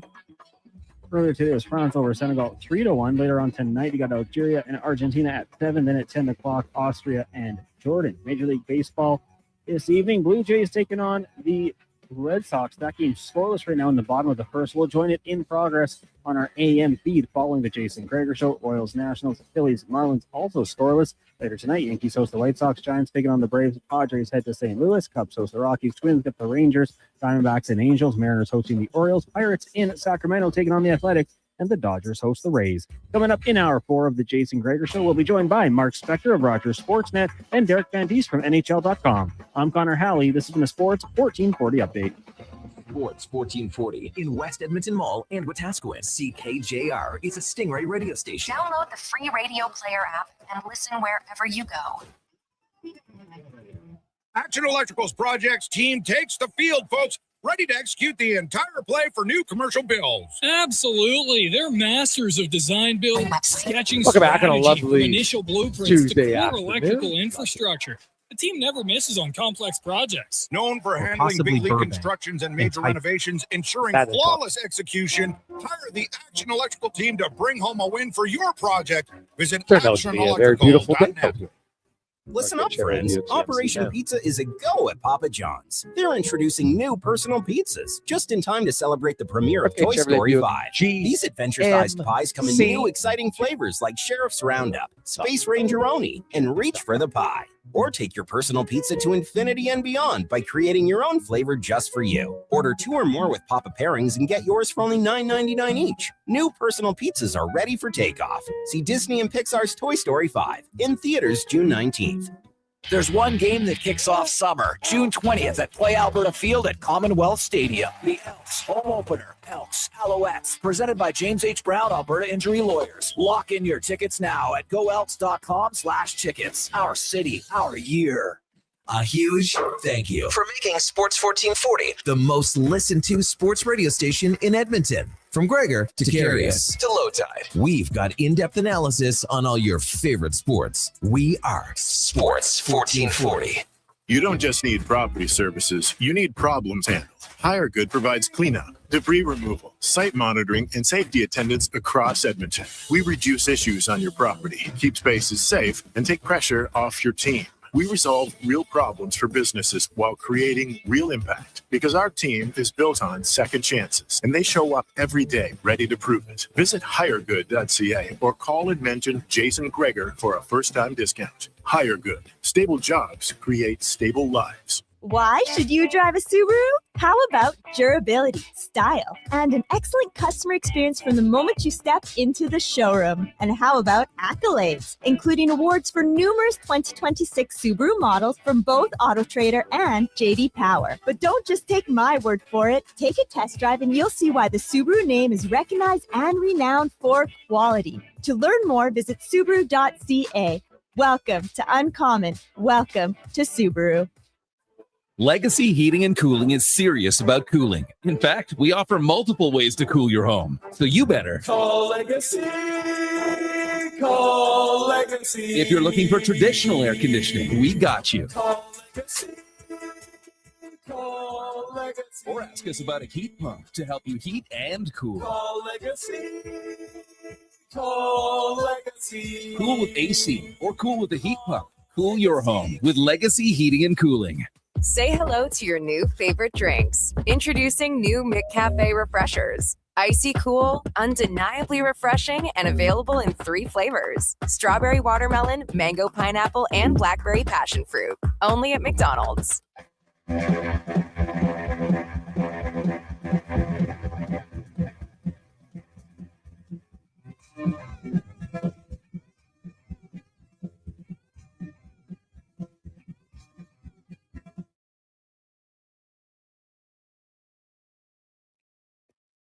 Portions of this hour brought to you by Cantork. We offer sale, rental, repair, and calibration of hydraulic, pneumatic, and battery-powered torque wrenches, stud tensioners, and flange maintenance equipment. Order today at cantork.com.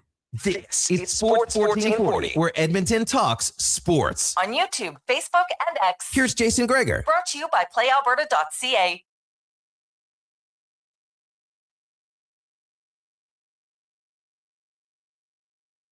Just after 5 o'clock, you should get set to make your way home. Maybe on the way home, you got a little extra time. Stop in here at Northgate Chevrolet Buick GMC. The road trip event is on all month of June. You get some fantastic deals.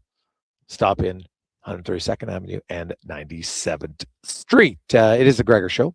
As always, brought to you by PlayAlberta.ca. Lotto Max today. It's every Tuesday. $20 million tonight with 20 prizes of $100,000 as well. So get your tickets at PlayAlberta.ca. And while you're there, you can check out the Jason Gregor Show odds boost specials for you. Always get a little extra juice for you. And of course, coming up at the conclusion of our show, we have the Jays and the Red Sox. As it's time now to get to the Spec Report, brought to you by Construction, your underground infrastructure specialists who are hiring right now. Pipe layers, operators, top men are looking for you.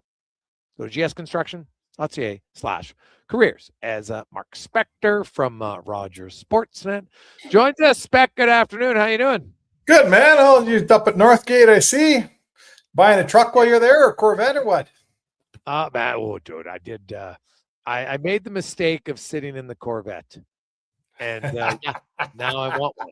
So it is unreal. So I've avoided a test drive because I think if I do, I've been thinking about it is, getting a vehicle and but man, this like the new cars nowadays, man, like just how they sound and everything. God, it would be nice. I made the mistake of sitting inside a new 2025 Denali pickup in that place, and I ended up driving the damn thing home. So there you go. Be careful what you do. yeah. Hey, it's an awesome truck, man. It is awesome truck. Good sales stuff here at Northgate Gym. Oh yeah. Now a big announcement today in the media industry is 72 years Hockey Night in Canada on CBC, and that contract has come to an end. and they're obviously not going to continue it. So Sportsnet will be the sole provider now. Lots of games. Now, it does impact some people who don't have Sportsnet, no question. But do you think they just keep it as Hockey Night in Canada spec? Are they going to revamp and have a whole new thing? What do you think is going to happen there? I don't know. I haven't read it. I saw Steve Simmons just had a column, and basically that's what I just read the headline. I haven't read the column, but Steve's been around a long time. It looks like he's suggesting if you're going to redo this thing, then completely redo it. Let's get off the Hockey Night in Canada and let's move on. And maybe it's time. Maybe it's time, Jay. I'm old enough. I was a kid. There was games on Wednesday night and Saturday night, and that's the only hockey you got all week. And that was CBC, and it's Hockey Night in Canada. And you watched the Habs or you watched the Leafs, and that's what you watched. It's now. I would ask you, Jason. You grew up on Farmer Vision back in the day before satellite and internet and all that. Like, how many people do you think are out there now who don't have the option to spend some money and get Sportsnet coming into their farm or their acreage or whatever? How many people are left on? There are still lots of places, Spec, where my mom we've only had satellite at the farm, where it was optional, maybe 10 years, right? Okay, but you have it. Well, but we're pretty close. Our farm isn't that far out of town, right? So I think you get to places that are further out, and I know people that don't have it, right? They just, because the option, it's so expensive. It's not just you're getting cable. You can't just get cable, right? There's no cable. You have to get satellite, and it's now cheaper than it was. You don't have the massive dish that you used to have anymore, right? They look like a half moon, for goodness sakes. It was so big on your house. They definitely don't. You don't have that, but I would say across the country, I would guess there's maybe upwards to maybe even 1 million people in some of the remote rural areas for sure. I want to say this. Really, the answer of what we're talking about is who's out there that can't get internet? Because if you can get internet, internet's but even internet, you can get all the hockey you want in the world if you can get internet. Right? Yeah. So I guess pay for it, sure. Oh, hey, it's 2026, buddy. What don't we pay for? So, but you don't pay for CBC on it, right? I know. That's what I'm saying. And that was romantic. And I remember when we didn't pay for the Edmonton Journal online, and now we do. And if you want the Globe and Mail, you got to pay for it. If you want Toronto Star, you got to pay for it. If you want TSN, you got to pay for it. There's nothing left that's free. Okay. That's just the sad truth. I know, full disclosure, I work for Sportsnet. Okay. This has nothing to do with my opinion. It's 2026, Jason. The CFL has been on TSN now for how many years? You got to pay to watch the CFL, right? It's not free. TSN costs you some money at some point. Yeah, the cable package. Yep. Okay. You pay for it, right? Yep. And if you have normal TELUS or Shaw or Rogers cable, you then can order Sportsnet, but you pay for it. If I just live in I'm out at my lake here and I work off the Amazon Fire Stick and I have got excellent internet here through TELUS, and I get all the hockey I want, but I got to pay for it. Nothing's free, man. The days of Hockey Night in Canada coming for free. Sportsnet, what did Sportsnet pay for the rights? Freaking $8 billion or something? I don't know, $5 billion, something like that. You think they're they're not giving it away for free. And it doesn't make them bad people. They made a huge investment, and part of getting the money back is you don't get free hockey anymore, man. Am I wrong, Jay? Do you disagree with me or what? No, I'm just saying, though, but it's a change for people. They've had it as part of the 12-year deal, right? Now, the other thing that's on that is, keep in mind, in part of that deal, CBC wasn't able to take in revenue for other sporting events, but that now changes, right? So when you look at the Olympics and everything else, that's going to be an avenue for them to create revenue, which hasn't happened since basically 2014. So, you know what, there'll be some pros and cons with it. And I'm not really, I understand changes there. I was more so concerned, I'm interested in the change on the panel. The change to that, the change to the name. And, I think in some of the presentation, I do think it's time for a change. Yeah, I think it is too. Like everything, we all romanticize, right? About the old Hockey Night in Canada days and right? We Sportsnet grew up. doesn't have the rights to that. TSN does. TSN's had the rights to that song for 15 years, man, or whatever it is. So that song's been long gone in terms of pairing up with the Saturday night game. CBC, the only reason we run games on CBC, Rogers produces them. Rogers puts all the people in place. Rogers shoots them. Rogers staffs them. And we shoot it over to CBC and they put it on their channel. I don't even know what channel 4. Is it still channel 4? Whatever it is. And CBC says, hey, we got hockey on CBC. They barely it's past, man. It's past. I think I'm with you. The more I think about it, Jay, I think if I'm running Sportsnet, I would probably just start fresh. I'm not talking about firing people. I'm just talking about the presentation. I would maybe move on. I would move on from Hockey Night in Canada. I would come up with something fresh. It's 2026, man. Let's cut the cord. Let's move on. Yeah, I'll be curious to see. I do think there'll be some changes. Contracts are done, so it's not even firing. There'll just be some people whose everybody's contract's done, and we all know what that means.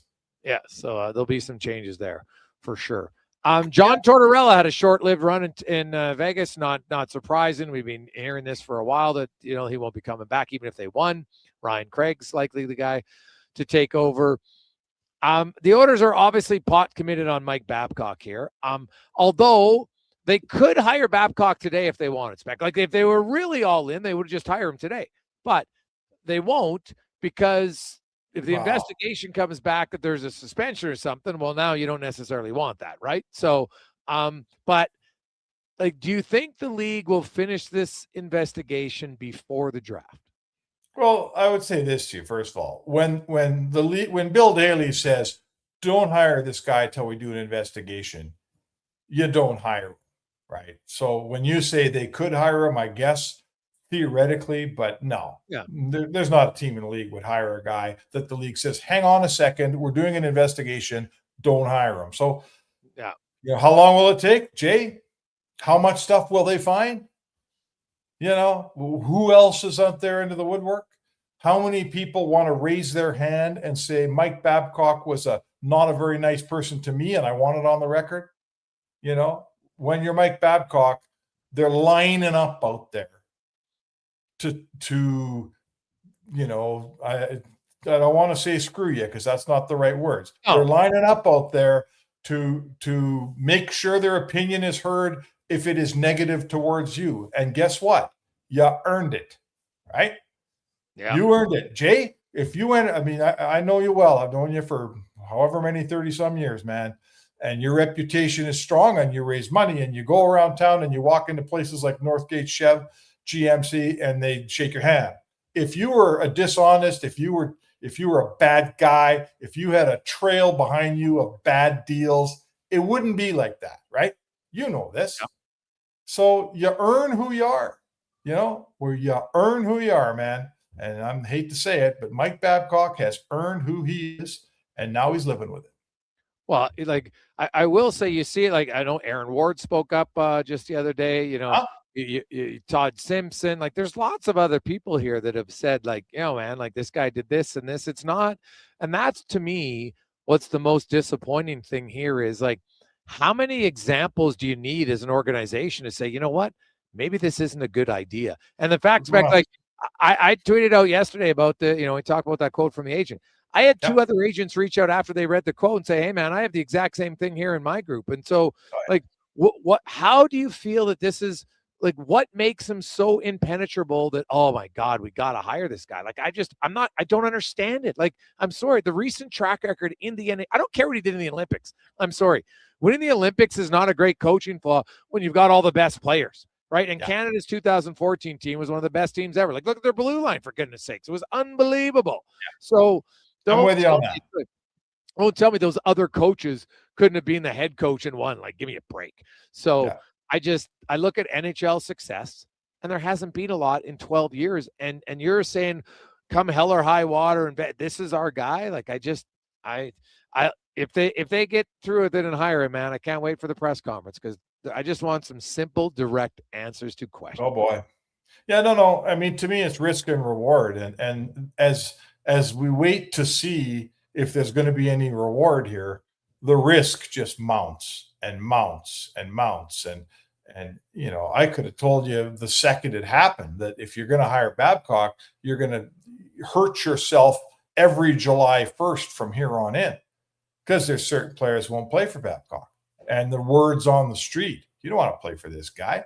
You know, there's other coaches out there who, to some degree, like I'll tell you right now, there's a lot of guys that say, Tortorella, I don't want to play for him, but not in nearly the same vein as Mike Babcock. Like it's not even close. So listen, Bowman should know this. Bowman's been around the league a long time. Jackson should know this. Don't tell me either of these guys are surprised. That's not giving them enough credit, Jason. Don't tell me that all of a sudden Bowman and Jackson are starting to learn these things. No. Yeah. Those two guys, they've been around a game. Jackson was a super agent. Bowman ran the Stanley Cup team. They know what's going on. They're walking in this thing with their eyes wide open. And God bless you. I'll tell you what, I hope it works out for you, man. But good luck. Yeah, there's a lot of questions. The Elks announced today, Saturday's halftime, they will honor the 50-year career of Dwayne Mandruzak with the organization. Yeah, and you know what? Listen, I know Dwayne pretty well over the years, and if I think Dwayne will be a let bygones be bygones guy. It hasn't got the whole. Oh no, he's a positive thinking hell of a guy.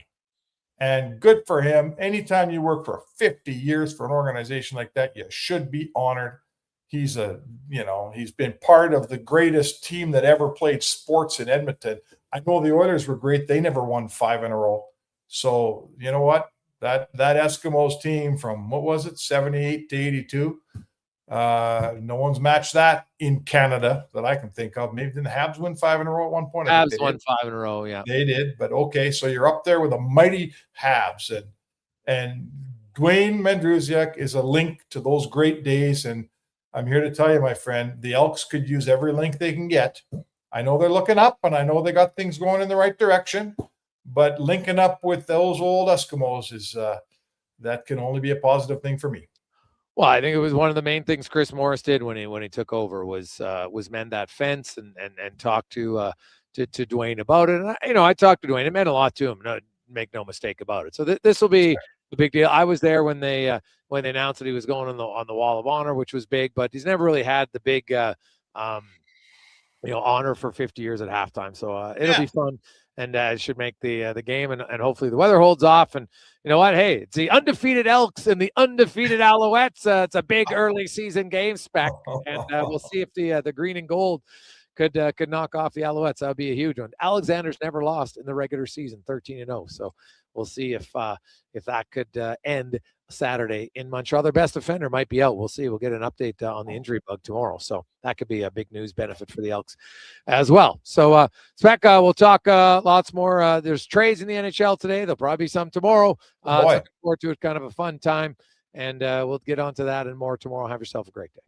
Sounds good, Jake. There you go. That's Mark Spector, the Spec Report, brought to you by GS Construction. We'll return live at Northgate Chevrolet Buick GMC. It's the Jason Gregor Show, presented by PlayAlberta.ca. DVD joins us next. We also have offensive coordinator of the Green and Gold, Jordan Maximic, before the top of the hour. The Gregor Show, presented by PlayAlberta.ca. With Play Alberta, backing the home team goes beyond the bets. That's because your picks have provincial impact. Play Alberta is the only app in the province that puts all revenue directly back into supporting programs and services that Albertans rely on every day. By investing in the General Revenue Fund, every play, bet, and buy made on Play Alberta helps make a difference across the province. Visit playalberta.ca/Gregor to learn more. That's playalberta.ca/Gregor. Must be 18 plus to play. If you gamble, use your game sense.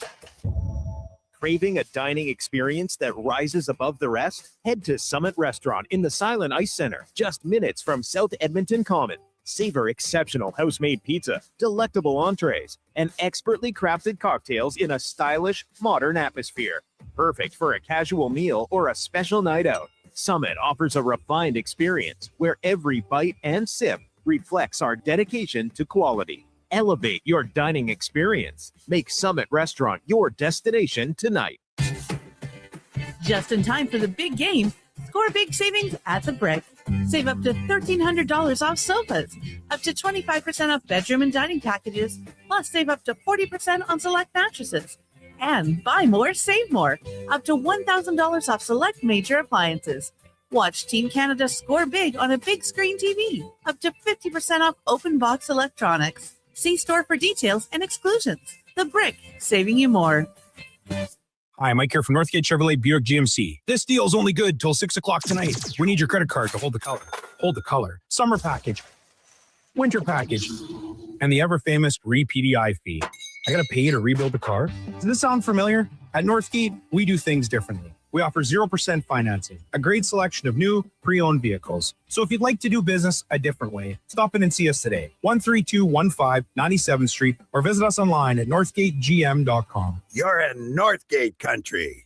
And here comes Action Electrical Service Team sprinting onto the scene. These are your first responders for any electrical emergency. That's right. With their fleet of service vans and specialized gear, they assess, they service, and maintain electrical lighting and automation systems. They're all about rapid response. Quick diagnostics and repairs to restore power and safety fast. Hire the Action Electrical team to bring home a win for your project. Visit actionelectrical.net. Missioner Allen Auctioneering's Calgary, Edmonton, Winnipeg Public Unreserved Equipment Auction is this Friday at 9 a.m. featuring articulated dump trucks, backhoes, excavators, forklifts, graders, loaders, packers, reclaimer, skid steers, telehandlers, turf mowers, plus commercial trailers. Info at maauctions.com. You probably know Stingray for radio advertising. What about digital advertising? Yeah, we do that. Connected TV? We do that. Search and social? And that. Programmatic? Digital out of home? We do it all. Endless digital platforms to connect your business to more customers, to intrigue them, engage them, so they choose your product or service. Get started now at stingraymediasolutions.com and let us help your business grow.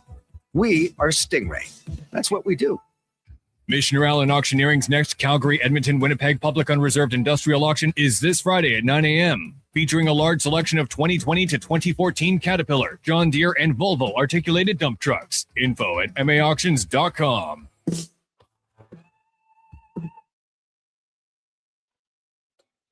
Portions of this hour brought to you by Sherbrooke Liquor, the best place for wine, cocktails, and beers from all over the world. Also a variety of excellent non-alcoholic options. See more at SherbrookeLiquor.com. The Jason Gregor Show, the best of Edmonton sports talk and beyond. This is Sports 1440. Presented by PlayAlberta.ca, Alberta's only regulated online gambling website. 527. Gregor Halley, Sports 1440, sports1440.ca. Hope you are having a lovely day as we get to our big guest of the day, brought to you by Silent Ice Center. And they, speaking of big guests, Gene Simmons will be in concert at a very intimate location for you. Smaller venues are awesome for music. You can get your tickets at silenticecenter.com. As Derek Van Diest from NHL.com joins us to put a bow on the 2026 regular season. You look at the year and DVD. Carolina wins and ultimately ends up well deserved further victory. They didn't back in. They didn't get overly lucky. They won. They kind of dominated. I really thought the last game and a half in this series, and the William Karlsson injury obviously played a part in it for sure for Vegas. But I think Carolina is a great example of, man, like, you got to take a lot of swings sometimes before you hit the home run. Oh yeah, definitely. They've been knocking on the door for 8 seasons, maybe, right? They've gone to 2 of the previous 3 conference finals. They were upset in the second round. They're upset in the first round. They had that core team, but the thing is that they kept with it, and I think that's what Rod Brindamore kind of was mentioning post game. Hey, we knew we had a good team. We knew you got to keep kicking at the door. Eventually, it's going to break down. Eventually, you're going to get the breaks. Eventually, you're going to stay healthy.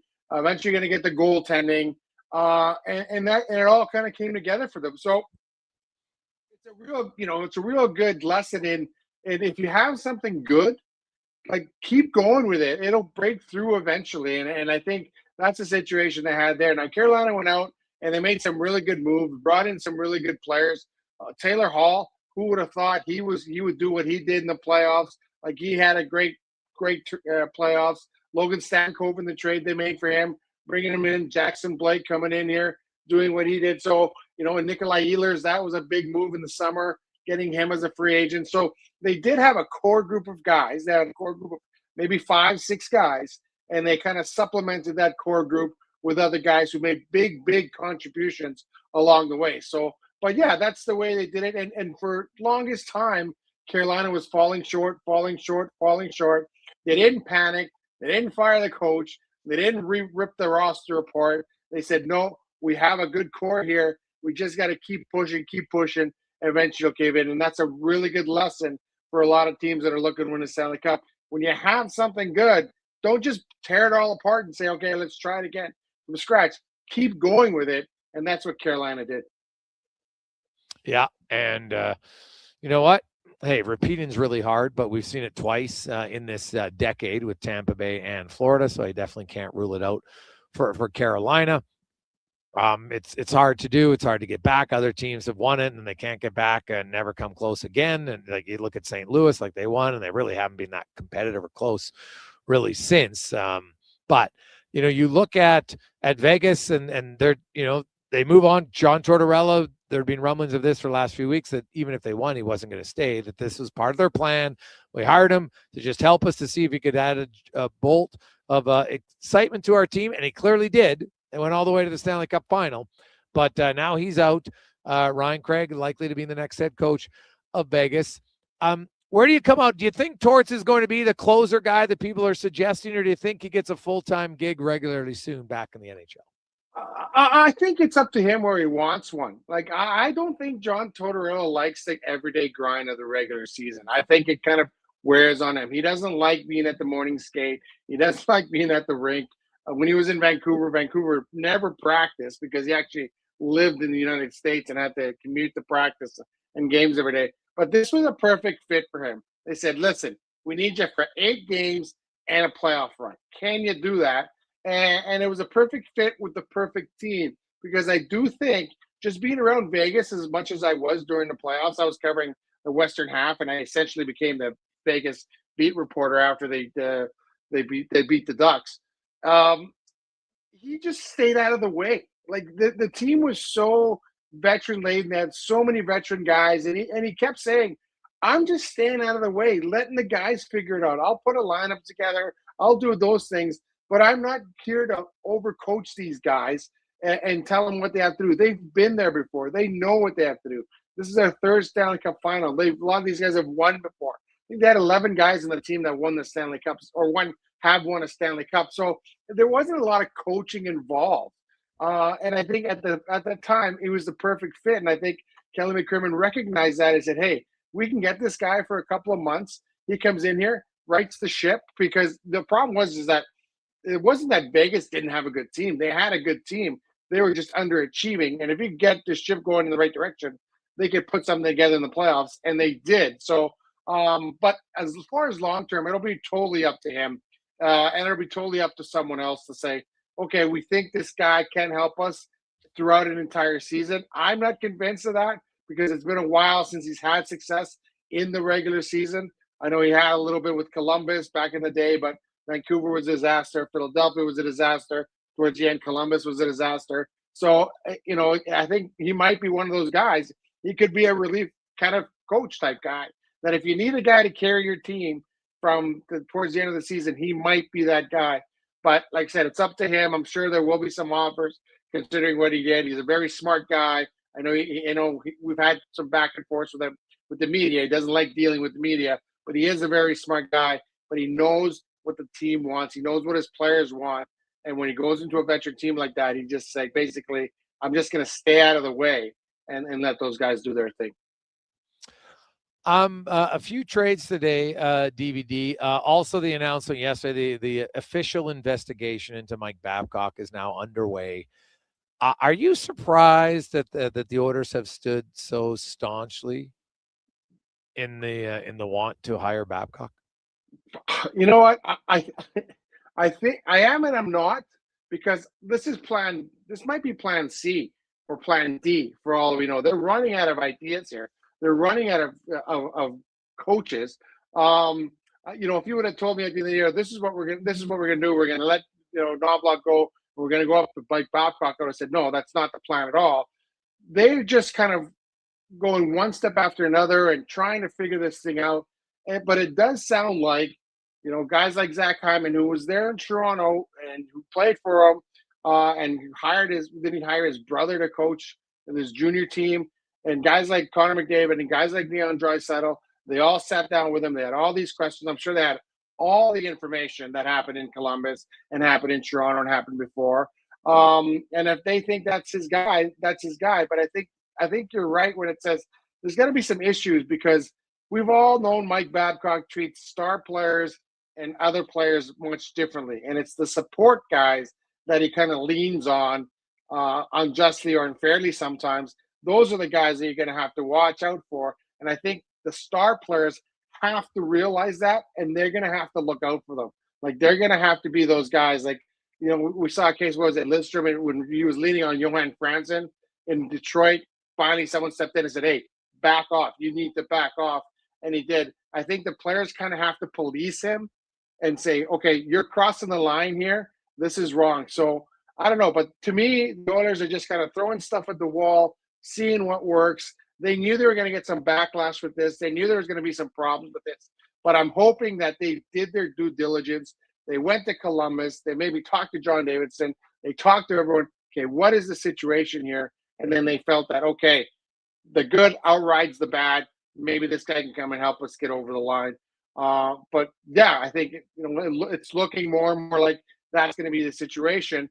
I think they've moved on from Cassidy, and now Babcock's the guy. So depending what the investigation finds out, and if I was Mike Babcock and I knew what the investigation was going to release, and if it was really bad, I'd be like, you know what, guys, thanks, but no thanks. I don't need that information coming out. So maybe it's not as bad as people say, or maybe it is worse. I don't know. But whatever they find out, if the league says, yes, you're allowed to hire this guy, I'm pretty sure that's who the Oilers are going to be hiring. Yeah, it definitely seems that way, unless the league comes up with something in the investigation. Then they got to reverse courses again. And the thing is, DVD, like from an Oiler perspective, like, you're working on limited time period here. It's only 10 days away from the draft. You'd like to get your coach in place. You definitely want to get your coach in place before free agency and trades. Like, I know for a fact that there are players who are waiting to see what happens in the coaching front before they decide where they're going to sign. Oh, definitely. Definitely. You want to know who your coach is before you make a commitment to that organization. And if it's Mike Babcock, and players talk, they know everything that's going on. And if there's some players that say, I'm not going to play for that guy just because of the way he treats people, then that's a problem. And if you're going out to try and sign players, then you're like, okay, you get to play with McDavid, but you got to deal with Mike Babcock. So now you're making players kind of decide between the two. Like, no one likes to get berated at work. No one likes to be called out and challenged on almost a daily basis when you go to your job. Yeah, if you do something wrong and your boss has to kind of come down on you, okay, that happens. It happens in everyday life. But when you're getting constantly hammered, that's not a good thing. And then I think it's really important that the Oilers don't turn a blind eye to this. Like, the management and the players and everyone around, don't turn a blind eye to, hey, this guy's getting bullied. This guy's getting bullied. We got to do something about that. But yeah, it's a situation where you need to have him in place. You need to have a direction, because this was going to be the biggest offseason in maybe Oilers history. McDavid is going into his 2-year contract, and don't let anyone convince you otherwise. If things look like they're going to fall off a cliff, McDavid is gone. He's not going to stay here for a rebuild. He's not going to stay here for a reload. He's going to look at the situation and go, oh, that window's closed. Sorry, guys. I gave you 12, 13 years of my career. We couldn't get it done. I'm out of here. So I think everybody knows that, and the clock is ticking, and it starts on July 1st when that contract kicks in. That clock is ticking, and the Oilers have to get it going, or else that window's going to close. And if that window closes, Jason, we're looking at Decade of Darkness 2.0, because they don't have much in terms of picks. They don't have much in terms of prospects.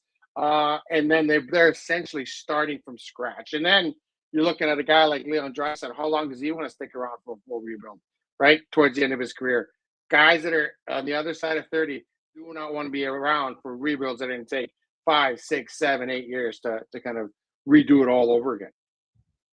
I still argue, I think if McDavid leaves, you can get enough decent pieces for him that you could build around Leon Draisaitl still. Wouldn't be ideal, but I still think it would be plausible for sure. Carolina just showed you can win without a superstar if you have a good team all around you, but it takes a lot of good decisions for that to happen.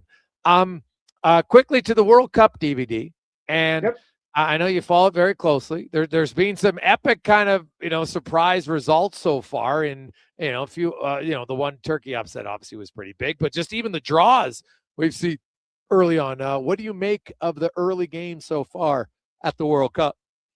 Yeah, there's been, it's funny because I didn't see the Spain game, but I saw the highlights of it, and great Cape Verde, it's a big thing for them. They held Spain to 0-0.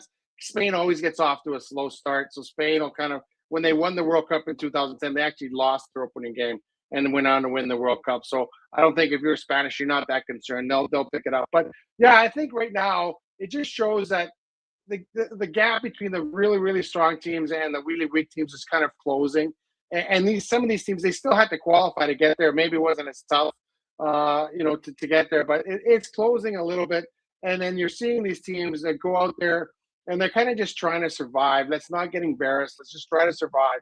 And you're seeing a little bit of that. Like the Germans went out and, they beat Curacao. Curacao scored a goal, which is massive for them, but they pounded them like they was expected. I think as the further along we get in the tournament and the teams started coming together, I think you're going to see that gap maybe expand a little bit. One of the issues that it's been a long European season. It's like now, Jason, tacking on a month-long tournament to the end of the Stanley Cup final. Like, guys are going to be tired. They're not going to they haven't played with their teams for a while, for their national teams for a while. So it's going to take them a little while to kind of get up and going. So that's always the danger of a World Cup at the end of the season, is that it depends how much guys have left in the tank. So that helps those minnows or those smaller teams, is that the big teams aren't up to speed yet. But come game 2, game 3 of the group stage, and then going into the knockout stage, I think you're going to see, if one of these small teams are still around, then you're going to see them really play some of the really good teams, and I think we might see some more lopsided scores than we're seeing so far. All right. DVD, as always, buddy, great to talk to you. We will chat with you next Tuesday, the week of the draft. And maybe some more big name. Maybe we'll start to see some big names moved. Ross Colton traded today. 2 goalies moved, some depth defensemen moved in Philly and Toronto, but some bigger names I think are coming, and maybe as early as next week. So it should be fun. Sounds good. Look forward to it.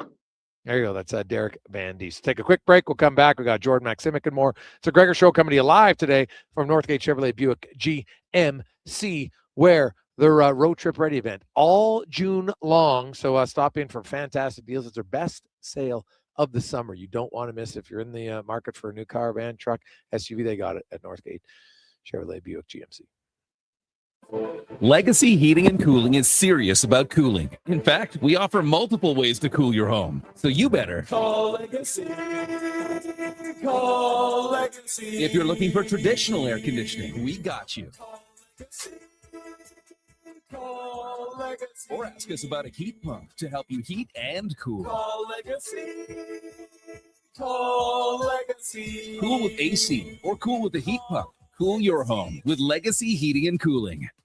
They are nice, tasting just so right. You can order oodle noodle at oodlenoodle.ca, delivering you the news almost right away. Remember, you can order oodle noodle at oodlenoodle.ca. So stay on your couch all day and order oodlenoodle.ca. Oodle noodle.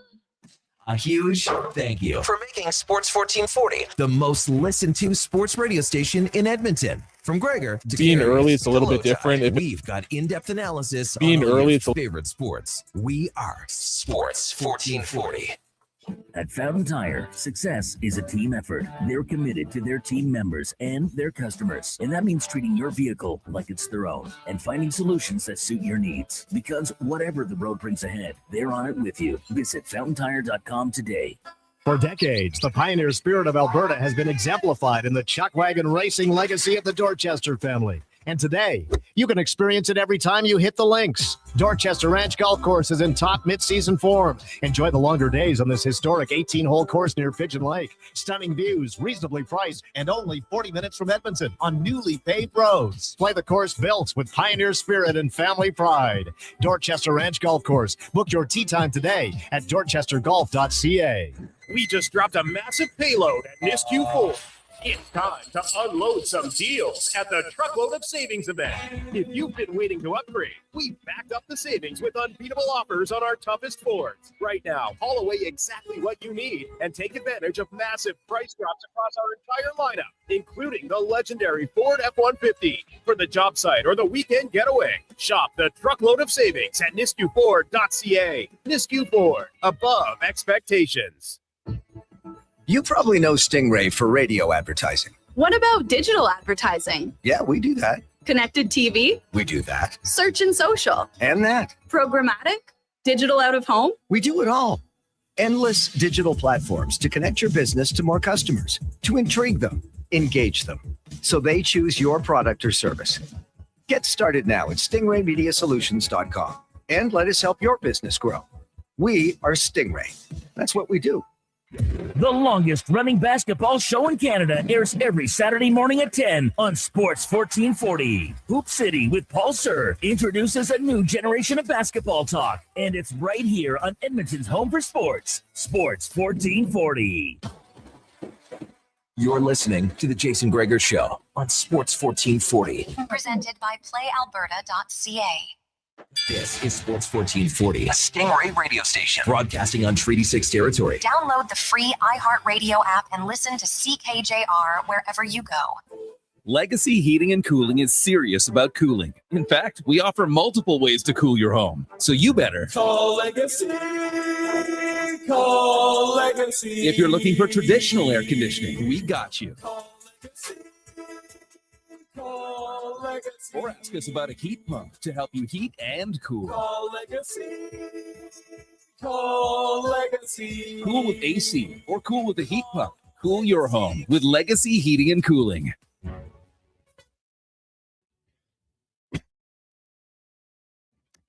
Portions of this hour brought to you by Crystal Glass, your clear choice for residential windows. Locally manufactured and installed, Crystal Glass provides a beautiful product and incredible customer services for all of your residential needs. Call 310 Glass or visit crystalglass.ca for a quote. The Jason Gregor Show, the best of Edmonton sports talk and beyond. This is Sports 1440. Presented by PlayAlberta.ca, Alberta's only regulated online gambling website.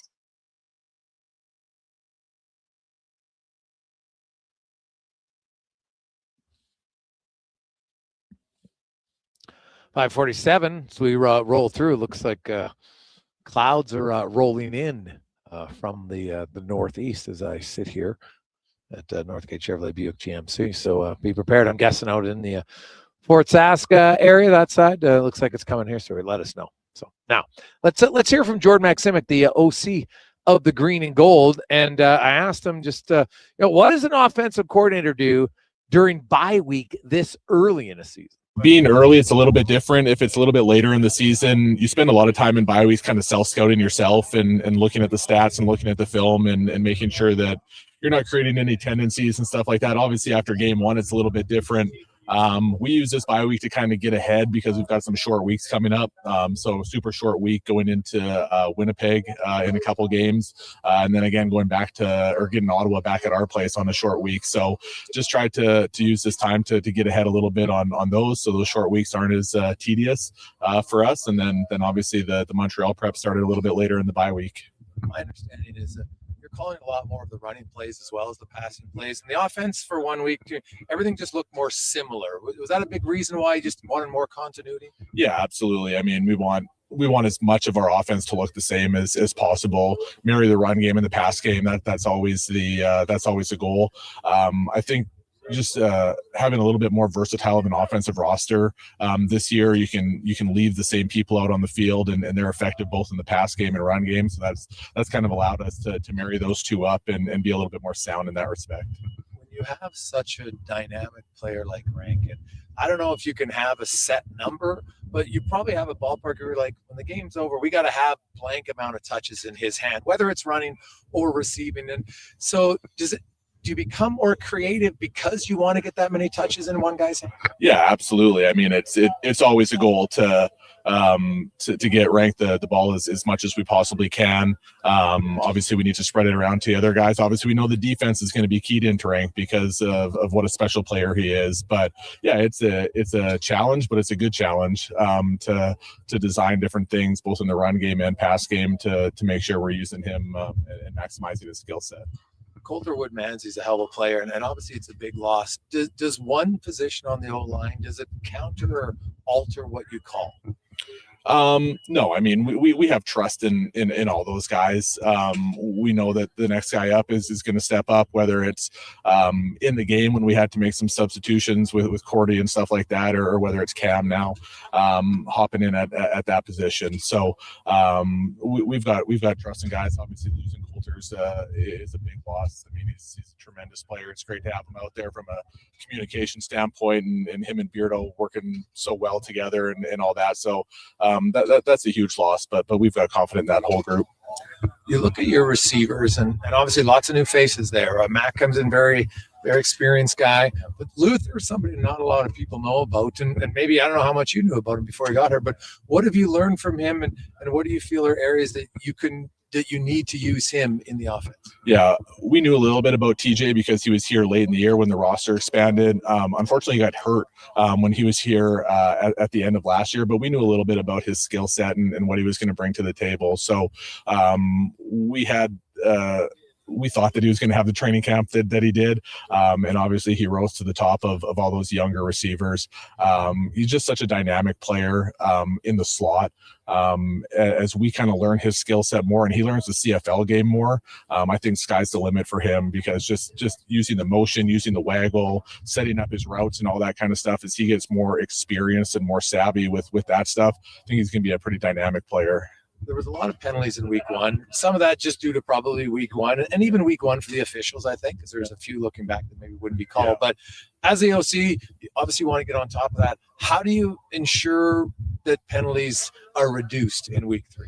Yeah, I mean, we're really focused on the pre-snap and post-whistle penalties. That's the stuff that is avoidable, and that's the stuff that we don't want to show up on the stat sheet after. Between the whistles, we got guys playing fast, and they're trying to make plays, and we understand stuff is going to happen. At the same time, it's going back and watching the film and making sure the technique is sound and making sure the fundamentals are sound so that we're not taking those penalties. But the stuff before the snap, that's the stuff that really irks me as a coordinator and that we want to avoid. And then any of the post-whistle stuff, the URs and all that, want to avoid that as much as possible going forward. And lastly, you look to Montreal, you kind of know what to expect from their defense. They like to pressure all over, and the importance of just being clinical offensively, can't bobble passes because that's going to give you less time. Yeah. How do you practice that? How do you enforce that this week to ensure that when you get there on Saturday, you're playing fast? Yeah, we're just trying to streamline the game plan as much as possible against these. Just obviously coming off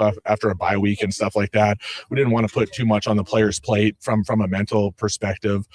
So I think we've done a good job of keeping things streamlined, simple, straightforward, so that guys aren't worried about where to line up and what the call is, and they can just go out there and play fast, and then those things you talk about aren't going to happen. You're just going to play a lot cleaner brand of football if you can do that. Well, there you go, Jordan Maximic. So interesting to see how the Elks are going to line up on this weekend. Obviously, the new change to the roster for the right guard position, and it should be fun. Coming up, we got Toronto Blue Jays baseball right after Connor Halley Sports 1440 update. Big thanks for everyone, Mike and the gang down here at Northgate Chevrolet Buick GMC, setting us up with Colton Dock from the Edmonton Oilers. That was a great interview. If you missed it, you watch it on YouTube. You can listen to it at anywhere where you get your podcast, or go to the JasonGregorShow.com, jasongregor.com, and you can see it there as well. Come back tomorrow. We got a lot of World Cup. We got a lot of baseball, lots more in the hockey world to get to, and some green and gold. So have yourselves a wonderful Tuesday evening. Let's get to the con, man. Sports1440.ca, brought to you by GoAuto.ca. They have over 15,000 vehicles for you to choose from. If you're looking for a vehicle, red, blue, green, they got it. GoAuto.ca. Good night.